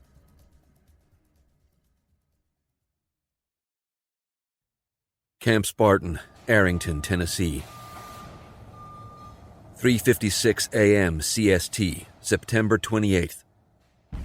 After almost an hour of questioning, Dunn and Higgins felt that they had everything they needed. Zhang's motive had been power. He didn't really need the money. Even though Zhang was set to make a pretty penny from Ponder, it was the possibility of taking down a man like Neil that had truly motivated him. For him, it was a challenge similar to breaking into his father's computer the first time. Dunn cursed the young upstart for his stupidity. How long will he be doped up like that, Doc? Dunn asked. He should be coming out of it soon. Do you think what we learned will help get Neil back? The biggest thing we needed was to confirm that Ponder was behind it. That guy's a real piece of work. If the FBI wasn't coming tomorrow, I'd be going out there myself. As it is, we won't be able to send Cal any more help, what with the storm and the FBI audit. Don't you mean today? What? The FBI is coming today, Todd. Dunn looked at his watch and groaned. Shit. I've got to go. Can you take care of our young friend here? Consider it handled. Please let me know if there's anything I can do to assist with the investigation.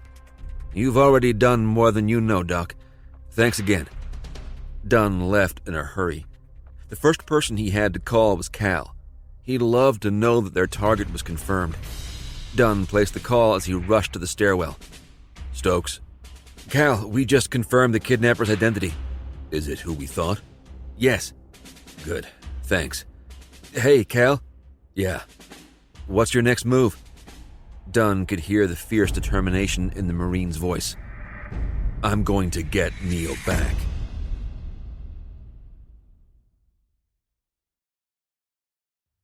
Teton Village, Jackson Hole, Wyoming.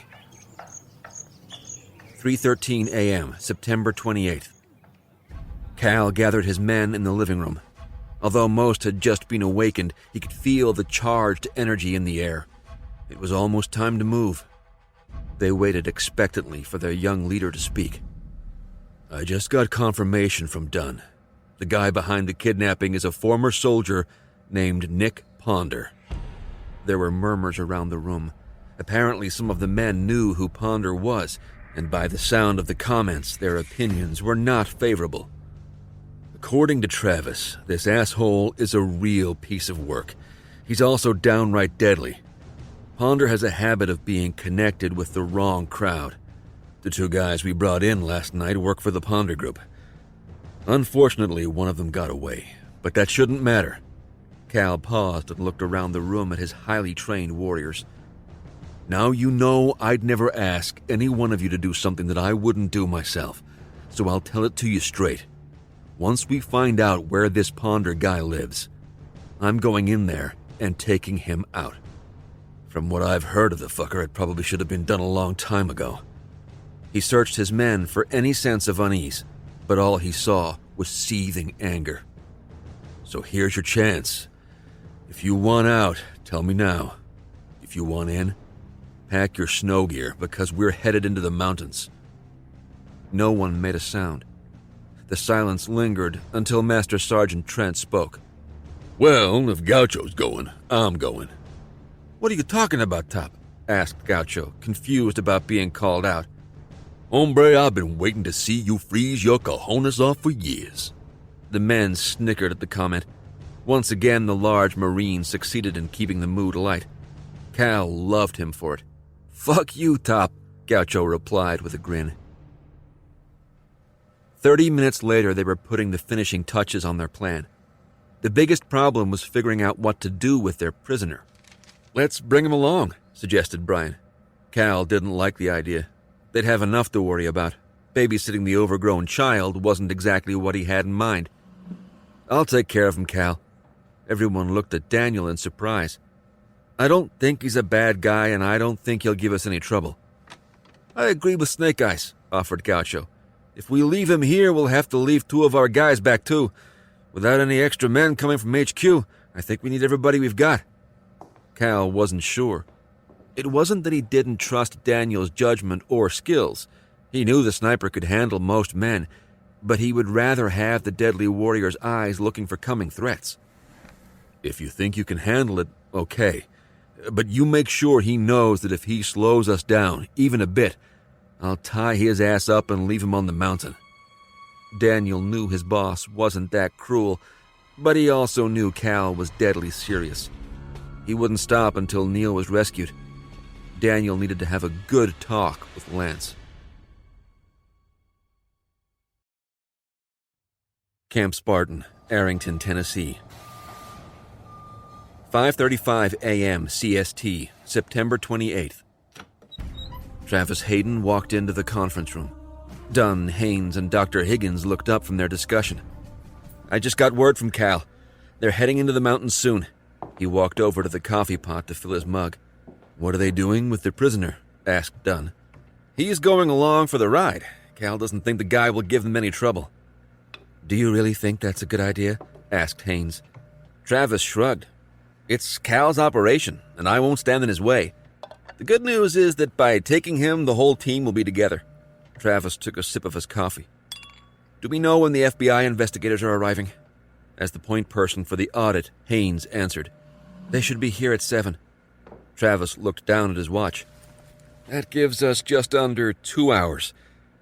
I'm not worried about them finding anything with our contracts. Have we taken care of our little leak?" "He's on his way to his very own private cell in the middle of nowhere, Skipper," responded Dunn. Doc Higgins made a call, and 30 minutes later a delivery van showed up at the gate and took the little shit out of here. "Are we covered in case the Bureau asks questions about Mr. Zhang's whereabouts?" "We've got the story all ironed out. He's taken a leave of absence due to mental instability," smirked Dunn, clearly not worried about the possibility of the story being dissected by the FBI. "Good. Marge, who's running the show for the FBI?" "A man named Jack Malone. I've checked with my contacts, and he's got a good reputation within the Bureau. He's a thorough investigator, but well-liked by his peers. Agent Malone's moved up the ladder swiftly over the last 10 years. We're not the first security contractor he's audited. I don't think he'll be a problem." Travis was still worried. Why had the FBI chosen this very moment to investigate SSI? Have they given you any indication as to why we're under the microscope? Haynes shook her head. Malone made it sound pretty routine. He even told me not to worry about it, that it's just our turn. Something was wrong. Travis could feel it in his bones. "I want you to have their entire team monitored, cell phones included." Dunn looked at his boss cautiously. "You sure that's smart? What if they find out?" "I'm not taking any chances right now, Todd. If they catch wind of it, tell them we monitor all non-SSI personnel. If they really press it, have them talk to me. Something stinks about this whole thing, and I'll be damned if I let another rat into our house." It was a risky move, but they all knew he was right. The sooner the FBI left, the better.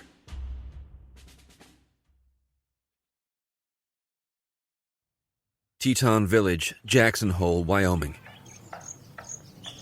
5:08 a.m., September 28th. Cal's team loaded into the SUVs. They were taking enough cold weather gear and rations to last at least a week. Cal hoped they wouldn't have to test the duration. The team would drive 20 minutes to the trailhead for Phelps Lake. To casual observers, the warriors would look like a group of hunters taking an extended trip into the Tetons. It wasn't one of the normal routes for gamesmen to take, but not completely out of the ordinary. Lance Upshaw was equally fitted with gear. Luckily, SSI supply chief had sent some extra, just in case. Each man would carry a large mountaineering backpack with skis and snowshoes strapped to the outside. Due to the possibility of running into park rangers, they'd elected to bring along a mix of civilian hunting rifles and sidearms. Each man also carried a collapsed H&K submachine gun in their packs. It wouldn't be the best thing if they were ambushed, but they'd have to make do. Every man would be carrying around 100 pounds on his back. It wouldn't be the easiest trek, but no one would complain. They'd all been through worse.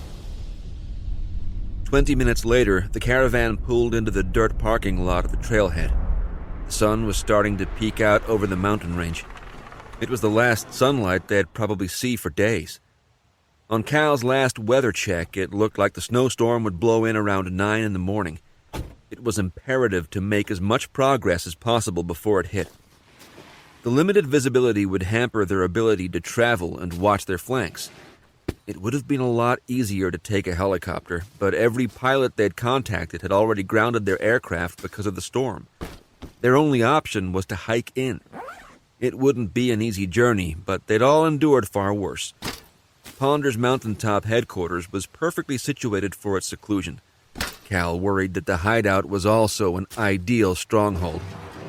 They'd be humping up through aptly named Death Canyon, then make their way toward Battleship Mountain. From the information headquarters had provided, it looked like Ponder's place was situated at the base of the northern side of Battleship Mountain. It took 5 minutes for the men to strap on their packs, inspect their teammates, and move out. Gaucho took point against Cal's request to be up front. "We can do this without you, boss. Let me get shot at first," the squat Hispanic said with a wink. As they stepped off toward their destination, Cal could only hope they wouldn't be too late. At almost the same moment, the buyer's representatives were starting a similar journey from the west side of the mountain range. They'd prepped for the journey at the small Best Western in Driggs, Idaho the night before. None had slept. The small group of men was used to operating without sleep. Even their leader was a former commando and well-trained in cold weather warfare. Their country had fought for years in high altitudes. These men were the representatives sent by their homeland to deliver a new weapon that would transform their battle on a global front. Hand-picked by their leader, each man was ready to die for their cause. Preparations had already been made in case they should perish. The 5 operatives parked their 2 rented vehicles at the Teton Canyon trailhead. 3 minutes later, they departed on foot toward Battleship Mountain. Nick Ponder and Trapper were huddled over a topographic map of the area when the phone rang. Ponder answered with a grunt, listened, and then replaced the receiver. That was our buyers. They're on their way, Ponder muttered, deep in thought. You know when they'll be here? Asked Trapper. Ponder shook his head. They just said they're coming in on foot. I don't like it, boss. It's bad enough that we've got the SSI guys headed our way. We don't have enough men to guard every pass leading into this place. Ponder slammed his fist on the desk. I know, goddammit. Just give me a minute to fucking think. Trapper held his tongue. He knew better than to press the point when his employer was upset. The man had a legendary temper, and Trapper wasn't in the mood to take a tongue lashing. How many men do we have? Ponder asked for the 5th time. Trapper stifled the urge to exhale before answering. We've got 22, not including you and me. I figure we should keep at least half of them here at the complex. The rest we can break into 2-man teams and post them on the most likely ingress routes. The 2 men looked at the map again, and Ponder pointed to the positions he'd already selected in his mind. I want a team here, here, and here. Make sure they've got good radio equipment. I want to know as soon as they spot movement. Over the years, Ponder had secretly hoped for an invasion of his mountain lair. He had prepared cave positions in strategic locations to serve as forward outposts. Ponder had played the scenario over and over again in his dreams. He was pretty sure some of his ancestors had died defending castles from invading armies. It was in his blood. Ponder was sure that his small army could hold off anything but a full-scale assault by an overwhelming force. Even now, his men were mounting heavy machine guns and other defensive weapons around the perimeter of his compound.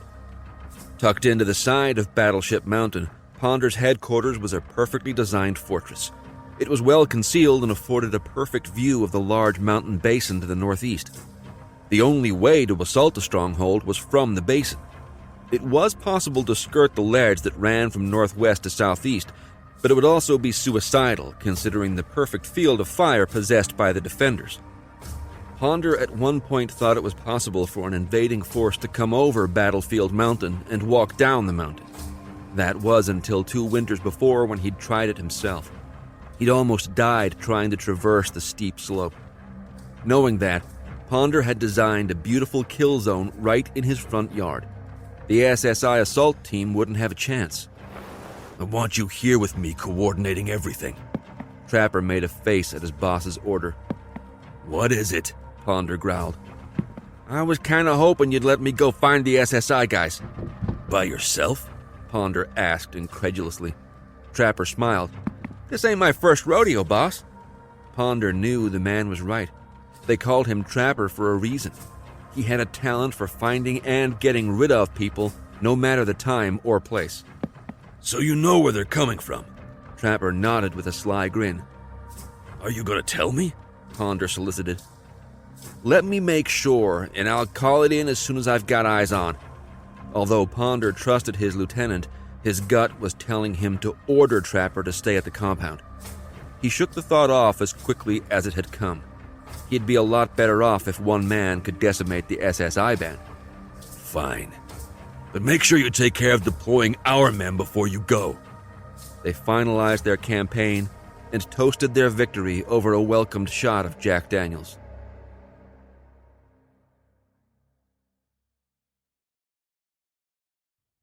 Camp Spartan, Arrington, Tennessee. 7 a.m. CST, September 28th. The FBI contingent arrived precisely at 7 a.m. 4 black Chevy Suburbans rolled through Camp Spartan's front gate and headed to the SSI's headquarters. Travis, Todd, and Marge met the investigators in the entryway. An average-looking man in his early 40s led the way. His thinning hair and deep bags under his eyes belied his stressful position. He walked right up to Travis and offered his hand. Mr. Hayden, I'm Jack Malone. Thanks for meeting us. Please, call me Travis. Introductions were made, and the group made its way to the large conference room reserved for the occasion. There was coffee and a mixed assortment of breakfast food arranged for their guests. Thanks for the food and coffee, Marge, Malone offered. We don't always get the best reception during our audits. Haynes gave the agent a thin smile. "There's no reason for us not to be cordial. We know that this is just one of the requirements of being in the security business." Malone smiled and grabbed the glazed donut. "I hope you don't mind if I grab a bite while we talk. I didn't get a chance to eat anything earlier. I'm starving." He quickly devoured 3 donuts and washed it down with some coffee. The others took seats around the conference table as they ate. Still standing, Malone wiped his mouth and addressed the SSI leadership. "Like I told Miss Haynes over the phone, we are here to do a routine audit. Somehow you've avoided the list all these years." He smiled at his joke. "We'll try to make it as painless as possible. Starting with your accounting department, my crew will dig into your operations over the past 5 to 10 years. As long as there aren't any discrepancies, we'll be out of your hair in a day and a half, 2 tops." Travis wasn't worried about the FBI uncovering their covert division. There were no files. All their equipment was purchased with cash or handled through one of the many offshore accounts administered by Neil Patel. Hayden's only concern was not being able to actively monitor Cal's team out west. Cal was on his own. "Just let us know what you need to look at and we'll get it to you. I'll be in my office if you need me," Travis said. "Thanks. Okay then. Let's head over to accounting." Travis pulled Marge aside as the rest of the entourage filed out of the room. "Let me know if you hear anything. I'm about to put in a call to one of our friends in D.C. "Who?" "Zimmer." Congressman Brandon Zimmer was a first-term representative from Massachusetts. He'd recently been involved in a nasty encounter with a group of Japanese imperialists looking to relive Japan's glory days. Cal's team had helped Zimmer uncover the plot by Zimmer's now-deceased father, Senator Richard Zimmer, to claim the presidency. The younger Zimmer had proved his worth by eliminating his father before the president could be killed. Brandon was now part of a very secretive group of retired politicians known as the Council of Patriots. Only a handful of people in the world knew of the council's existence. "Are you sure that's a good idea? Isn't he in the middle of the special election for his father's Senate seat?" "Marge, you know he owes us big time. Besides, I just want him to see if he can pull some strings and find out why we're being investigated. I don't believe this bullshit about a routine audit." They agreed to meet again at lunch to discuss any developments. Travis walked to his office and placed the call. Falls Church, Virginia. 8:41 a.m. EST, September 28th.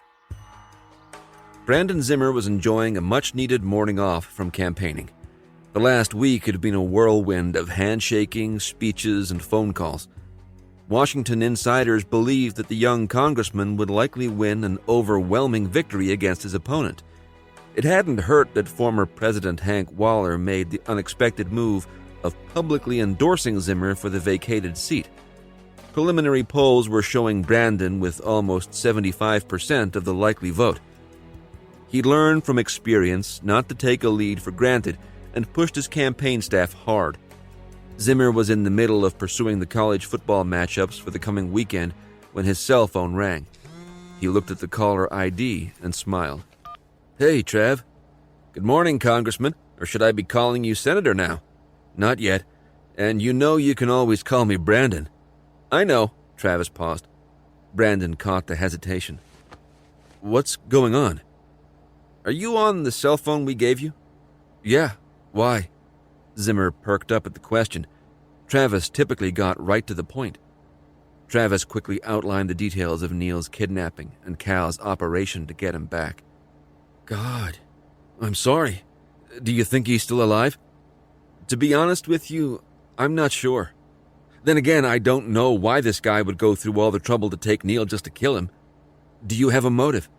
"Not yet, but I'm sure we'll find out soon enough." "How can I help?" Zimmer asked. "Actually, I called to ask for your help with something else," Travis answered cryptically. Now Brandon was really confused. "Something else?" "Yeah. It just so happens that as soon as we got Cal to Wyoming, the FBI says it's time for an audit. They just got here." Travis didn't have to tell Zimmer that the timing was more than a little coincidental. "So you think it has something to do with what's going on with Neil?" "I do. If my hands weren't tied with our guests, I'd make some phone calls. I was wondering if you wouldn't mind making some discreet inquiries within your little club." Brandon knew he was talking about the Council of Patriots. The combined Rolodex of the 2 former presidents and the 7 former senators and congressmen in the group made for a powerful information-gathering asset. It was, however, important not to drink from the well too often. The council's secrecy was paramount. "Let me call our friends and see how they can help." "I really appreciate it, Brandon. Please call me if you find out anything." "I will. And Trav." "Yeah? Call me for help anytime." "Roger." Zimmer ended the call and sat for a moment. He had a lot of pressing matters to attend to this afternoon, but this would take priority. He owed Cal and Neil a huge debt. If it weren't for them, he'd probably be in jail and the president would be dead. Brandon would do anything to help his new friends. He picked up his cell phone again and scrolled through his contact list. After pressing the right record, he held the phone to his ear. The call connected, and Zimmer spoke. "Mr. President, I need a moment of your time."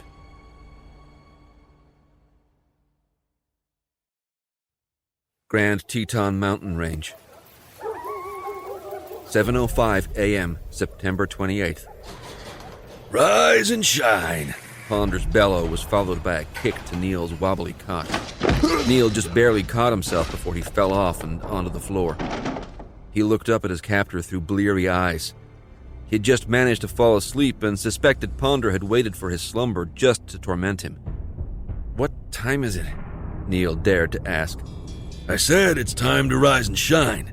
Now get cleaned up. We're taking you back to the server room. Ponder stormed out of the cell. It was the same journey they'd repeatedly forced him to make. He had resisted their requests, but knew his time was running short. Neil had to deliver something or else they'd kill him. He sat up, painfully. Shivering uncontrollably, Neil wrapped the thin blanket around his shrinking body. Although his time in captivity hadn't been long, Neil knew he'd already lost weight. The constant stress led to a complete lack of appetite in the normally fit Indian American. Somehow he managed to force down several bites of food every time the jailer brought it.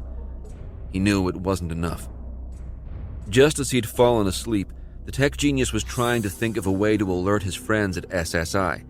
If he had more time with the computer, it would have been easy, but every time they set him at the workstation, there was someone watching. The guard arrived and unceremoniously picked Neil up like a baby and carried him out of the cell. A minute later, they arrived at the now familiar server room.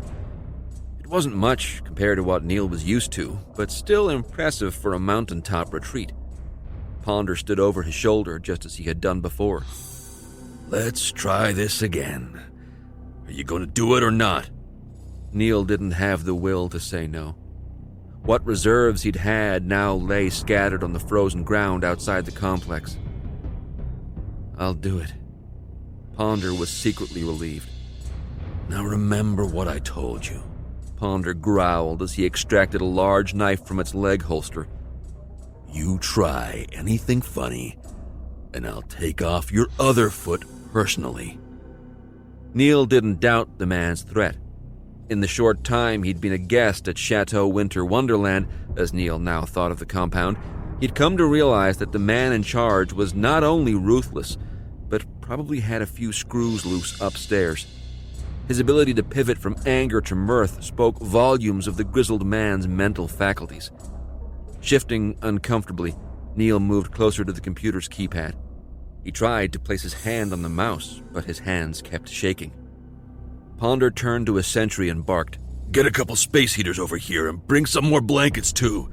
Have the cook bring down some hot soup and cider. He looked down at Neil. Well, what are you waiting for? Get back to work. Neil whipped his head back around and did his best to grip the mouse and click through the screens. Trapper was making good time on the mule he'd saddled. Something told him that the SSI operators would take the Death Canyon entrance.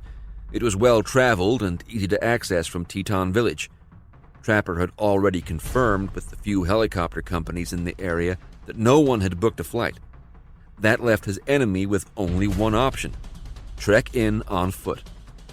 He pushed his mule hard, hoping he'd make his destination before the storm hit. If he did, the slaughter would be easy. He'd have a perfect view. The former soldier grinned as he imagined the coming battle. The men were silent as they moved swiftly down the trail. They'd made good time so far and hadn't encountered many hikers. The few people they had seen were going the opposite way, eager to avoid the blizzard. Everyone could feel the weather shift as the storm crept closer. Cal was hiking in the middle of the pack, allowing his mind to drift back to his days in the Marine Corps, hiking countless miles with fellow Marines. Brian Ramirez pulled up beside him. "What's going on, Doc? Not enough action in the rear?" Brian had elected to stay in the back of the group just as he had done during his time with Marines.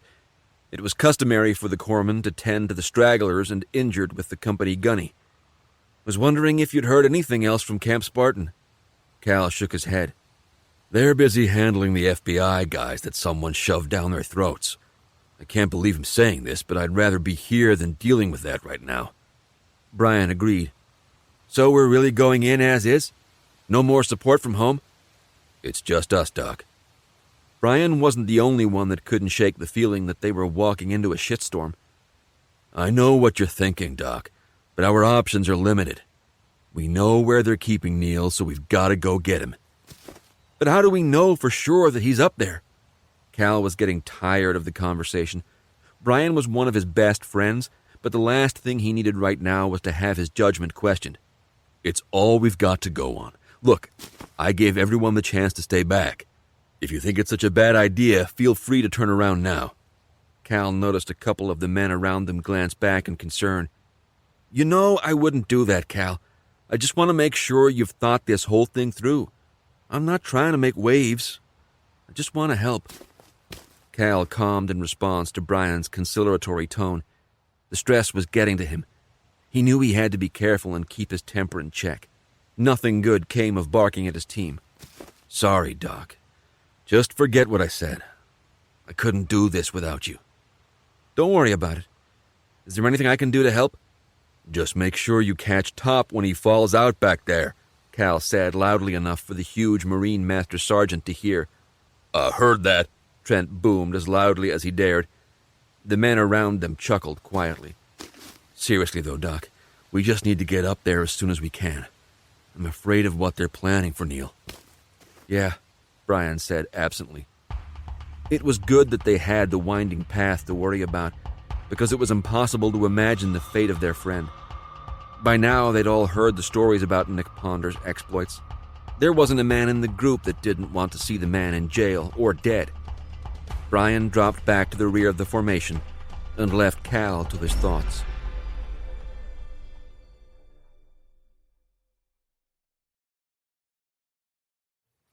Grand Teton Mountain Range, 8:17 a.m., September 28th. "Okay, I'm in," announced Neil. Ponder strained to make sense of the code on the monitor. A second later, the screen changed and displayed the control panel of the Shiloh Wind Power Plant in Bird's Landing, California. "Shut it down," Ponder ordered. He'd told Neil on their first attempt that the test was to shut down the plant's power for a full minute. Neil knew it would be an easy feat with his computer prowess. Hell, with his own equipment, he'd have done it in less than 5 minutes. In Ponder's lair, he'd had to build a hacking system from scratch.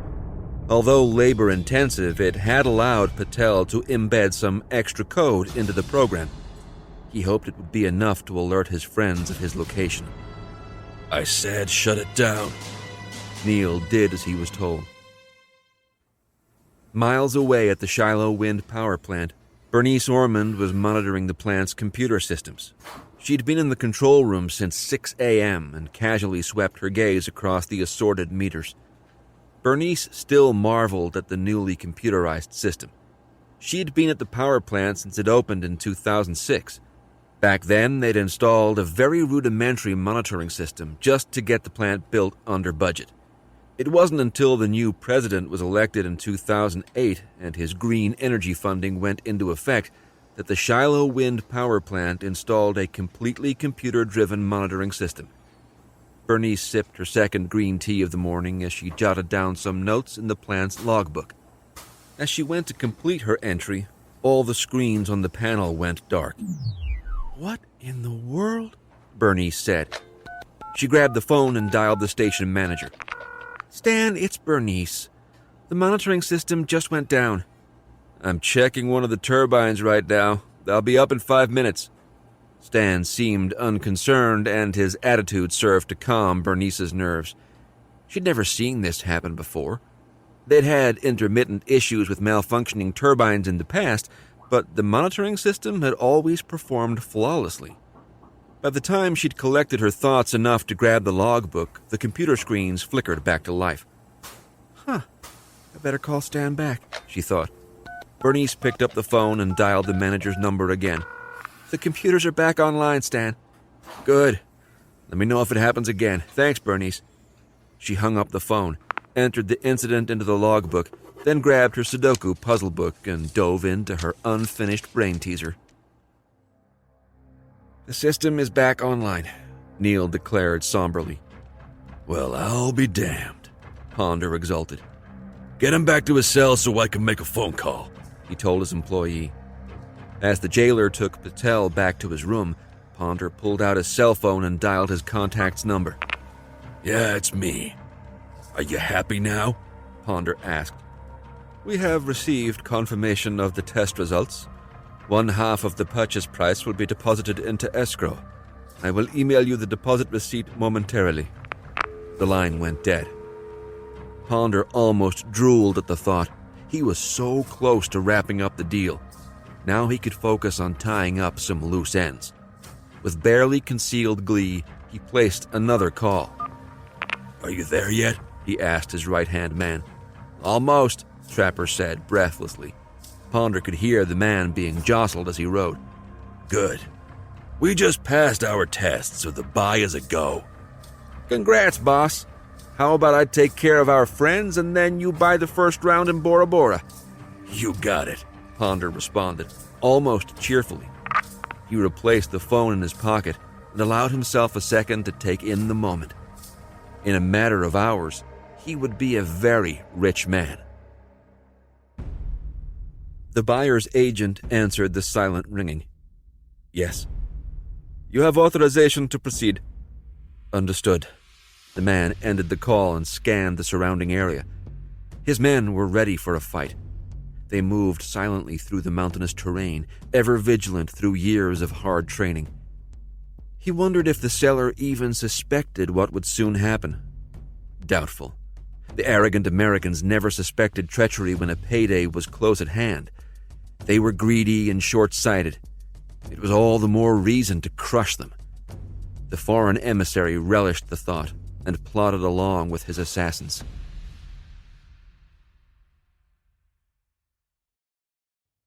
Camp Spartan, Arrington, Tennessee. 11:20 a.m. CST, September 28th. True to Jack Malone's word, the investigation progressed swiftly.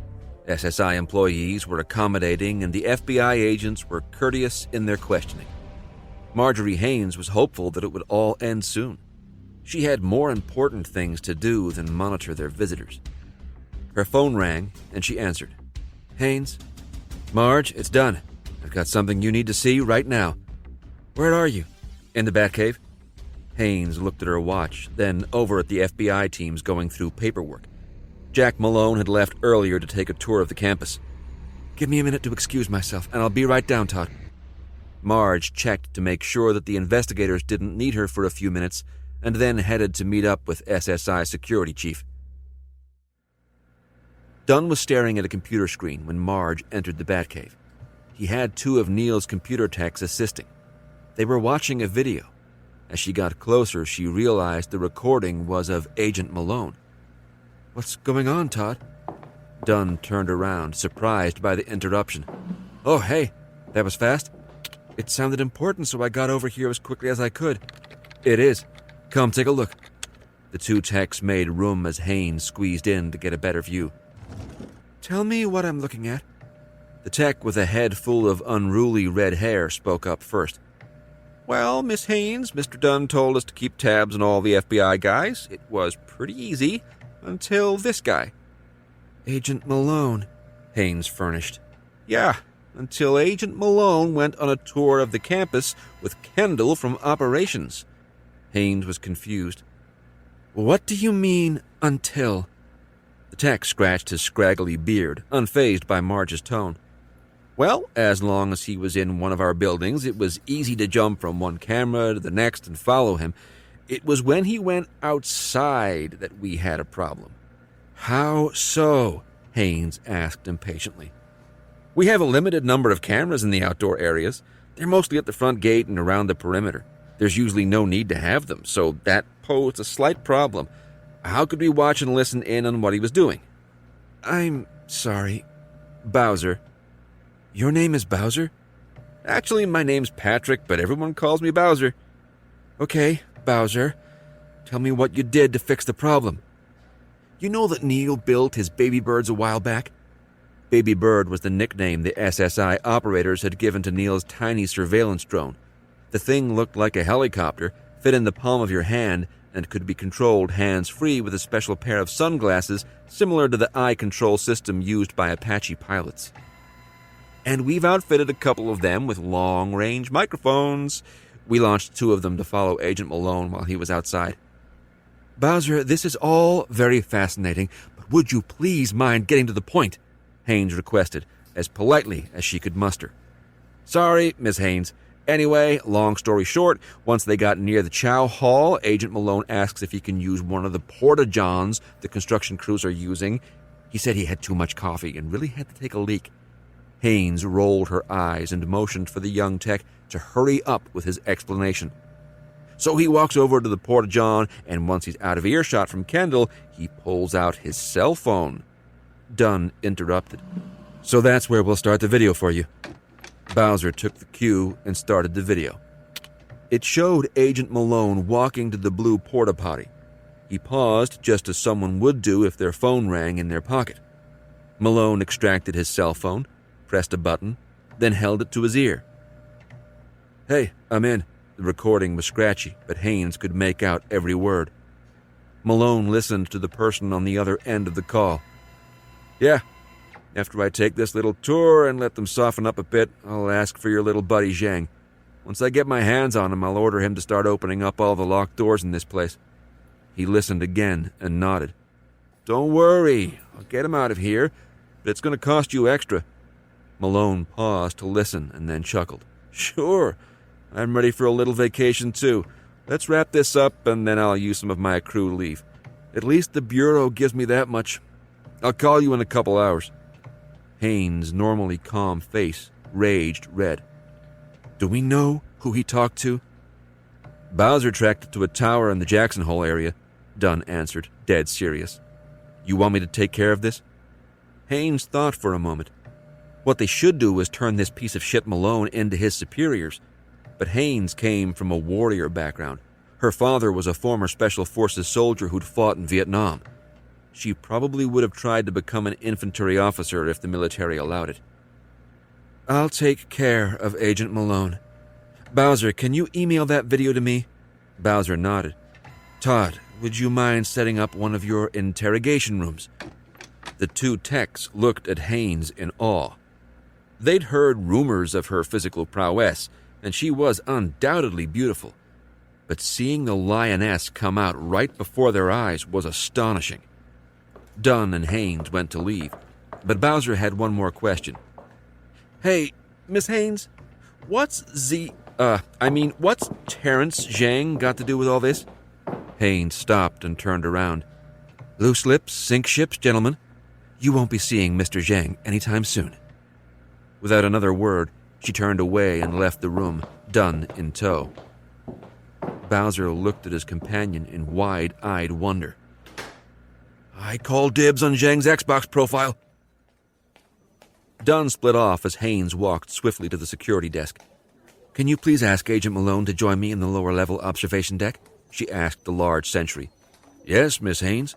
I'll escort him down personally. Thank you. Haynes headed back toward the Batcave. As an afterthought, she pulled out her phone as she walked. Travis, I think we found the connection." 15 minutes later, Malone, escorted by the guard, entered the gallery overlooking the interrogation rooms. With a nod from Dunn, the guard left and Malone joined him and Haynes. "So, what's up?" Malone asked conspiratorially. "Is this where you do your secret interrogations?" Haynes answered with a dry laugh. "Ha, I just thought you might like to see this and get a quick tour. It's state-of-the-art and where we do all our training for new SSI personnel going into the field." "Nice," Malone admired as he gazed down at the brightly lit room. "Lead on, Miss Haynes." Dunn made no move to follow. "You're not coming with us, Dunn?" Agent Malone asked. "I've got some things to take care of upstairs. We'll have lunch waiting for you when you're finished here." Dunn headed to the stairwell and disappeared. Haynes led Malone to the control room first. He gave it a cursory examination and, once satisfied, indicated they should move on to the lower rooms. They stepped down the side staircase and entered the first room they encountered. "As you can see, we have cameras installed there and there." Haynes pointed to the locations of the observation equipment, "and anyone in the gallery can watch through the one-way window." Agent Malone traced his hand along the edge of the metal table in the center of the room. He stared at Haynes lasciviously. "You want to tell me why you really wanted to get me down here? Alone?" "I don't know what you're talking about, Jack," Haynes answered in feigned surprise. "You could have gotten anyone to show me this place. Why did you want to bring me down here?" Haynes looked back at Malone with an embarrassed shrug. "Am I that obvious?" she asked innocently. Agent Malone's eyes lit up as he moved closer to the attractive attorney. "Well, I can't say that I'm surprised." "Oh? You're surrounded by these meatheads all day long. I'm not surprised you're more attracted to the polished type." "And you're saying you're the polished type?" Haynes purred. "I am." "So, what should we do now?" Malone glanced up to the invisible cameras. "What about witnesses?" he asked. "I turned those off when we were in the control room." "And what about someone seeing us from the gallery?" Haynes smiled mischievously. "I told Dunn to give us some time alone. We should have plenty of time." She slinked up to Malone and placed a hand on his chest. Suddenly, he seemed nervous and uncertain. "Would you feel more comfortable if I turned off the lights?" Haynes asked. Malone could only nod through parched lips and slowed brain function. "Is this really happening?" Haynes walked to the door and turned off the lights. The room was thrust into darkness except for the small amount of light seeping in through the one-way mirror. "Where are you, Jack?" "Over here," Malone responded hoarsely. He started to loosen his tie so he could breathe. Seconds later, Haynes's hands were back on his chest, and he could feel her hot breath on his neck. "So, how do you want to do this?" he asked. "I thought we'd get to know each other a little bit first," she teased, yanking down playfully on his tie. Sure. What would you like to know?" "Oh, I just have one question for you, Jack." She grazed her nose along his jawline, and he shuddered in anticipation. "Okay. What's your question, Miss Haynes?" She took his head in her hands and brought his ear down to her mouth. "I just want to know one thing. How long did it take before you turned traitor?" Before Malone had time to respond, Haynes blasted her knee into his groin. As he doubled over in pain, she bent down and whispered in his ear one last time. "Now you know why they call me the Hammer, you piece of shit." Grabbing his head again, she slammed her knee into his temple and let him drop unconscious onto the floor. Marge checked to see that he had a pulse, then grabbed the handcuffs from Malone's belt and strapped his two hands behind his back. After relieving the crooked agent of his sidearm, Haynes left the room to fetch Dr. Higgins.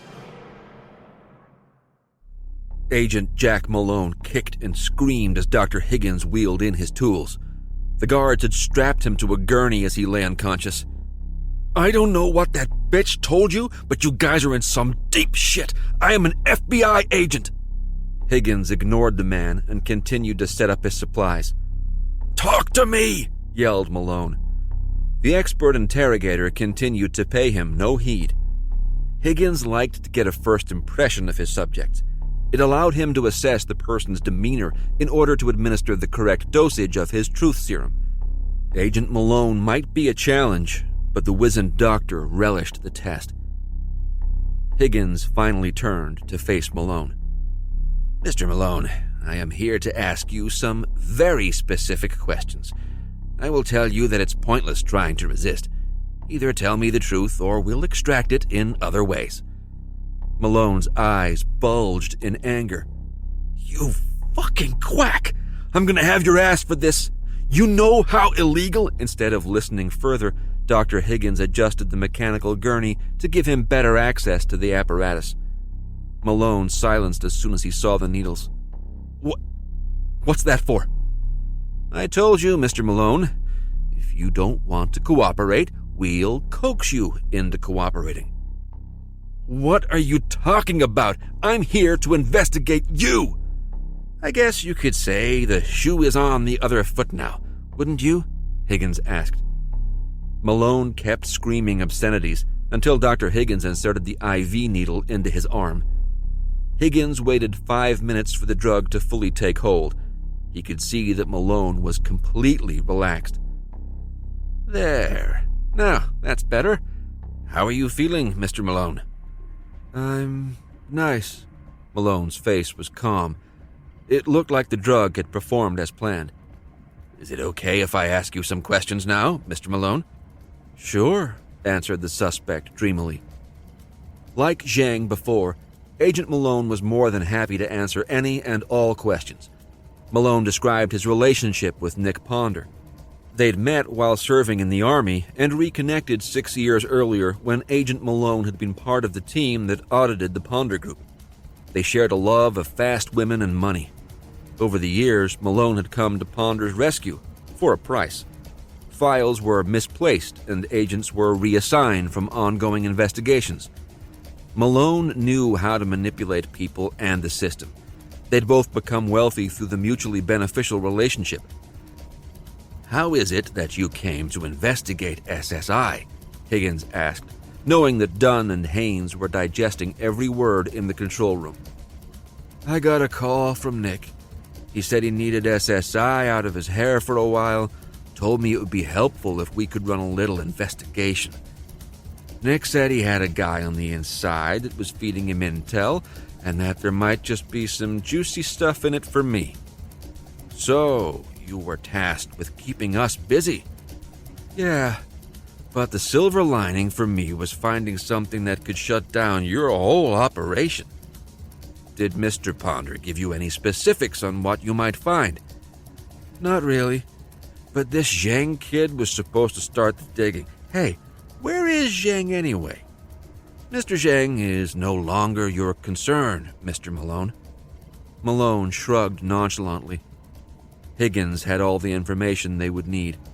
A condensed version of the recording would be delivered to one of their contacts in the Hoover building. Jack Malone would be quietly put away in a maximum security federal prison. The FBI didn't like traitors and dealt with them swiftly. "It was a pleasure speaking with you, Mr. Malone. Best of luck in the future." Higgins gathered his gear and headed for the door. Dr. Higgins joined Marge Haynes and Todd Dunn in the gallery.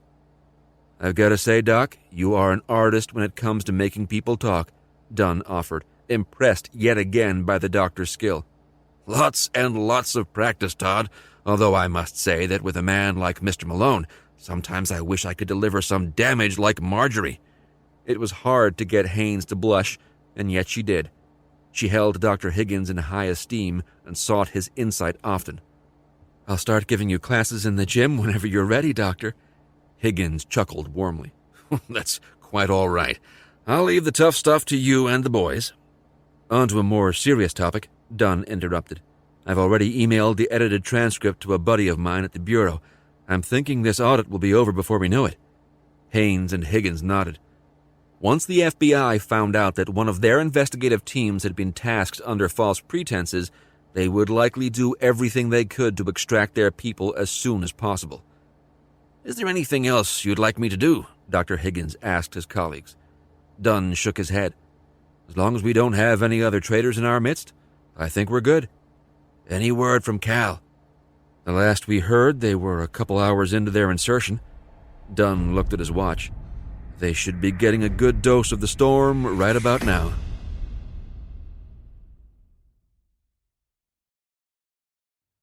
Grand Teton Mountain Range, Wyoming. 10:36 a.m., September 28th. As soon as the storm hit, they couldn't see 5 feet in front of them. Although it definitely slowed their forward progress, it also gave them cover should anyone be tracking from a higher elevation. Cal's team had donned all white coveralls as the snow started to fall. The white camouflage would further conceal them from enemy eyes. They were still walking through the middle of Death Canyon, but wouldn't for much longer. It had been a gamble to take the well-used path in order to speed their progress.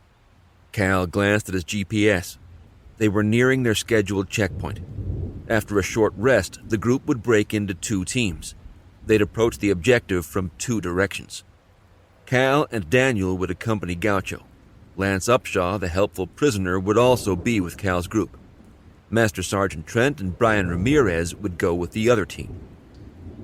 The halt signal was passed back through the dispersed formation. Cal made his way to the front. Gaucho was rooting through a pack of cold weather rations as Cal moved up next to him. "How are you liking the weather, Gaucho?" The Hispanic warrior made a comical face. With the snow already starting to stick to his braided beard, Cal thought his team leader was starting to look more and more like a mountain dwarf from the Lord of the Rings. "I'm going to freeze my nuts off tonight." Cal laughed. "That's only if we stop moving. How much longer do you think we have?" Gaucho pulled out his map and pointed to their current location. "As long as we keep making good time, I think we'll get there just after midnight." Cal looked up at the obscured sky. The snowfall was picking up and already starting to accumulate. He guessed that there was already a good 3 inches on the ground. "I'll tell you that I'm not looking forward to putting these damn skis on, boss." Gaucho looked back at the cross-country skis strapped to his pack. Cal could only imagine what the short Mexican would look like on skis. "At least we'll have skins for when we're going uphill. You ever tried to go up a slope without them?" Gaucho nodded sadly. "I think the Army played a trick on me when they sent me to your Marine Mountain Warfare Training Center in Bridgeport." Cal snorted at the thought. He had spent 6 weeks at the remote training center with his battalion as a young corporal. Fully half of the Marines in his unit ended up not finishing the training, mostly from injury or illness. Some just couldn't take the altitude and the cold. He remembered being in shock when some of the toughest Marines in his company had refused to go back up the mountain. Cold weather separated the men from the boys, even amongst Marines.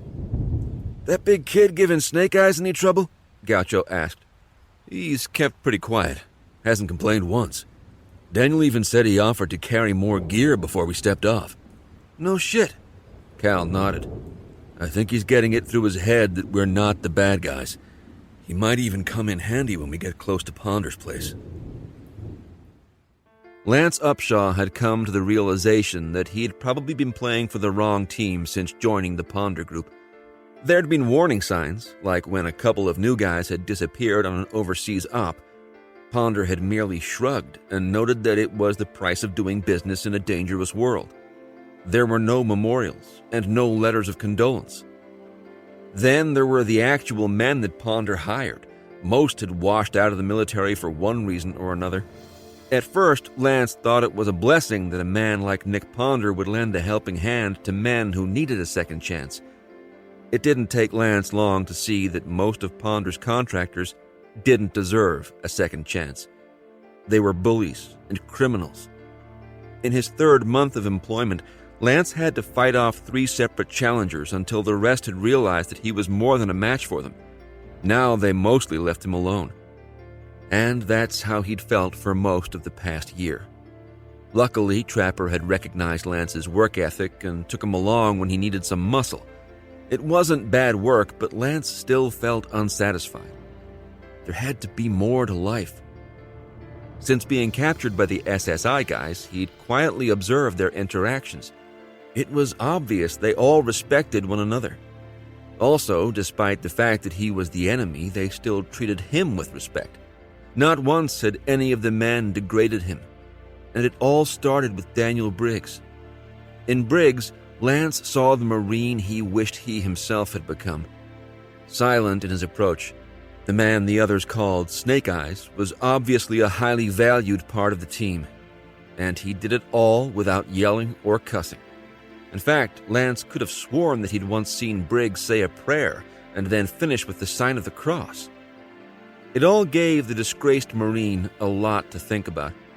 These men were walking into almost certain danger, all for the love of a friend. Would Nick Ponder do the same thing? Lance didn't think so.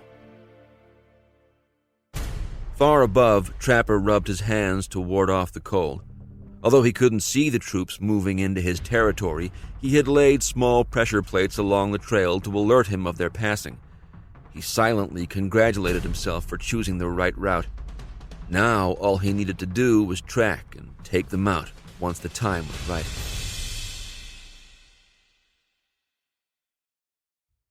Battleship Mountain, Grand Teton Mountain Range, Wyoming. 11:19 a.m., September 28th. Ponder paced back and forth on the hardwood floor. The pieces were coming together, but he still had some concerns. Most importantly, he hadn't heard from either Terrence Zhang or Jack Malone. His greedy mind hoped they were too busy to call because they were torpedoing SSI. Ponder figured that it was impossible for a security contractor not to be into some kind of illegal activity. Hell, he'd skirted the law for years. Jack Malone knew how to find things and would be even more effective with the Zhang's help. Still, he couldn't shake the thought that something was wrong. He moved to his laptop and checked the email account he shared with Zhang. Nothing. Next, he scrolled through his other email accounts for word from Jack. Nothing again. Ponder allowed himself to think about the worst-case scenario. If the assholes at SSI had figured out not only his involvement, but also the actions of Zhang and Malone, his path was less certain. The thing he had to focus on was the money that would soon be in his bank accounts. He'd scatter the funds to the four corners of the globe through transfers he'd already arranged with his international brokers. Ponder would be paying some hefty fees, but it would be worth it. With his money safely stashed, he could make a new home anywhere. Cracking his knuckles, he imagined Trapper silently stalking his quarry. If he survived, fine. If not, there would be one less person to pay from his treasure chest. Ponder smiled, despite his nerves. Maybe a new house in Costa Rica was just what he needed.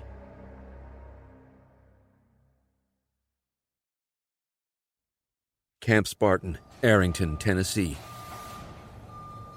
12:35 p.m. CST, September 28th. "Are they all gone?" Travis asked Dunn, who'd just stepped into his office. "Yeah, the last SUV just rolled out with Agent Jack Malone, hog-tied in the back." "Did you get everything squared away with the Bureau?" Dunn nodded. "We shouldn't have another audit for a while. They even apologized and thanked me for helping with Malone." "Good. Let's get some more personnel out to Cal. Isn't the weather turning to shit out there, Skipper?" Travis's eyes went cold. "I don't care. If they can't fly onto that fucking mountain, get them as close as we can. I'll go with them and make sure it's done." "I can't spare you right now, Todd. We've got to—" "I'm going, Skipper," Dunn interrupted curtly. Travis looked at his friend in surprise. He couldn't remember the last time Dunn had put his foot down. The fact was, he'd gotten used to having Dunn around. With his own time in the field effectively at an end, he'd kept his head of security with him. Although barely in their 40s, but still fit enough to be in any special forces unit, they'd both become consumed with the day-to-day running of SSI. There were times Travis longed to be on the battlefield again. His position as CEO pretty much negated that option. "I guess it would be wasted breath trying to persuade you to stay." "It would." "Why now?" Honestly, Travis answered. 2 reasons. First, it's been a while since I've been out with the boys. No disrespect, Skipper, but sticking close to the office can wear on a guy. Travis smiled and motioned for Dunn to go on. "Second, I've got a really bad feeling on this one. I think Cal's going to need every man he can get." "Then let's get our things packed," suggested Travis, already heading to the locker room. "Wait, but you can't go." Travis swiveled around and flashed Dunn a sly grin. "Why not? I'm the boss. I think you're right. Cal needs every man we can spare." Dunn's mouth was hanging open. He couldn't order his boss to stay behind. "But what about—" Travis stopped the question with a raised hand. "Come on, Todd. If things blow up in our face, it's not going to be because I jumped on a plane to rescue my cousin." Dunn knew he was right. They were both warriors and felt compelled to run to the sound of battle. "Okay. You let Haynes know what we're doing. She's gonna shit, by the way. And I'll mobilize the men and book the flight. Make sure you get the craziest SOB pilot you can find. We'll need one to fly into that snowstorm." Dunn returned his boss's smile and said, "I think I know just where to find one." 30 minutes later, Travis, Dunn, and 24 fully loaded SSI warriors climbed into 3 separate helicopters. They'd make the quick hop to Nashville International Airport and then catch a special flight out to Wyoming. Travis put on a headset so he could talk to Dunn. "Who are we meeting at the airport?" Dunn smirked at the question. "It's a little surprise, Skipper." "You know how much I hate surprises, Mr. Dunn." "I think you'll like this one." With no explanation forthcoming, Travis turned back to his phone and texted Cal again. None of his previous attempts had gone through. Must be the weather up there. The flight didn't take long, and Travis peered out the window as they neared the airport. Instead of heading to the helicopter pad Travis was accustomed to, the pilot veered the aircraft to the south. He turned to Dunn. "You want to tell me where the hell we're going now?" Dunn could see he'd maxed out his boss's patience. "We're getting a lift from the 118th Air Wing." "The Air National Guard?" Travis couldn't remember ever having any interaction with the unit. Their base sat right next to Nashville's airport. "Yeah, I got a buddy I served with in the Army. He left the Army and re-enlisted as a first sergeant in the Air National Guard. I gave him a call and asked if they were looking to run any practice drops. He said yes, and the deal was done." "Did you say practice drop?" "Oh, yeah. Didn't I mention that we're going to parachute in?" Dunn's smile reminded Travis of a certain overly chipper instructor he'd had at Bud's. The damn guy always seemed so cheery about making the SEAL candidates do anything dangerous. "You've got to be shitting me, Todd." "Now why would I do that, Skipper?" Dunn asked innocently, the bright smile still plastered on his normally serious face. To expedite the process, the helicopters landed just yards from the waiting C-130 Hercules. Dunn's friend made the quick introductions and had a crew waiting to help load gear. "You sure this is going to be a one-way trip, Todd?" the grizzled first sergeant asked. "That's all we need. Thanks again for the last-minute lift." "Don't thank me yet. Your pilot, Captain Jeffries, is known as a little bit of a cowboy around here. In fact, his call sign is Cowboy. Might make for a fun ride." He patted Todd on the back and moved to help his men finish loading the packs. Dunn looked at his friend in confusion, then stepped in line to board the aircraft. By the time he got on board, Travis was chatting with the pilot. Captain Jeffries looked to be about 16 years old. Despite his youthful appearance, he sported a very blonde and very waxed handlebar mustache. A pair of aviator sunglasses was perched on his head, and he leaned his small frame casually against the plane's bulkhead. Travis turned as Dunn approached. "Todd Dunn, meet Captain Jeffries." Jeffries smiled and shook Dunn's hand firmly. "Call me Cowboy." He pointed to the patch on his flight suit that sported his moniker. "Good to meet you, sir," Dunn offered carefully. He never knew how to handle these non-military-looking pilots. "Thanks for giving us a ride." "Not a problem, buddy. Thanks to you guys, I won't have to fly 1,000 circles over Nashville today. Gets boring after the first 2 turns. Besides, I've always wanted to fly into a snowstorm. Should be fun." Jeffries really did look like a kid on Christmas Day when he smiled. Travis was enjoying Dunn's unease. He decided to push it a little farther. "Hey, Cowboy, I know Mr. Dunn was just dying to ask you about your mustache." Cowboy beamed and carefully stroked both ends of the impressive formation. I know it's not really within military regs, but my boss lets me keep it because of all the trips I take to Afghanistan. It wouldn't be right if I crashed and got captured with my baby face. At least this way, the terrorist that gets his hands on me might be impressed by my studly stash and keep me in the land of the living. Dunn didn't know how to respond. Travis just chuckled and moved to find a seat. It would be an interesting flight to Wyoming. Grand Teton Mountain Range, Wyoming. 11:58 a.m., September 28th. Visibility had turned to shit. In order to avoid being split up, Cal's team had opted to close the gaps between men. It wasn't the best tactical decision based on proper troop dispersion, but it was a practical call made out of necessity. They'd just entered another gully that had once recently been a stream full of running water, and an explosion knocked Cal from his feet. As he settled in the snow, he looked around. He could see a couple of the men struggling to get up and find cover. One man had a hand pressed to his bloody face. Where the hell did that explosion come from? Cal thought, as he crawled over to a rock outcropping and made himself as small as possible. A minute later, Gaucho was next to him, his white trouser leg covered in blood. You okay? Cal asked, concerned. No problem, boss. Just a scratch. Gaucho had already applied a hasty bandage to the shrapnel wound. Have any idea where that came from? Cal said, as he tried in vain to see anything through the incessant snowfall. I'm pretty fucking sure nobody shot at us. I think it was a triggered IED. Anybody hurt? Just some minor cuts and bruises. We got lucky because of the snow, I think. I'll bet that damn thing was on a delay or I would have been smoked. We gotta get off this trail. Cal nodded. The terrain wouldn't open up for a while. Staying on the narrow trail had been a gamble they'd just been called on. They were sitting ducks despite the snow cover. It would be easy for their enemy to rig traps all along the winding path.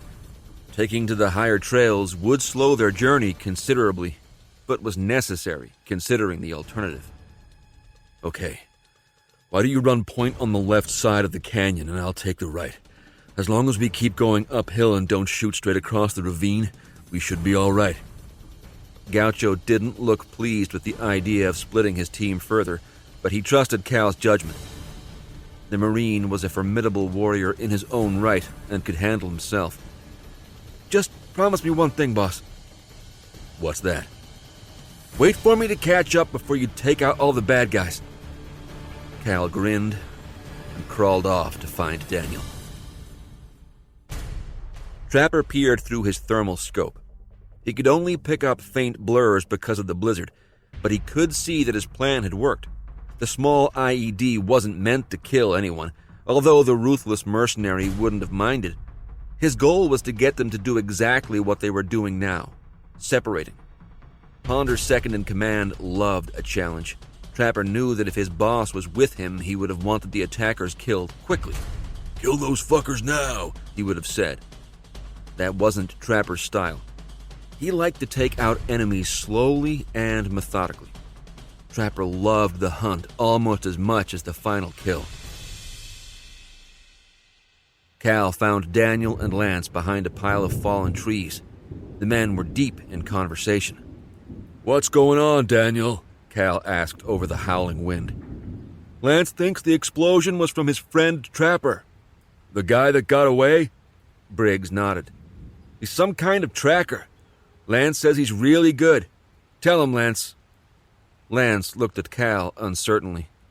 Yeah. Trapper likes the hunt. I think he was an MP in the Army. He gets off on seeing other people in pain. Cal didn't know what to believe. While he trusted Daniel's judgment regarding their prisoner, he couldn't bring himself to believe in Trapper's former partner. So, where do you think he is? Lance pointed up to the ridgeline. Up there, somewhere? He used to bring me over here to scope out the area and check on his hides. He liked to shadow hikers. Trapper said it kept his skills sharp. Did you say he has hides up there? Cal asked incredulously. Why didn't you tell us about that before? Lance looked to Daniel for support. Daniel answered for him. I asked him the same thing, Cal. He figured Ponder would probably keep Trapper close to home. They don't have a ton of guys to guard the place. I believe him. Cal knew it was a moot point. You think you can show us where the hides are? Lance nodded. It might be a little harder with the snow, but I've been here a few times, and I'm pretty good at land nav. I think I can find them. Good. The three of us will go together. Daniel, go find Gaucho and tell him what we're doing. I want to have a little talk with Lance. Daniel stared at Cal for an extended moment, then left to brief Gaucho. Cal knew what Daniel's look meant. Keep your temper in check, Cal. Cal turned back to Lance. I want to make sure we're on the same page here, Lance. The blonde giant gazed back in confusion. What? What do you mean, Mr. Stokes? Lance had seen how the other man respected the young leader. He looked uncomfortable under the Marine's scrutiny. Cal's eyes went cold. I appreciate you helping us this far and not giving us any trouble. But I want to tell you that if you so much as think about betraying us, I will take care of you personally. Lance's face turned serious. Mr. Stokes, I know what you're saying, but let me tell you something. You guys have treated me nothing but decent. I mean to repay that favor by helping you find Trapper and Mr. Ponder. I won't let you down, sir. It wasn't the reply Cal had expected. Up to this point, Lance hadn't said a word to Cal. Okay, I'll make you a deal. When we get out of this thing alive, I'll put in a good word for you when you look for a new job. Lance knew it was more than he deserved. He was grateful for the chance. The disgraced former Marine knew that Ponder wouldn't give him the same chance. Thank you, Mr. Stokes. Lance reached out to shake Cal's hand. Cal grabbed his hand and shook it firmly. Just one thing. Stop calling me Mr. Stokes. It's Cal. 5 minutes later, Lance was leading the way up the steep slope. He told Cal and Daniel that Trapper had as many as 20 observation points in the area, but that of those, only 2 or 3 were in the immediate vicinity. The rest of the team was fanning out in pairs, keeping as much dispersion as possible considering the heavy snowfall. Over Gaucho's objections, Cal had ordered the rest of the men to proceed toward Ponder's hideout. He knew they were running out of time. Daniel and Cal would take care of Trapper. Grand Teton Mountain Range, Wyoming. 1:36 p.m., September 28th. Have you heard from Cal? Everybody okay after that IED? Brian Ramirez asked Master Sergeant Trent as they both stopped for a quick sip of water. The going had gotten a lot tougher since they'd left the trail. They had to resort to taking quick breaks, both to recharge a bit and to check in with the other teams that were somewhere out in the invisible terrain. Their small radios were struggling to transmit in the storm. Last time I had a signal, they were breaking into smaller groups too. Cal said he and Briggs were going to find that guy that escaped. The guy with the nose? Trent nodded as he stuffed a whole power bar into his mouth. Cal says the Upshaw kid might know where he is. I don't know if we should be trusting him. Trent just shrugged. If Snake Eyes thinks he's cool, that's good enough for me. Besides, if Cal takes out Ponder's number 2 guy, we'll be doing a lot better than we are now, Doc. Brian had a hard time agreeing. From the start, the whole operation felt like they were 3 steps behind. It wasn't anyone's fault, least of all Cal's, but Brian couldn't shake the feeling that they were walking into a trap. After checking in with the rest of their team, Brian and Trent continued up the mountain. The first hide they found was empty. Lance told them that normally there was a stash of survival goods hidden in a small depression in the back of each small cave. They didn't see any signs of recent passing. Cal looked down at his watch. They were losing a lot of time looking for someone that might not even be there. I think we need to split up. The next 2 hides aren't too far apart. Maybe we can save some time if I take one and you and Lance take the other. By the look on his face, Daniel didn't like the idea. We're already spread thin, Cal. It won't take much longer for all 3 of us to check the other 2 hides. We might need all the firepower we can get. Cal knew the sniper was right, but he'd already made up his mind. Let's split up and then meet at the next checkpoint. If one of us doesn't show an hour after that, we can go looking for each other." Daniel knew he couldn't change Cal's mind. They reviewed their maps one last time and went their separate ways. Daniel watched as Cal disappeared into the squall. He could only trust that he would see his friend again soon. Cal felt alive. Being alone in the wintry wilderness, he suddenly remembered what he loved most about being a Marine. He loved the thrill of coming to a brother's aid, even in the face of almost certain death. Cal didn't want to die, but he wasn't afraid of it. Like many other warriors, he'd always hoped that his life would come to a swift end. He'd seen fellow Marines suffer and fight through horrendous injuries, only to succumb in the end. No, Cal preferred a sniper round to the head. Instant. No pain. He shook the macabre thoughts from his head. It wasn't his time to die. He had to save Neil and get his men out alive. 10 minutes later, Cal knew he was getting close.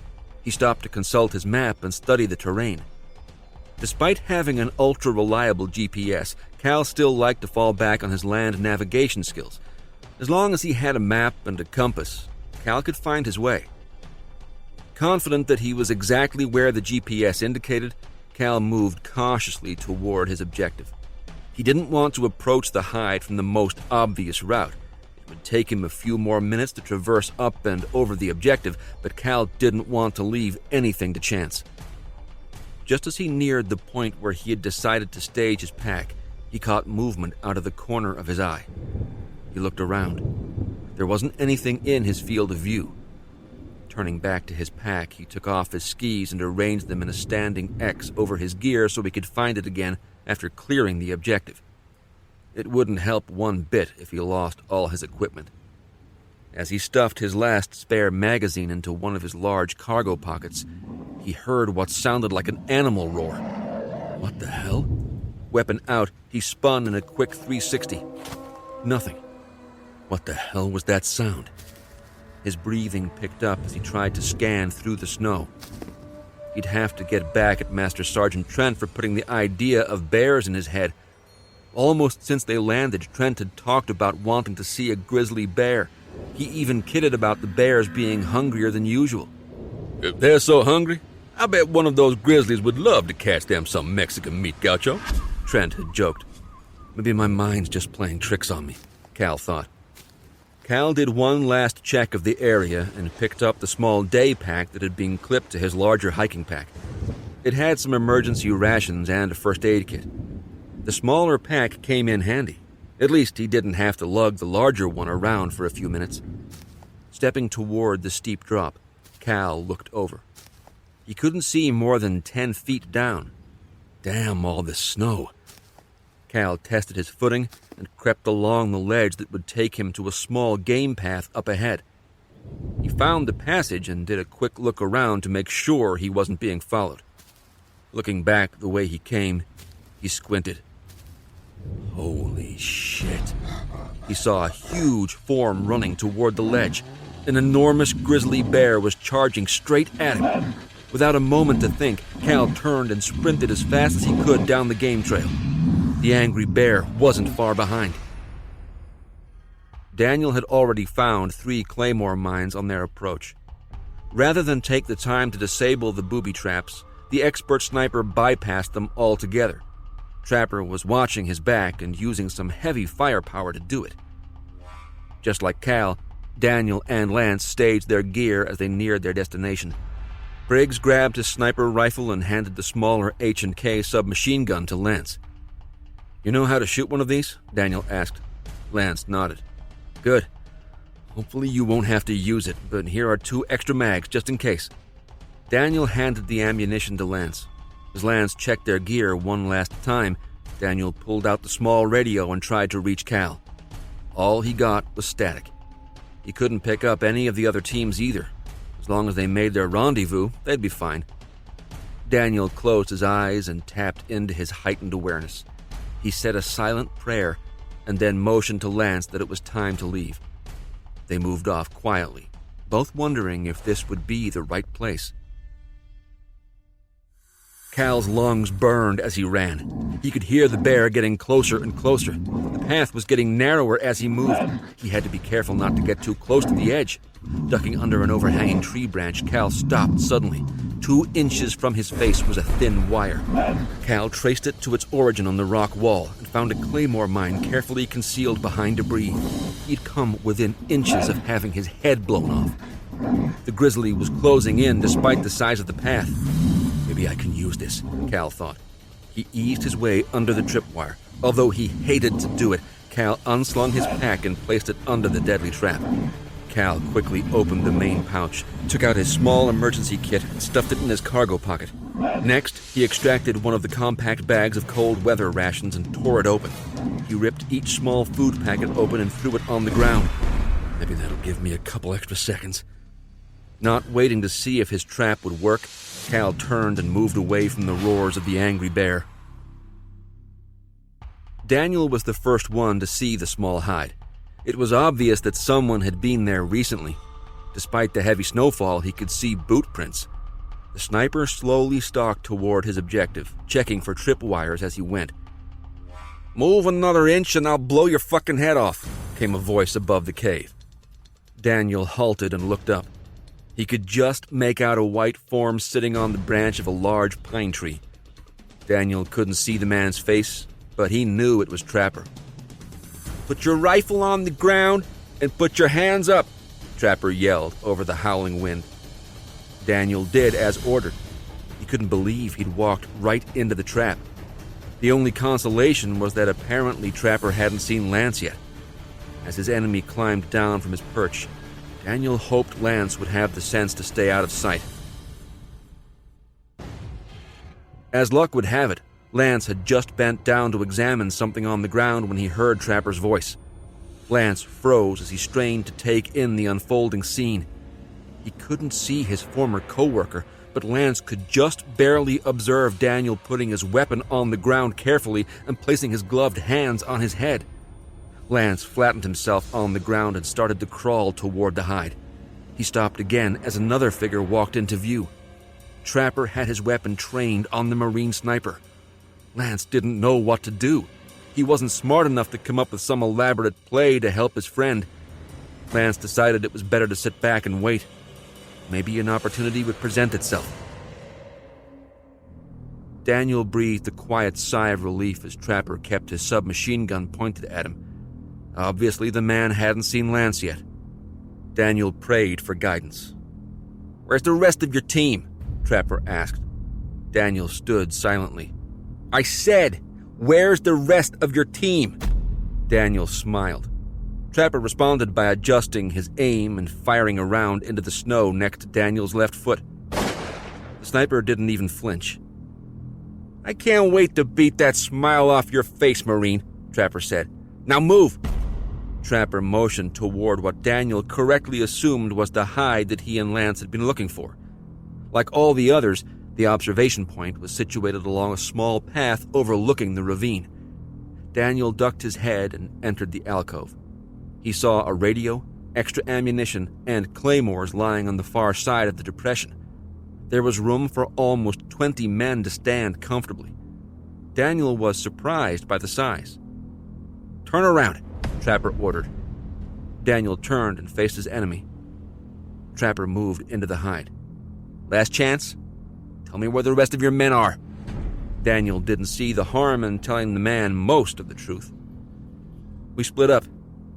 Some of them are on the other side of the ravine. The rest are probably a mile behind me." "Why are you by yourself?" "I'm a sniper.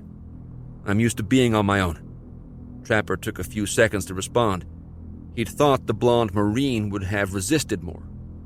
"What did you do with Lance?" "He's still tied up at the house," Daniel lied. Not that Trapper necessarily cared about Lance's well-being, but he had been curious about his former colleague's whereabouts. "So, here's what's going to happen.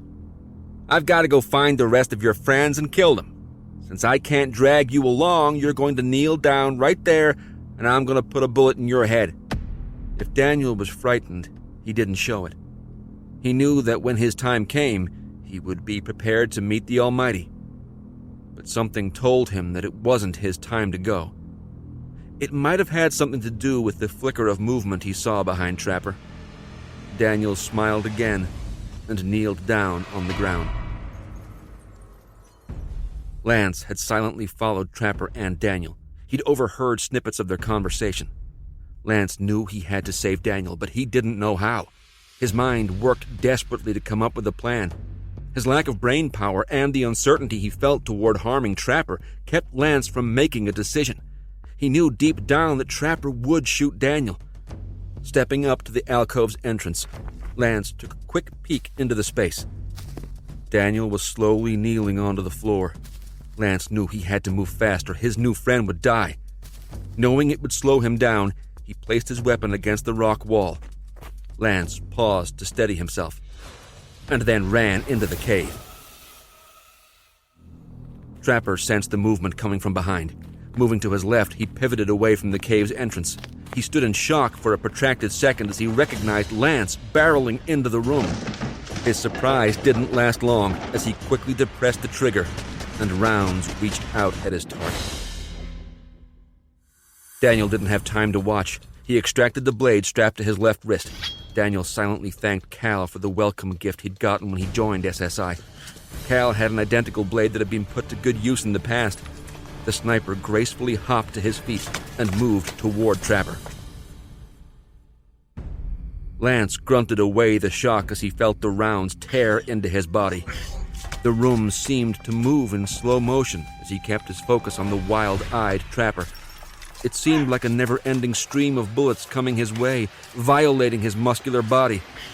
Lance pressed forward through the pain. Trapper knew he'd hit Lance with at least 10 rounds, but the man kept coming. It was too late when he finally remembered the other man in the room. Turning back to where Daniel had been, Trapper's eyes went wide. He struggled to swivel his aim as Daniel closed the remaining distance, blade leading. His heartbeat barely elevated. Daniel silently slid his blade under Trapper's chin to the hilt and twisted. Trapper dropped his weapon as he moved his hands to stop the blade. While the two men locked eyes, Lance barreled in, knocking all three to the floor in a bloody heap.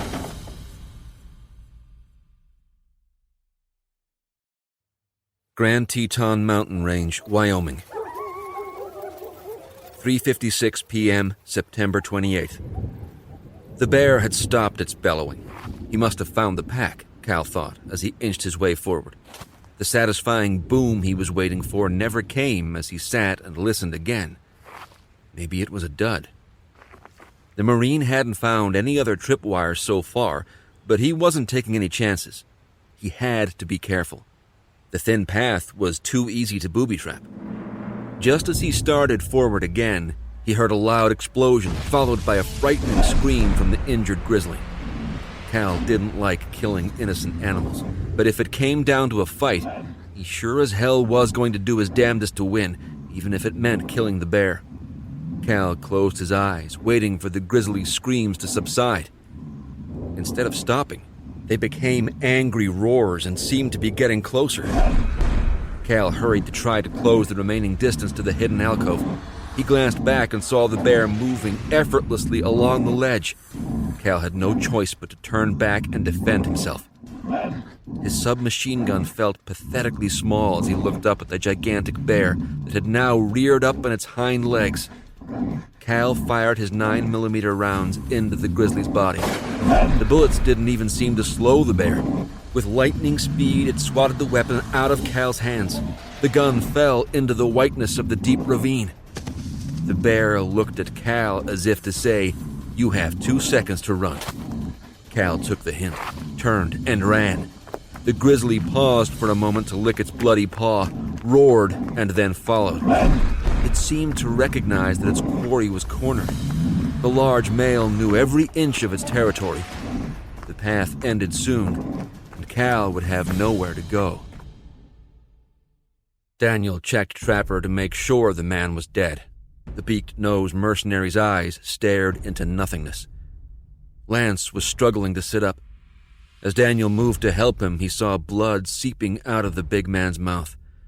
It didn't look good for his new friend. "Where are you hit?" Daniel asked in concern. Lance tried to answer, but couldn't speak. He looked down at his torso as Daniel ripped the man's coat open. There were too many entry wounds to count. Trapper had done the job. Daniel reached into one of his cargo pouches and pulled out a small first aid kit. Knowing the dangers of the battlefield, he'd packed it himself long ago. He extracted a small syringe and looked at Lance. "This will help with the pain." Lance looked at Daniel with pleading eyes. He knew he was going to die. Daniel carefully grasped the larger man's arm and injected the powerful drug. The effects were almost instantaneous. It was a special concoction he'd come across while serving in Afghanistan. Corpsmen and the Marines called it sleep juice. It was used for the worst cases and only as a last resort. There were some times when you just knew an injured warrior was going to die.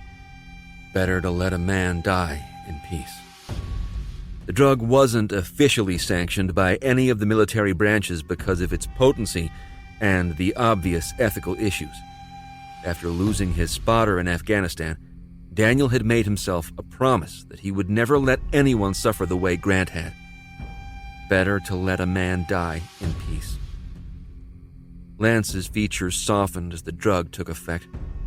"Don't worry, I'll get you out of here," Daniel said softly. Lance shook his head, already knowing what would happen. He would die in the cave. With great effort, he grabbed Daniel's arm and spoke through gurgled blood. Marine." Daniel nodded solemnly and smiled at the dying man. "You won your honor back, brother. I'll make sure everyone knows you died as a Marine." Lance's smile filled the room. Daniel would never forget the look of pure joy on the dying man's face. "Close your eyes, Lance. It won't be long now." The big man nodded and closed his eyes for the last time. "God be with you, my friend," Daniel whispered as Lance exhaled his last breath. The sniper silently asked God to watch over Lance. Then he stood up, gathered a few items, and left in search of Cal. Cal reached the end of the trail and cursed. He was trapped. As he went to brace himself on the steep rock wall, his hand slipped. Cal barely caught himself before he slammed his head. He hadn't noticed it as he approached, but there was an opening. Looking closer, Cal saw that there was a hole about 3 feet in diameter. This must be the hide. Hoping that there was something inside he could use, he went headfirst into the alcove. The space was small. Cal figured that it might be possible to fit 2 men in the tiny cave. Luckily, there weren't any traps awaiting his arrival. He felt around in the dark for anything he could use as a weapon. His hands finally found a stout stick. Cal picked it up and felt along its length. It was barely 2 feet long with blunt ends. Cal guessed that someone had probably once used it as a fire poker. The thought gave him an idea. He reached into one of his pockets and felt the butane lighter he always kept there. His hope somewhat restored by the feel of the lighter, he unzipped the parka and started to tear strips off the bottom of his polypropylene undershirt. Cal wrapped the thin strips around one of the ends of the stick. Just as he went to light the improvised torch, the space went completely dark. The bear had reached the cave's entrance. After retrieving his gear from where he and Lance had staged it, Daniel took off for the rendezvous point. Daniel was glad that Cal wouldn't have to deal with Trapper. Maybe the rest of the insertion would go smoothly.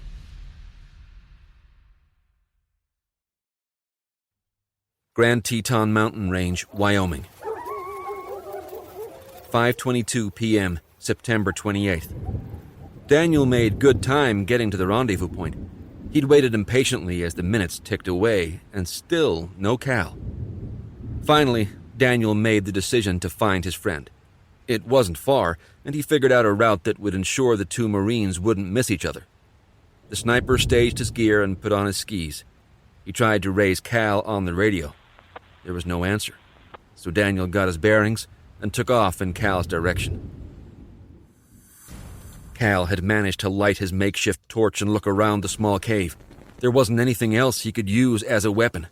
The bear had at first searched the trail thinking that Cal had jumped off the side. It didn't take the grizzly long to figure out that his target was right behind him in the little recess. Man and beast had traded swings and shouts of anger. The huge animal couldn't fit in the hole, and Cal couldn't deliver any damage with his measly torch. Whoever said bears are afraid of fire was full of shit, Cal pondered angrily as he took another ineffective swipe at his opponent. Despite the Claymore mine explosion and being riddled by Cal's rounds, Bear didn't seem to be slowing down. Occasionally he would step back and lick his wounds, only to come back at Cal's hideout with renewed vigor. Cal knew it was only a matter of time before a claw came far enough in to deal a deadly blow. Daniel heard the bear long before he saw it. He could only hope that Cal was on the delivering end of the wrath in the beast's tone. It sounded like something from the pits of hell. Following the bear's cries, Daniel made his way along the ridge. The bear smelled something in the wind. It paused briefly and cocked its ear, straining against the howling storm to hear anything out of the ordinary. Nothing. The creature stood back on its hind legs and sniffed the air. The smell was gone. It turned back to the cave and gave in to its primal instinct. The mighty mammal roared deafeningly as it knew it would soon have its prize. Daniel had eased himself down onto the narrow path. It wasn't hard to pinpoint the location of the bear from all the noise it was making. Gazing through the white downfall, Daniel finally saw the brute. It alternated sticking each arm into the hole, almost like it had found a gigantic beehive filled with honey. Daniel knew at once that it was Cal the bear was after. He could even see a flicker of what he assumed was a torch coming from the small entry. Daniel couldn't understand why Cal hadn't just killed the grizzly. The sniper couldn't get a good shot from his precarious position, so he went with another option. He started yelling. It took the enraged bear a second to hear him over the blizzard. Even when he did turn around, he couldn't pinpoint Daniel's location. The beast sniffed the air again, trying to find what had now claimed his interest twice. Daniel watched quietly as the bear searched. He yelled again and locked eyes with the mighty animal. It seemed confused as to what it should do. Go after the new human or stay with the one cornered in the hole? While it was deciding, Daniel watched in amazement as Cal climbed out of the hole, took the quick steps to the edge of the ravine, jumped into the swirling wind, and disappeared below. The bear turned just in time to see Cal jump. Much as a child quickly loses interest in a toy, the bear forgot about its first prey and set its angry gaze on Daniel. Daniel watched in amazement. The gigantic fiend deftly maneuvered its way along the narrow path. The Marine turned and ran back up the trail. He could only hope that Cal was still alive. Right now, he had to deal with the enormous grizzly. Cal tried to keep his descent as close to the ravine wall as possible. He had no idea how far the fall would be, so he kept trying to grab hold of something. The descent was painful as he hit branch after branch and then twisted his knee, slamming into a rock only to be thrown down the wall farther. Cal worried that the drop would never end. As soon as he thought it, the ground greeted him with a painful thud. He lay there for a full minute, listening for the bear that he was almost sure had jumped after him. The animal never came. Cal rolled over onto his stomach and pushed himself into a sitting position. He tested his limbs, amazed that, despite a few bumps and bruises, nothing appeared to be drastically wrong with him. I think I just used up another one of my 9 lives. He got to his feet and steadied himself against a large boulder that he'd just missed coming down on. Cal knew he couldn't climb back up, so the only way to go was through the ravine. Hopefully Daniel took care of Trapper, Cal thought as he started walking. This is gonna be a real pain in the ass without my skis. Daniel glided along the path until he came to a small section that looked just big enough for him to lie on. He skidded to a stop and moved into a prone position on the snow-covered ledge. It would give him the best stability to fire his rifle if he was lying on the ground. The bear wasn't far behind. Daniel knew he would only have time to fire one shot. With minimal visibility, the window of opportunity was finite. He could only see 10 feet down the path. He settled his breathing and searched for the bear through the rifle sight. The mammoth beast broke through the blinding snow not 12 feet from the prostrate Marine. Daniel aimed at the animal's head and fired.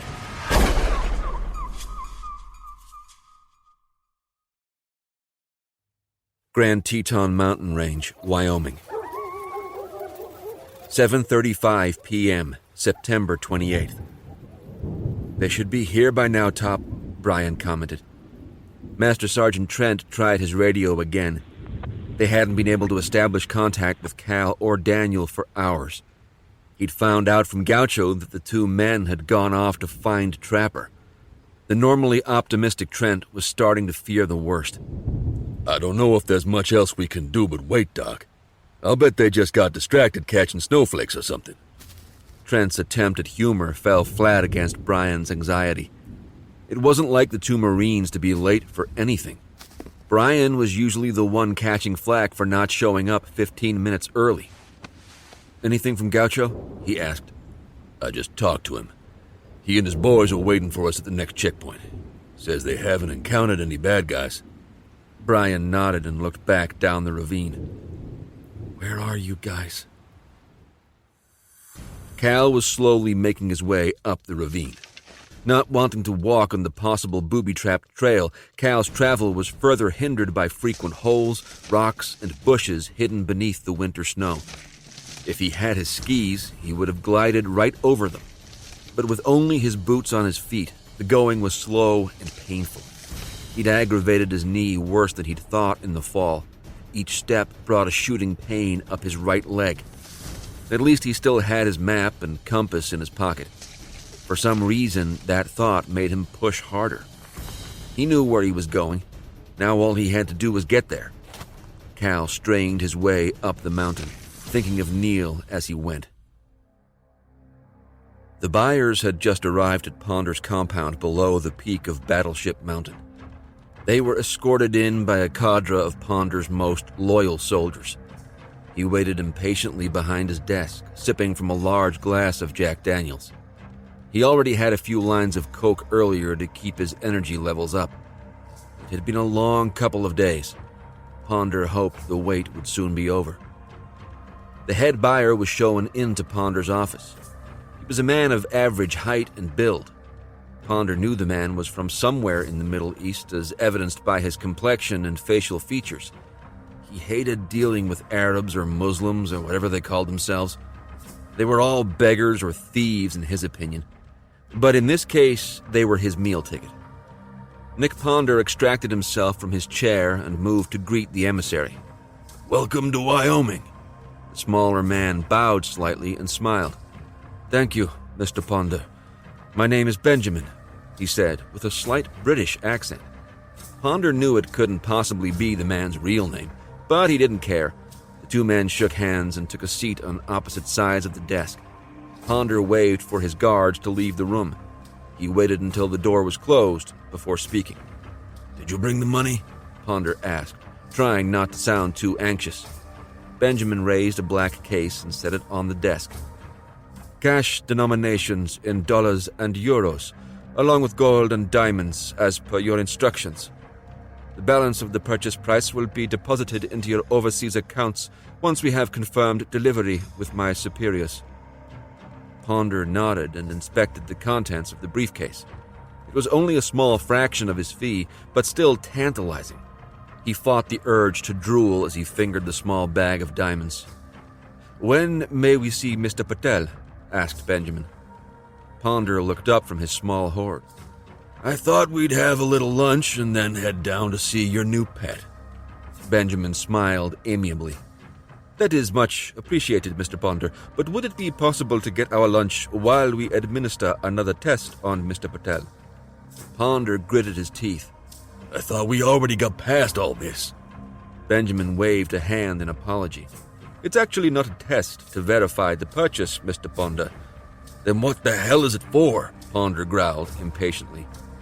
My superiors merely want to initiate a certain operation prior to our departure. Please be assured that as soon as I see Mr. Patel, your money will be wired to your account. The comment seemed to calm Ponder. The man known as Benjamin knew the next hour would be the most delicate of his operation. It was important to keep Ponder happy. His superiors had sent Benjamin not only because he was one of his country's deadliest assassins, but because he had the rare dual talents of diplomacy and patience. Benjamin felt just as home with the Prince of Wales as he did with a common street beggar. Upon laying eyes on Nick Ponder, he knew the man would be easily manipulated by greed. Benjamin smiled again. Shall we meet with Mr. Patel? Neil was lying down on his cot trying to rest. He'd heard the commotion almost an hour before. His time had come. Neil was scared. Never before had he felt so alone. That wasn't completely true. After the death of his mother and father at the hands of Pakistani terrorists, Neil went into a drug-induced nosedive. It was only through the intervention of Cal and his dad that he had come to terms with the murder of his parents. Neil could still hear Cal Sr.'s words. I can't tell you that the pain will ever go away, Neil. What I can tell you is that you'll learn to deal with it and get to living again. The man had been a second father to the young college student. The doorway at the top of the staircase opened with a loud groan. Neil sat up and waited for the footsteps to come down the concrete stairs. Nick Ponder was the first to come to his cell door. I've got a visitor for you, Neil, Ponder said with a wicked grin. A tiny light of hope flared within Neil. Could it be his friends? A man stepped in front of Ponder and peered into the room. Hello, Mr. Patel. Neil's eyes went wide with terror. He knew this man. It felt like all the oxygen was sucked out of the room and replaced with unbearable cold. Benjamin smiled evilly and nodded. He turned back to Ponder. I am satisfied, Mr. Ponder. Let us finalize our transaction in your office. Ignoring Neil, they both headed back up the stairs. Neil stayed in his cell. The shock of seeing the man he thought to be dead shook Neil to his core. All hope was lost.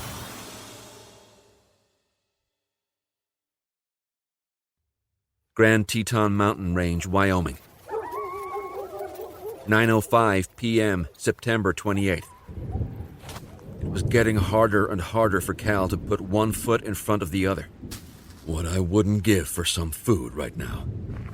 He'd been dehydrated before and recognized the signs that his body was giving. He needed water soon, but stopping wasn't an option. Occasionally, he would scoop up a handful of snow, stick it in his mouth, and suck on it. Contrary to what most people think, eating snow can actually dehydrate you. Cal knew the only way to get water out of snow was to melt it. He didn't have time for that. It was already way past the time he should have met up with the rest of the team. Cal reached down for another scoop of snow and took a bite. Didn't your platoon sergeant tell you never to eat yellow snow, boss? Cal whirled around at the sound of the voice. A red flashlight flicked on. Rising up from the snow and darkness was Gaucho. Cal exhaled in relief. Please tell me Daniel and Lance made it too. Gaucho's smile faded. Snake Eyes is here, but Lance is gone. What happened? Cal asked. Gaucho didn't have a chance to explain. Daniel walked up and put a hand on Cal's shoulder. I can't tell you how glad I am to see you, Cal. What the hell possessed you to jump into the canyon? Cal looked at his friend in confusion. How did you know? His tired mind struggled to put the pieces together. You distracted the bear. I was about to shoot the damn thing when you jumped. I thought you were dead. We were giving you until 2200 and then heading out. What can I say? I guess some of your good luck must be rubbing off on me. Cal smiled. Wait, what happened to the bear? Gaucho stepped closer and answered for Daniel. Wouldn't you know it? This crazy gringo shot the fucker at point-blank range. 1 shot, 1 kill, right, Snake Eyes? Daniel shrugged at the compliment. It was dead before it hit the ground. The ground that I was lying on. The grizzly's momentum almost got me. I just barely got out of the way as it came crashing down. Cal shook his head in amazement. Was there anything the Marine sniper couldn't do? What happened to Lance? He died saving me, Daniel answered solemnly. How? Trapper was about to shoot me when Lance came running in and distracted him. The poor guy didn't stand a chance, and he knew it. Trapper shot point blank. He died in my arms. Cal recognized the grief in Daniel's voice. It pained him to see the sniper lose yet another of his men. And Trapper? I took care of him. Cal nodded. Please, tell me one of you has some water, Cal almost pleaded. Daniel pulled an Nalgene bottle out of his coat and handed it to him. Cal had to remind himself not to drink too fast, but his overwhelming thirst won out. He downed the entire bottle in seconds. Where are the rest of the guys? Cal asked, once he was partially satiated. Gaucho pointed up the hill. Let's go see about finishing this fucking hike, Cal suggested. The 3 men headed up the hill, each rejuvenated by the sight of each other. The rest of the team was overjoyed to have Cal back. After hearing the story of Cal's suicidal jump from Daniel, no one had held much hope for his survival. Under the cover of darkness, the SSI warriors prepped for their final journey around Battleship Mountain. They would stick together for the last leg of the movement. Brian, Master Sergeant Trent, Gaucho, Daniel, and Cal huddled together over a map to finalize the plan. We'll stay in a column until we get right here, Cal pointed to the map. At that point, we'll split up and approach Ponder's compound from here and here. The men nodded. It wouldn't be easy, but it would maximize their chances of closing in unnoticed. Any questions? Cal asked. Trent raised his hand. You get word from Travis? Not yet. This weather is really messing with our comm gear. I can't get a signal with either my cell phone or the satellite phone.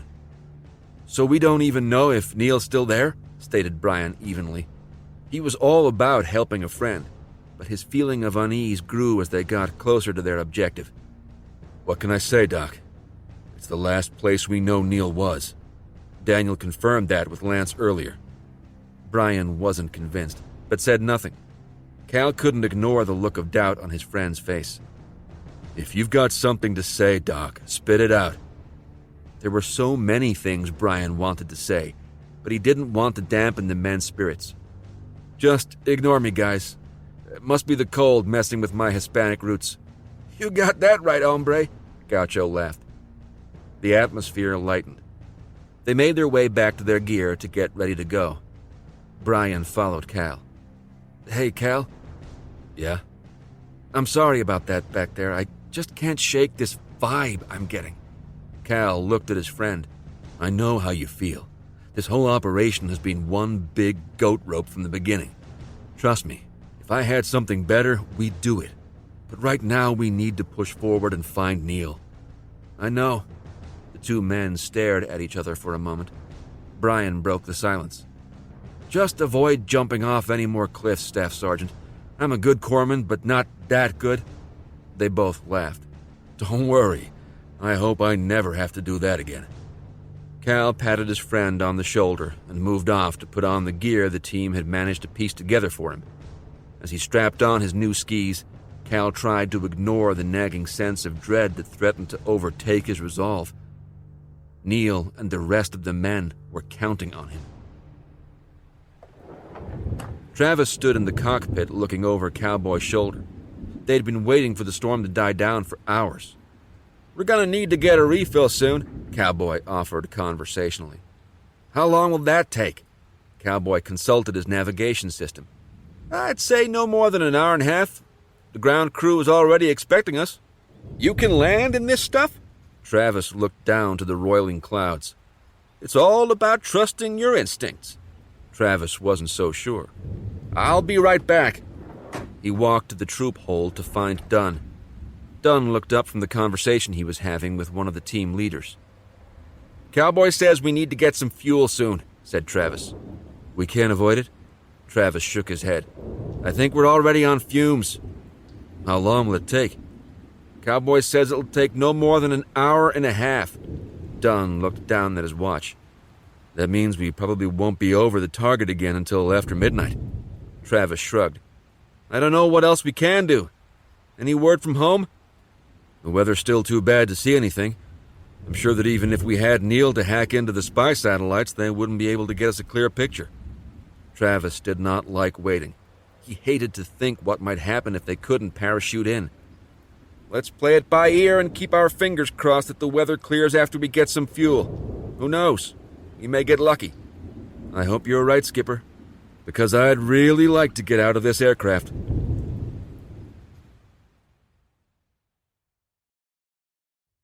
Grand Teton Mountain Range, Wyoming. 11:26 p.m., September 28th. After some haggling, the final wire transfer was made to Ponder's account. "Now that you have your money, Mr. Ponder, would it be okay to use Neil in your server room?" Benjamin asked politely. Now that I have my money, you can do whatever you want with that little bastard. Ponder downed the remnants of his drink and slammed the glass onto the table with glee. He could almost smell the money he'd just made. Nick Ponder was finally a wealthy man. "You sure I can't get you a drink, Benjamin?" "My religion precludes me from drinking alcohol, Mr. Ponder, but thank you for the offer. Now, can you show me to the server room?" 20 minutes later, Ponder left Neil with Benjamin and his men in the server room. Neil was sitting at the main computer terminal. Benjamin handed him a piece of paper with handwritten instructions. Neil read over the notes and looked up incredulously. "Are you kidding me? I won't do this." "Yes, you will, Mr. Patel." Benjamin extracted a pistol from his trousers and rested the barrel against Neil's cheek. "You now belong to my superiors. These are the first orders you will obey from your new masters." "I won't do anything for you fucking terrorists." Benjamin smiled patiently and nodded to one of his men. The large henchman reached over, grabbed Neil's ear with one hand, and pulled out a knife with the other.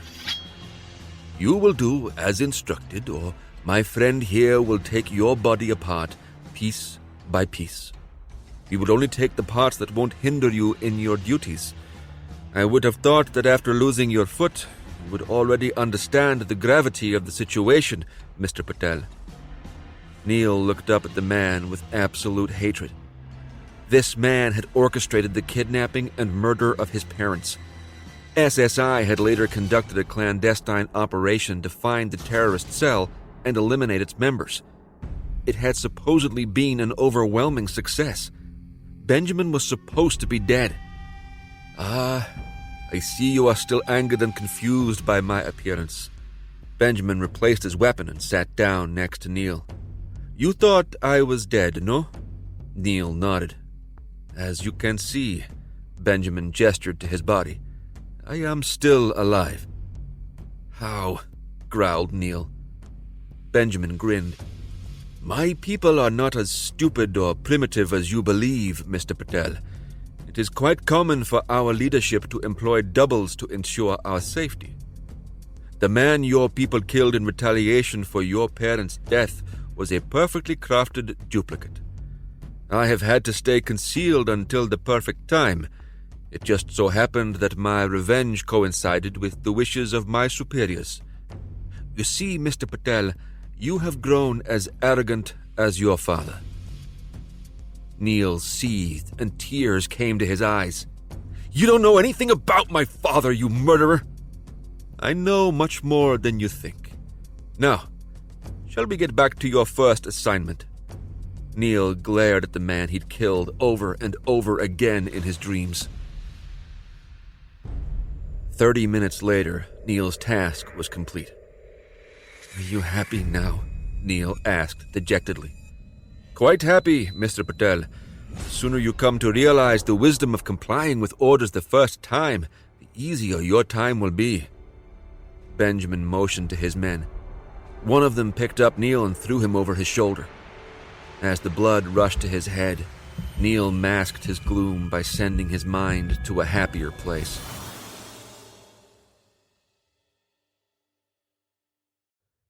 Grand Teton Mountain Range, Wyoming. 12:08 a.m., September 29th. Ponder watched as the foreigner prepped the 3 snowmobiles Ponder had given them. He'd wondered how they would transport the crippled Patel down the mountain and had asked Benjamin about it. "We came prepared, Mr. Ponder." Benjamin waved one of his troops over. The big man walked over with his oversized pack. "Show Mr. Ponder how we're taking Mr. Patel down the mountain." The man nodded and unloaded the contents of the backpack. It turned out that the team of buyers had a collapsible sled. Fully constructed, it looked like an elongated cocoon. The sled would be completely enclosed and could be towed behind one of the snowmobiles. "Aren't you worried about the kid puking inside that thing?" Ponder asked. The ride down the mountain would be treacherous. Ponder couldn't imagine making the journey inside the sled. Benjamin smiled. "Mr. Patel will be given sleeping medication prior to our departure." Not 10 minutes later, all of Benjamin's men had their gear stowed on the idling snowmobiles. Ponder walked over to the cocoon sled as Neil was being laid in. He watched curiously as Benjamin administered the anesthetic from a small syringe. Ponder stood over Neil as the drug took hold. "Have a nice trip, Neil." Neil looked up at his previous captor. The look of amusement crossed his face. "Watch your back, Ponder." Ponder's eyebrows furrowed. "What?" Neil grinned like a drunk. "Oh, you'll see." Before he could say another word, Benjamin stepped forward and closed and latched the lid. "What was he talking about?" Ponder asked. "I believe it was simply the effects of the medication. You never know what a person will say." Ponder's bullshit radar was blaring in his head. Benjamin looked to be saying the truth, but his instincts were telling him something different. He finally shook the feeling off by thinking about all the money in his bank account. The bearded mercenary grinned and patted Benjamin on the back gruffly. "No problem, buddy. You guys all set to go?" Benjamin breathed an imperceptible sigh of relief. He'd thought Ponder wanted to press the point. This phase of the operation would be the trickiest. Once he and his men left Ponder's compound, he'd feel much better. "We will be leaving momentarily, Mr. Ponder." "Well, you guys know how to contact me if you need anything in the future." "Thank you very much for your work and hospitality." The 2 men shook hands and parted. Benjamin jumped on the lead snowmobile and the vehicles left the compound. Ponder waited until the large doors closed and then turned to go back to the main level. Between transferring his newfound fortune and dealing with the remnants of the SSI team, he still had a lot of work to do. Benjamin grinned under his mask as his small convoy made its way off Battleship Mountain. It was always fun dealing with greedy Americans. They were so easy to manipulate. Ponder sat down at his laptop and typed his password. He took another sip of his whiskey as the web browser loaded his bank's homepage. After glancing at a small notebook he had pulled out of his pocket, Ponder entered his account ID and password. He waited impatiently as the website took him through its various safeguards. Finally, at his dashboard, the large man clicked on his account. "What the fuck?" he whispered. The screen showed that his account had a 0 balance. Frantically, he refreshed the page. The balance didn't change. Ponder could feel his blood pressure rising. He wanted to kill someone. Picking up his landline, he dialed his broker's number from memory. The man picked up on the second ring. "Yeah, "It's me," Ponder responded, on the verge of exploding. "I know who it is, Nick. It's like 2 a.m. here. What do you need?" "I need you to get your fucking ass out of bed and find out where my fucking money went." There was a commotion on the other end as the broker jumped out of bed, knocking several items off his nightstand in the process. "What are you talking about, Nick?" "I told you, my fucking money disappeared." Ponder could hear the man clicking away at his own computer. "Okay, I'm in your account. It says here that the money was wired out less than an hour ago. What am I missing here, Nick?" "I'm putting you on hold. Don't go anywhere. Ponder replaced the phone on his desk and ran for the server room. The only thought in his head as he blasted past 2 stunned guards was, I'm gonna kill those fucking ragheads. He berated himself for not keeping a closer eye on Benjamin. Ponder realized too late that his greed had seriously clouded his judgment. Logging onto the computer in the server room, he tapped his foot impatiently, waiting for the thing to load. A new window popped up. What the hell? Words started appearing in the window as if someone was writing. Mr. Ponder, we will no longer be needing your services. Benjamin. Ponder picked up the flat-screen monitor and threw it against the wall. Motherfucker!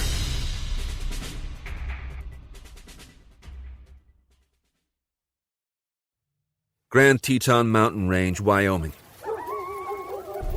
12:30 a.m., September 29th. Get your asses moving, Ponder commanded. His men were hurrying to comply with the rushed orders. Some were still scrambling to get their clothes on.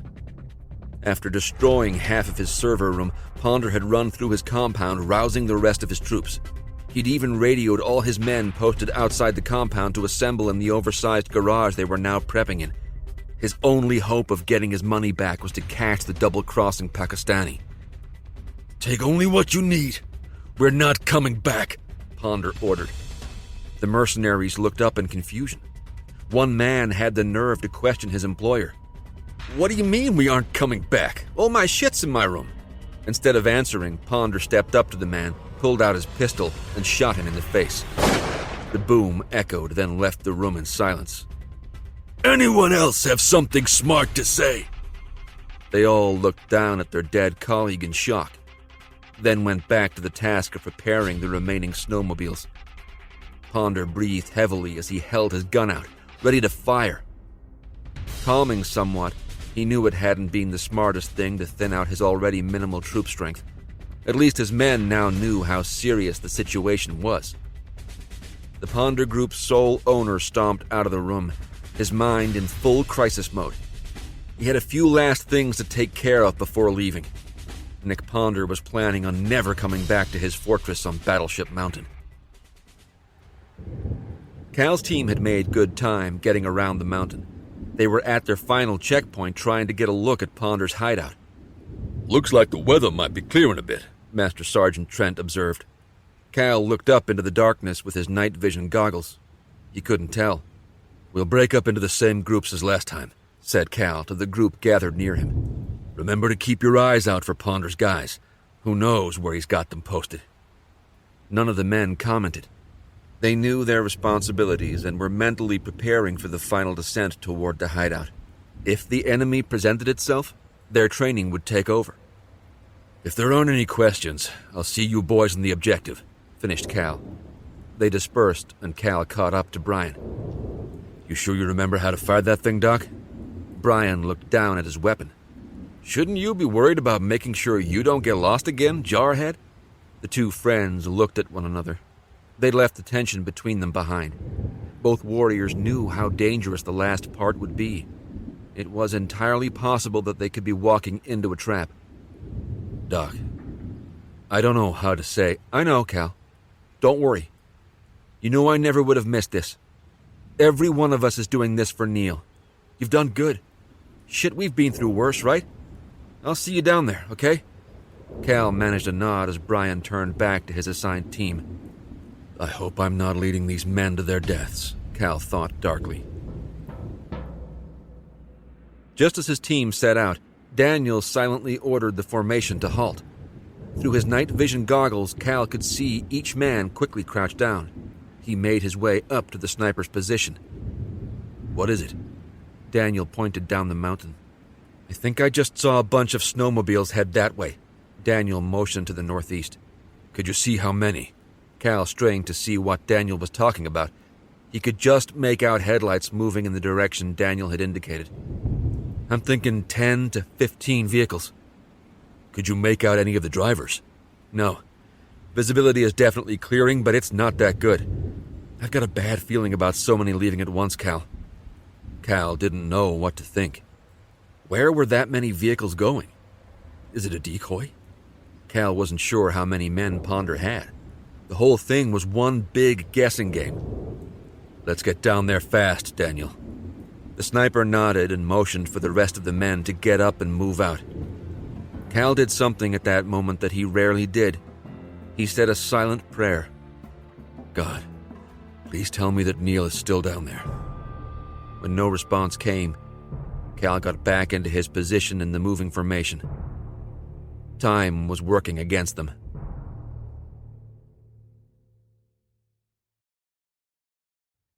Grand Teton Mountain Range, Wyoming. 1:04 a.m., September 29th.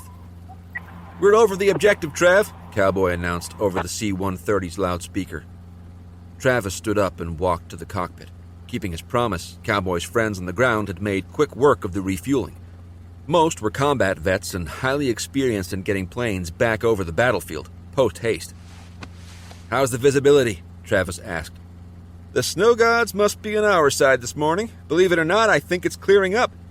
"That's a relief." "Now, I'm not saying it's going to be like a sunny day on the beach, Trav. Your drop is still going to be hella dangerous. You just worry about getting us over the target. We'll let our GPS guide us in." Cowboy nodded and downed the rest of his third Red Bull. "You want to stay up here while I get the video feed up?"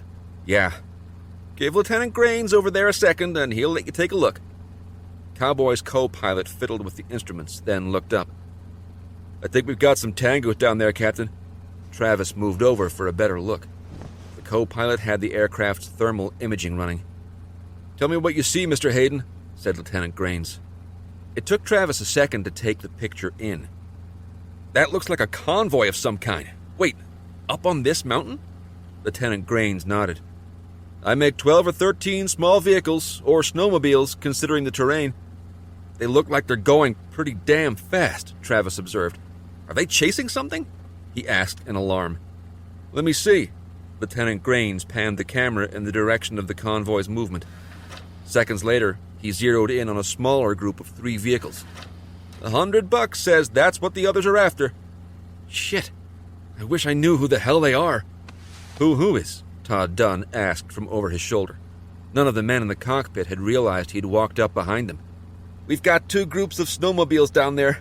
It looks like the larger group is chasing the smaller group," said Travis. "How large and how small?" Dunn asked. 13 in the big one and 3 in the smaller." "Any thoughts?" "I hope to hell it's Cal in the larger group." No one answered as they all digested the situation. Dunn spoke first.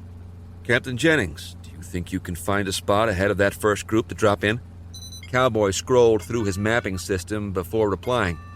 "Yeah, I think this'll be as good a spot as any." He tapped the screen to indicate the new drop zone. "Skipper, have you tried calling Cal again?" Dunn asked. "Fuck, I completely forgot." Travis hurried to pull the satellite phone out of his cargo pocket. "I've got a signal." Travis redialed Cal's phone. Cal picked up on the 3rd ring. "Trav?" Cal sounded out of breath. Travis cut right to the chase. "Cal, are you guys on those snowmobiles?" "Say again. I can barely hear you. My signal sucks down here." Travis spoke more slowly. "I said, are you on those snowmobiles?" "No. We just saw them leave from Ponder's place, 10 to 15 of them, right?" "So you saw both groups leave?" "Both groups?" "Yeah, it looks like the group of 13 might be trying to catch up with another 3, described Travis. "No, we only saw the one group. Shit, Trav. You don't think they're taking Neil out, do you?" "I don't know, cuz." "Wait, are you looking down via satellite?" "Uh-huh. We're circling overhead in a C-130. "No shit?" "No shit." "Well, that changes the game. We're getting close to Ponder's hideout. Do you have enough guys to handle the vehicles while we check out the compound?" "I think that can be arranged." Travis looked at Dunn, who hurried to the troop space to prep their men. "How are you boys doing?" "I'm a little dinged up, but okay." "You want to tell me about it now?"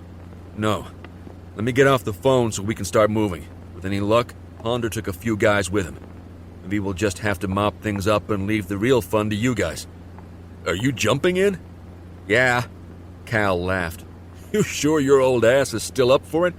I've been meaning to talk to you about your expanding waistline." "Fuck you, Cal," Travis said, not without affection. If anything, Travis Hayden was more fit than he had been with the SEAL teams. You call me when you get done, okay? Yes, Dad. Stokes out. Travis looked down at the sat phone. Despite the risk, he realized that he'd really missed the fun of being in the field. He turned back to Cowboy. I'll head back to get suited up. Travis joined his men, a little more swagger in his step than he'd had for years. To battle. Cal was now able to communicate with Trent and Brian's team. They'd made better time and were even now approaching the main entrance to Ponder's stronghold. Cal was close enough, and the weather had cleared so he could just make out their forms slowly maneuvering into position. He watched the breach team approach the large steel doors. He was able to raise Brian on his satellite phone. The breach team is checking out the front door, Brian described. Yeah, I'm watching right now. No bad guys on the way in? Nope. You? No bad guys. I think they're headed down the mountain chasing someone else. How do you know that? Brian asked. Trav's playing Guardian Angel in the C-130 overhead. Holy shit. Yep. Hey, I think I see you guys. Wave to me. Cal waved to the other group and Brian waved back. Just as Cal went to sign off from the call, Brian's waving form disappeared in an enormous explosion. The sound and shockwave swept over his team as Cal screamed for his friends. What the fuck was that? Lieutenant Grains asked out loud. He had been monitoring the progress not only of the two groups of snowmobiles, but also of Cal's two teams. What? Asked Cowboy. I think there was just a huge explosion right where the good guys were going. Don't just sit there, Grains. Go get Hayden. Lieutenant Grains hurried to find Travis. Seconds later, Travis, fully outfitted for the jump, rushed awkwardly into the cockpit. What's going on? He asked.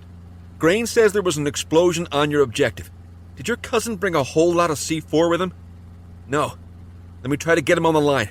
How long until we drop? Under 2 minutes. Okay. Travis dialed Cal's number. There was no answer. He tried again. Nothing. Shit. I can't get him. Maybe it's just the weather again, Cowboy offered. I hope so. Travis knew there wasn't anything he could do about Cal's team. He had to focus on stopping the snowmobiles. Glancing at his wristwatch, Ponder smiled. One of the precautions he'd taken while building his compound was to rig it with enough explosives to knock down a skyscraper. He'd learned the trick from a drug kingpin in Mexico. The man had described how each of his safe houses, warehouses, and labs were rigged for complete destruction. When the drug lord told Ponder how much it cost, he was pleasantly surprised and filed it away until his own construction began. He had done the explosives installation himself with the help of some tips he found online on various demolition how-to sites. The cost was minimal, and it gave Ponder an added layer of security should his enemies or the authorities show up. It had been an easy choice to set the timer. His cover was blown either way. Nick Ponder would never be coming back to Battleship Mountain. The small pack strapped to his back contained the currency and valuables that Benjamin had given him earlier. It would be enough to help him should the need arise. Ponder grinned again, hoping that some of his enemies had been consumed in the blast. The sadistic mercenary only wished he could have watched. At least 4 of his men were dead, including Brian Ramirez. Master Sergeant Trent was badly wounded and unconscious. Gaucho was doing his best to stem the Marine's blood flow. More men were strewn about, tending to their wounds. Cal shook his head in denial as he searched the rubble. The explosion had effectively halved his force and collapsed the entire complex. There was nothing to find. The only reason they'd found anyone was that the blast had blown them all away from the entrance. Travis was shuffling to the open rear end of the C-130 when his phone buzzed.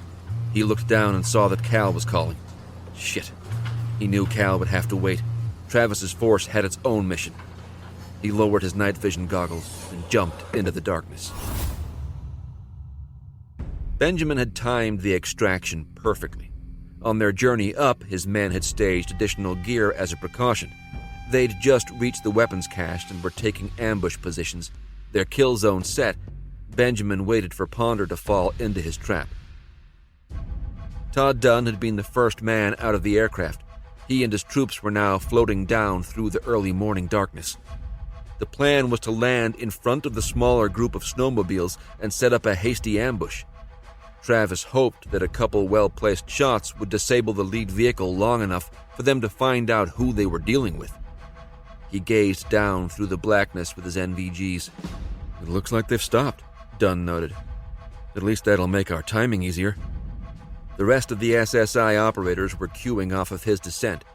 It would have been harder to ensure a smooth insertion with moving hostiles. This way they might have a little more time to stage themselves on the ground.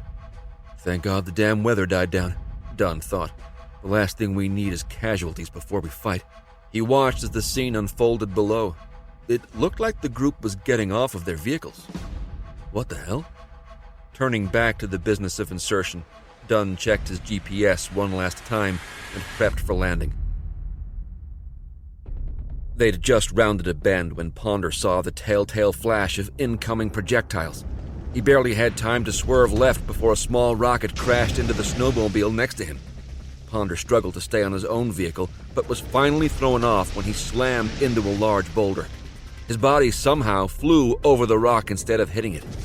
The last thing he heard before he slammed into the creek bed was the repeated explosions of more rockets annihilating his forces.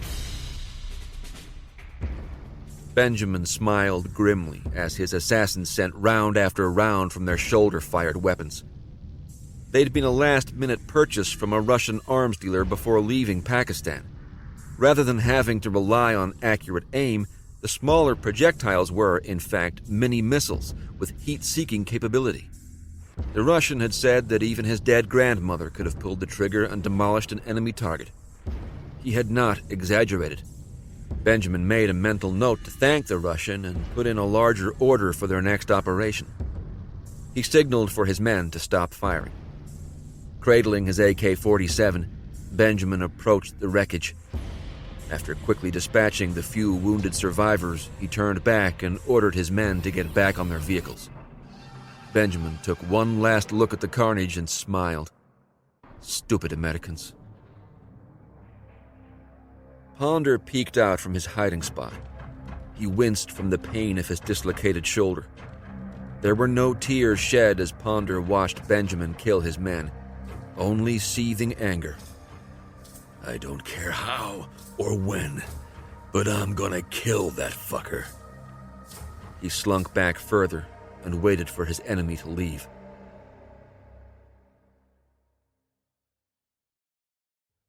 Grand Teton Mountain Range, Wyoming. 1:53 a.m., September 29th.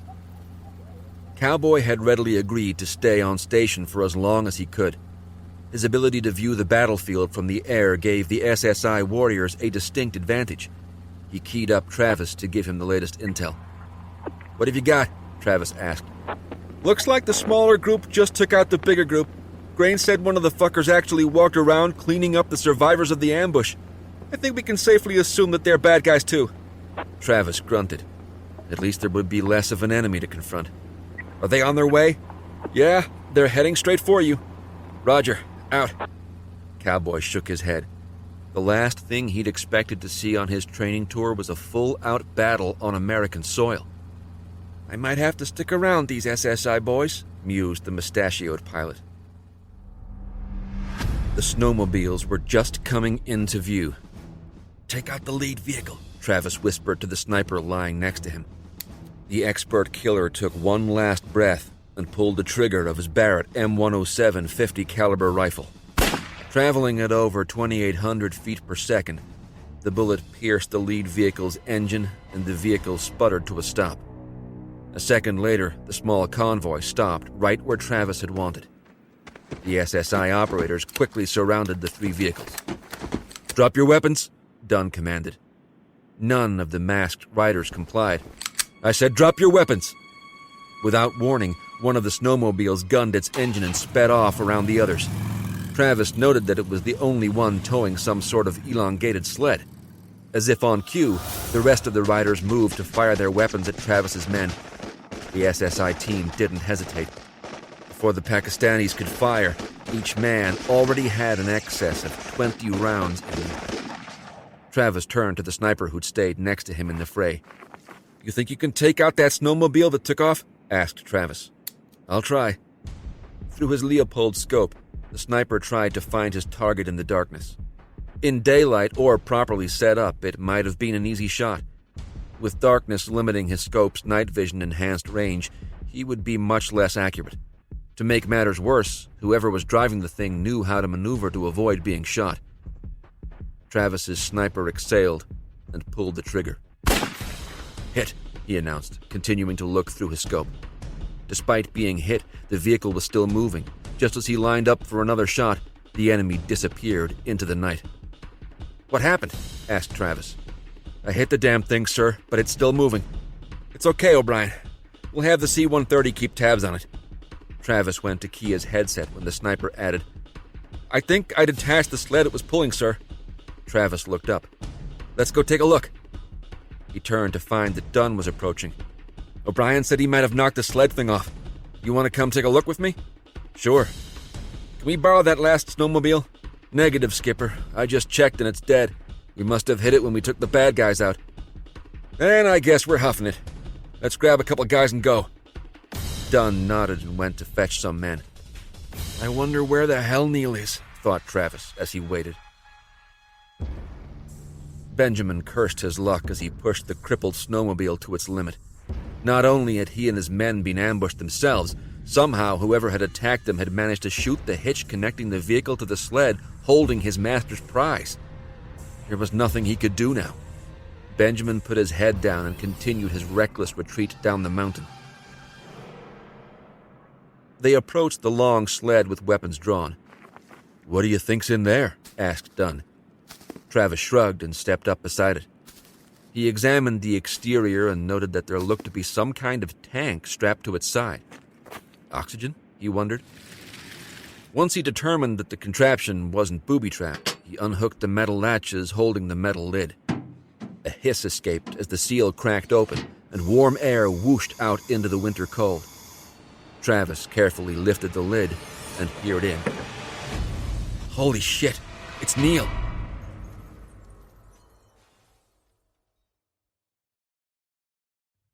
Grand Teton Mountain Range, Wyoming.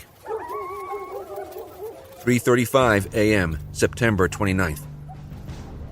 Cowboy reported that the only remaining snowmobile had disappeared. With the still unconscious Neil in their possession, Travis had turned his mind back to Cal's team. He'd established variable communication with his cousin and received the news of the team's casualties. Before the connection broke off, Dunn had their men fully ready to head up to Battleship Mountain.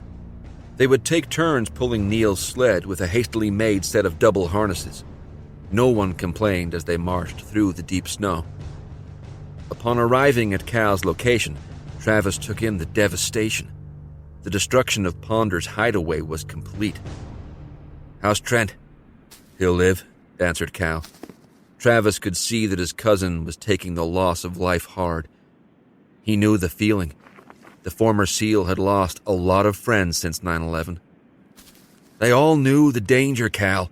Travis tried to put a comforting hand on his cousin's shoulder, but Cal shrugged it off. "Did you find Ponder?" asked Cal. "No.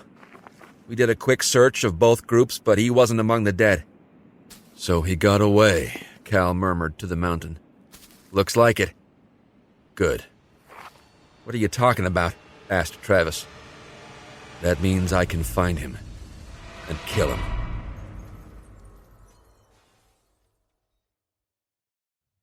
Quetta, Balochistan Province, Pakistan. 11:49 p.m., October 2nd. Nick Ponder stumbled into his shabby hotel suite, a Chinese hooker under one arm and a half a case of beer under the other. The suite was surprisingly spacious for the price and the location. He closed the door and shoved the beer into the hooker's hands. "Why don't you go throw these in the cooler I've got in the bedroom? I'm gonna go take a leak and I'll meet you in there in a minute." "Anything you want, big man," answered the prostitute in heavily accented English. He patted her on the rear, then headed for the bathroom. After relieving himself and rinsing off in the shower, he padded toward the bedroom with a towel wrapped around his waist. Ponder stopped at the doorway. The light was off. He smiled lustily. Nothing against chinks, but I'd rather have the lights off anyway, he thought. You in there, honey? Ponder asked almost sweetly. It had been a while since he'd gotten laid, and his member was already rising to the challenge. There was no answer from the bedroom. Maybe this one liked to play games. He fumbled for the light switch so he wouldn't trip over the mess he'd left in the room. Through his drunken haze, he remembered that the only light in the room came from a lamp on the bedside table. Shit, mumbled Ponder as he tripped over one of his canvas bags on his way to find the lamp. Sure would have been easier if she'd left it on, damn it. Just as he reached under the lampshade, something came crashing down on the back of his head. Ponder's head was pounding. He struggled to open his eyes through the searing pain. What the fuck happened? A moment later, he realized he couldn't move his arms or legs. Panicking, he forced his eyes open. It took a second for his vision to focus. He was lying on his back, looking up at the ceiling. Ponder looked left and right and saw that someone had strapped him to the bed. Someone dressed in traditional Pakistani robes walked into view. The person's face was covered with material from a black headdress. Who the fuck are you? Ponder croaked. The robed figure unwrapped the headdress and stared down at him. Ponder looked back in complete shock. You were expecting someone else? Cal asked. Ponder couldn't find the words to speak. He'd used every ounce of his skill to cover his tracks. I'll bet you're wondering how I found you. Cal smiled and turned toward the living room. Why did you come in here, Neil? Neil Patel walked gingerly on his new prosthetic device. Assisting him was the blonde-haired sniper, Daniel Briggs. Nick Ponder's mind screamed. He was in Pakistan tracking down that damn Benjamin. He'd hoped to somehow kill the Pakistani and re-kidnap Patel. It looked like the double-crossing raghead had lost his prisoner, too. Double surprise, Nick. I'll bet you thought your buyers had Neil hard at work by now, said Cal. How? Ponder managed to ask. Now it was Neil's turn to grin. While you had me shutting down that power plant, I planted a program on your server. It not only infected and tracked that computer, but it also sent all the information about everything you hold electronically back to our servers in Tennessee. The minute I had access to my laptop, we started tracking you. We've been reading every email you've sent and listening to every phone call you've made. Not too bad, huh? Cal asked. We figured you might be coming to get your money back from the Pakistanis. It would have been easy to take you at any time, but old Snake Eyes over there, Cal nodded toward Daniel, thought we should wait and see how your investigation progressed. When Ponder didn't respond, Cal continued, Nick, now you're going to tell us what you found out at your whorehouse meeting. Ponder felt like a fool. Already disgraced and dead broke, tomorrow was supposed to be his chance for payback. Not even a week before, he'd been so sure of himself. He was supposed to be on some exotic beach drinking all day and screwing all night. Now he didn't know what to say. Ponder shook the helpless feeling away. His confidence returned when he remembered that he was dealing with Goody Two-Shoe Stokes' son. They might rough him up a bit, but he'd been through worse. You can go fuck yourself, jarhead. Ponder grinned at his comment. Cal shook his head. Go get Higgins. Daniel left the room to make the call to the battered van on the street below. 2 minutes later, Dr. Higgins walked into the bedroom with a leather medical bag. As with the FBI agent and the traitor, Ponder talked soon after the drugs took hold. Cal now had Benjamin's location. He'd instructed Higgins to administer the reversal drug that would bring Ponder back to normal awareness. Dr. Higgins nodded to Cal when he felt Ponder was back to his old self. Thanks for your help, Doc. Anytime, Calvin. I'll be in the van. Higgins left, surrounded by 4 robed SSI security staff. Cal turned back to his prisoner. Well, Nick, now that we have what we need, we don't need you anymore. What are you gonna do? Kill me? Ponder laughed. Cal stared back, unblinking. Instead of responding, He pulled out a pistol with a suppressor screwed onto the barrel and stepped up to the bed. "Come on, man. I'm sure we can work something out," Ponder offered. "We have Neil, the money, and the buyer's location. Tell me what you might possibly have to offer, Nick." The comment shook Ponder's bravado. "You have the money?" he asked. "Oh, didn't we mention that? Because Benjamin had Neil use your computer, we easily tracked the money and took it. So you see, Nick, we don't need you anymore." Ponder's eyes went wide, his mind finally comprehending the danger. He'd underestimated the Marine's ruthlessness. Before he could respond, Cal extended the pistol and fired 2 rounds into Nick Ponder's face. That was for Brian.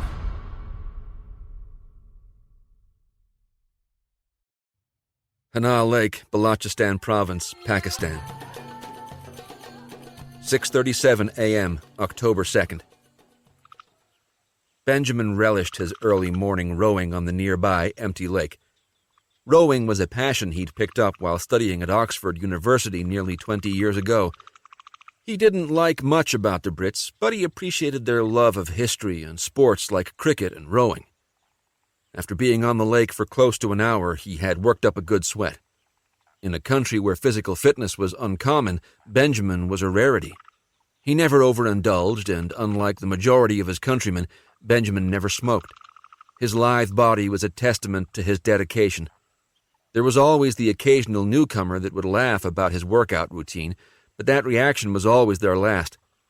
The jokester quickly learned that Benjamin's physique was the least of his worries. There was a reason he'd become one of Pakistan's leading terrorists.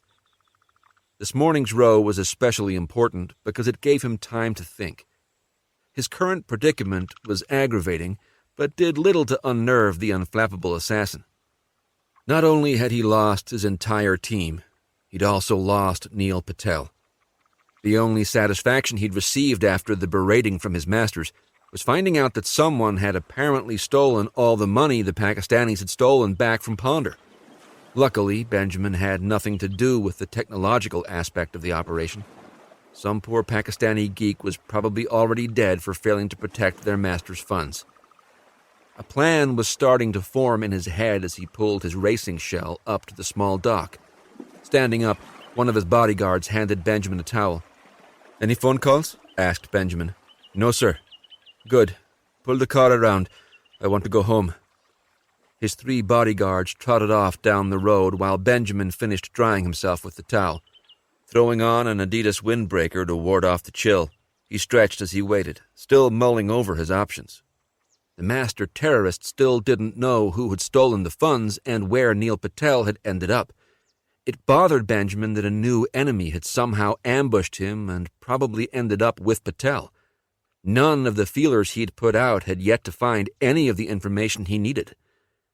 Benjamin finished his stretches and wondered what was taking his men so long. They'd parked just up the road. He decided to walk down the road and meet them on the way. After a minute of walking, the car still hadn't come his way.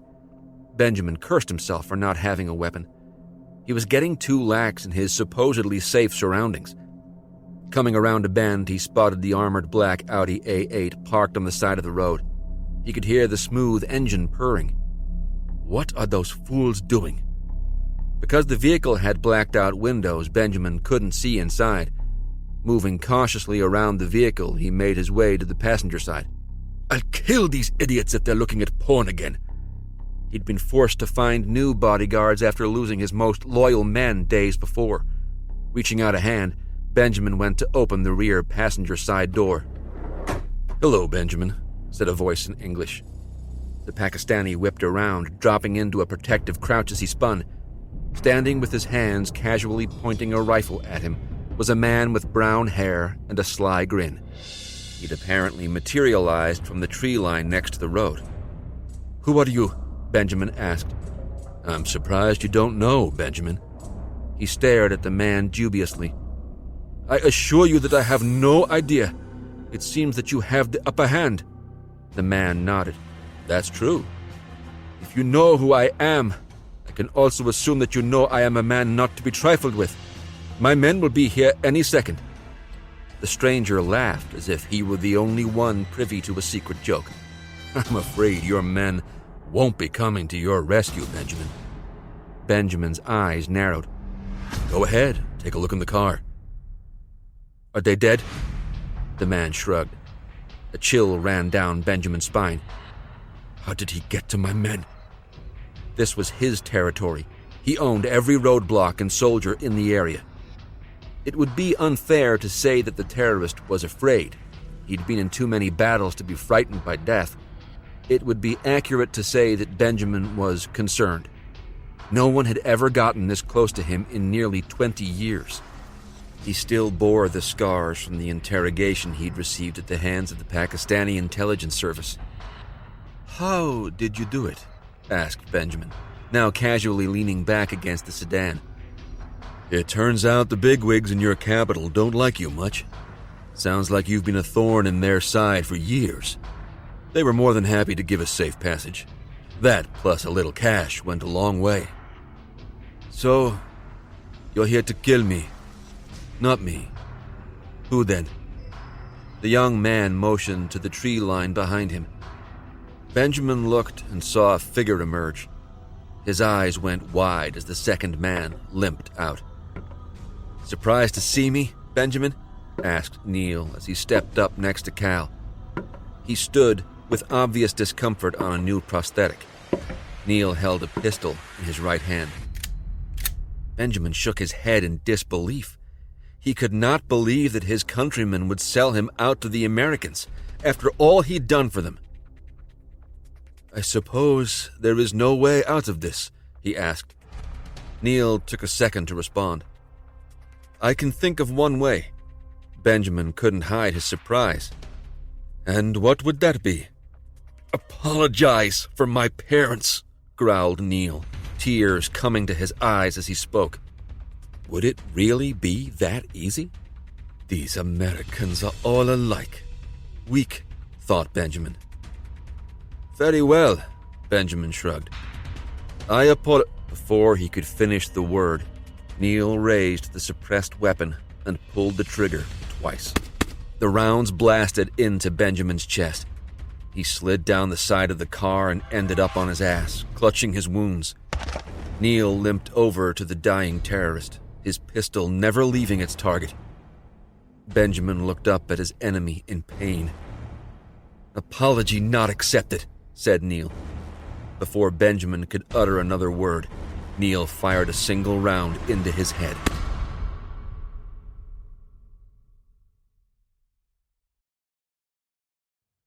The Lodge, Camp Spartan, Arrington, Tennessee. 1:35 p.m., October 5th. Cal, Neil, Daniel, Travis, Trent, Gaucho, and Dunn sat in the weathered leather chairs of the VIP lounge. Each man held a full glass of Tennessee whiskey. They'd just returned from a whirlwind of funerals for their men killed in Wyoming, including Lance. It had been a sobering journey for each of the assembled 7. Master Sergeant Trent raised his good arm, the other still in a sling, and called a toast. "To the brave men who have gone before us." Every man raised a glass in silent salute and took a heavy pull from their whiskey. Cal stared into his glass, thinking about his lost friend, Brian Ramirez. He couldn't get the picture of Brian's weeping parents out of his head. They'd hugged him like he was family when, in fact, he'd never met them before. "Brian told us how much he loved his new friends. He spoke of you often, Cal, and considered you a brother," Mrs. Ramirez had said between sobs. He'd held her and wept, the pain finally pouring out over the loss of his friend. They'd exacted revenge on Ponder and the Pakistani terrorists. There was no one left to kill. It was the inner demons that would take time to fade. Like every man in the room, Cal had lost friends before. He knew there was a grieving process. Cal felt that it got harder with age. Maybe it was a finer sense of one's own mortality and an understanding of the fragility of life. The bartender, a crusty old Marine Sergeant Major, woke Cal from his reverie. "Can I get you boys another?" Everyone looked to Cal for a cue.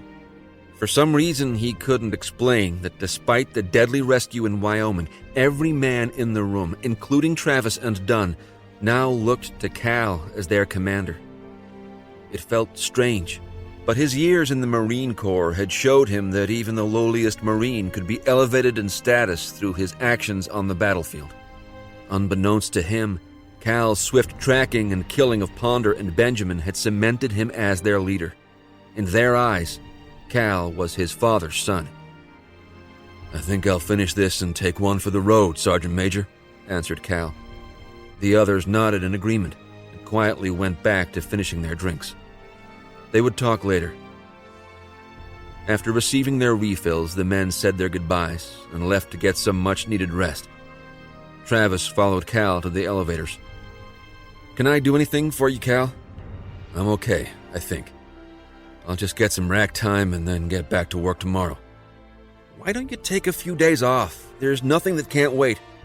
Cal shook his head. "I need to stay busy right now, Trav. I'll go stir crazy if I take time off." Travis understood. He knew the pain his cousin was feeling. "Fair enough. Why don't we grab breakfast tomorrow morning and then we'll come up with a game plan?" "Sounds good." Cal stepped into the elevator as Travis paused to answer his cell phone. He motioned for Cal to go up without him. Cal pressed the button for the second level and waited for the doors to close. Just before they slid shut, Travis's hand stuck in and bumped the doors back open. His face had gone serious. "What's up?" Cal asked. Travis extended his cell phone to Cal. "It's the president.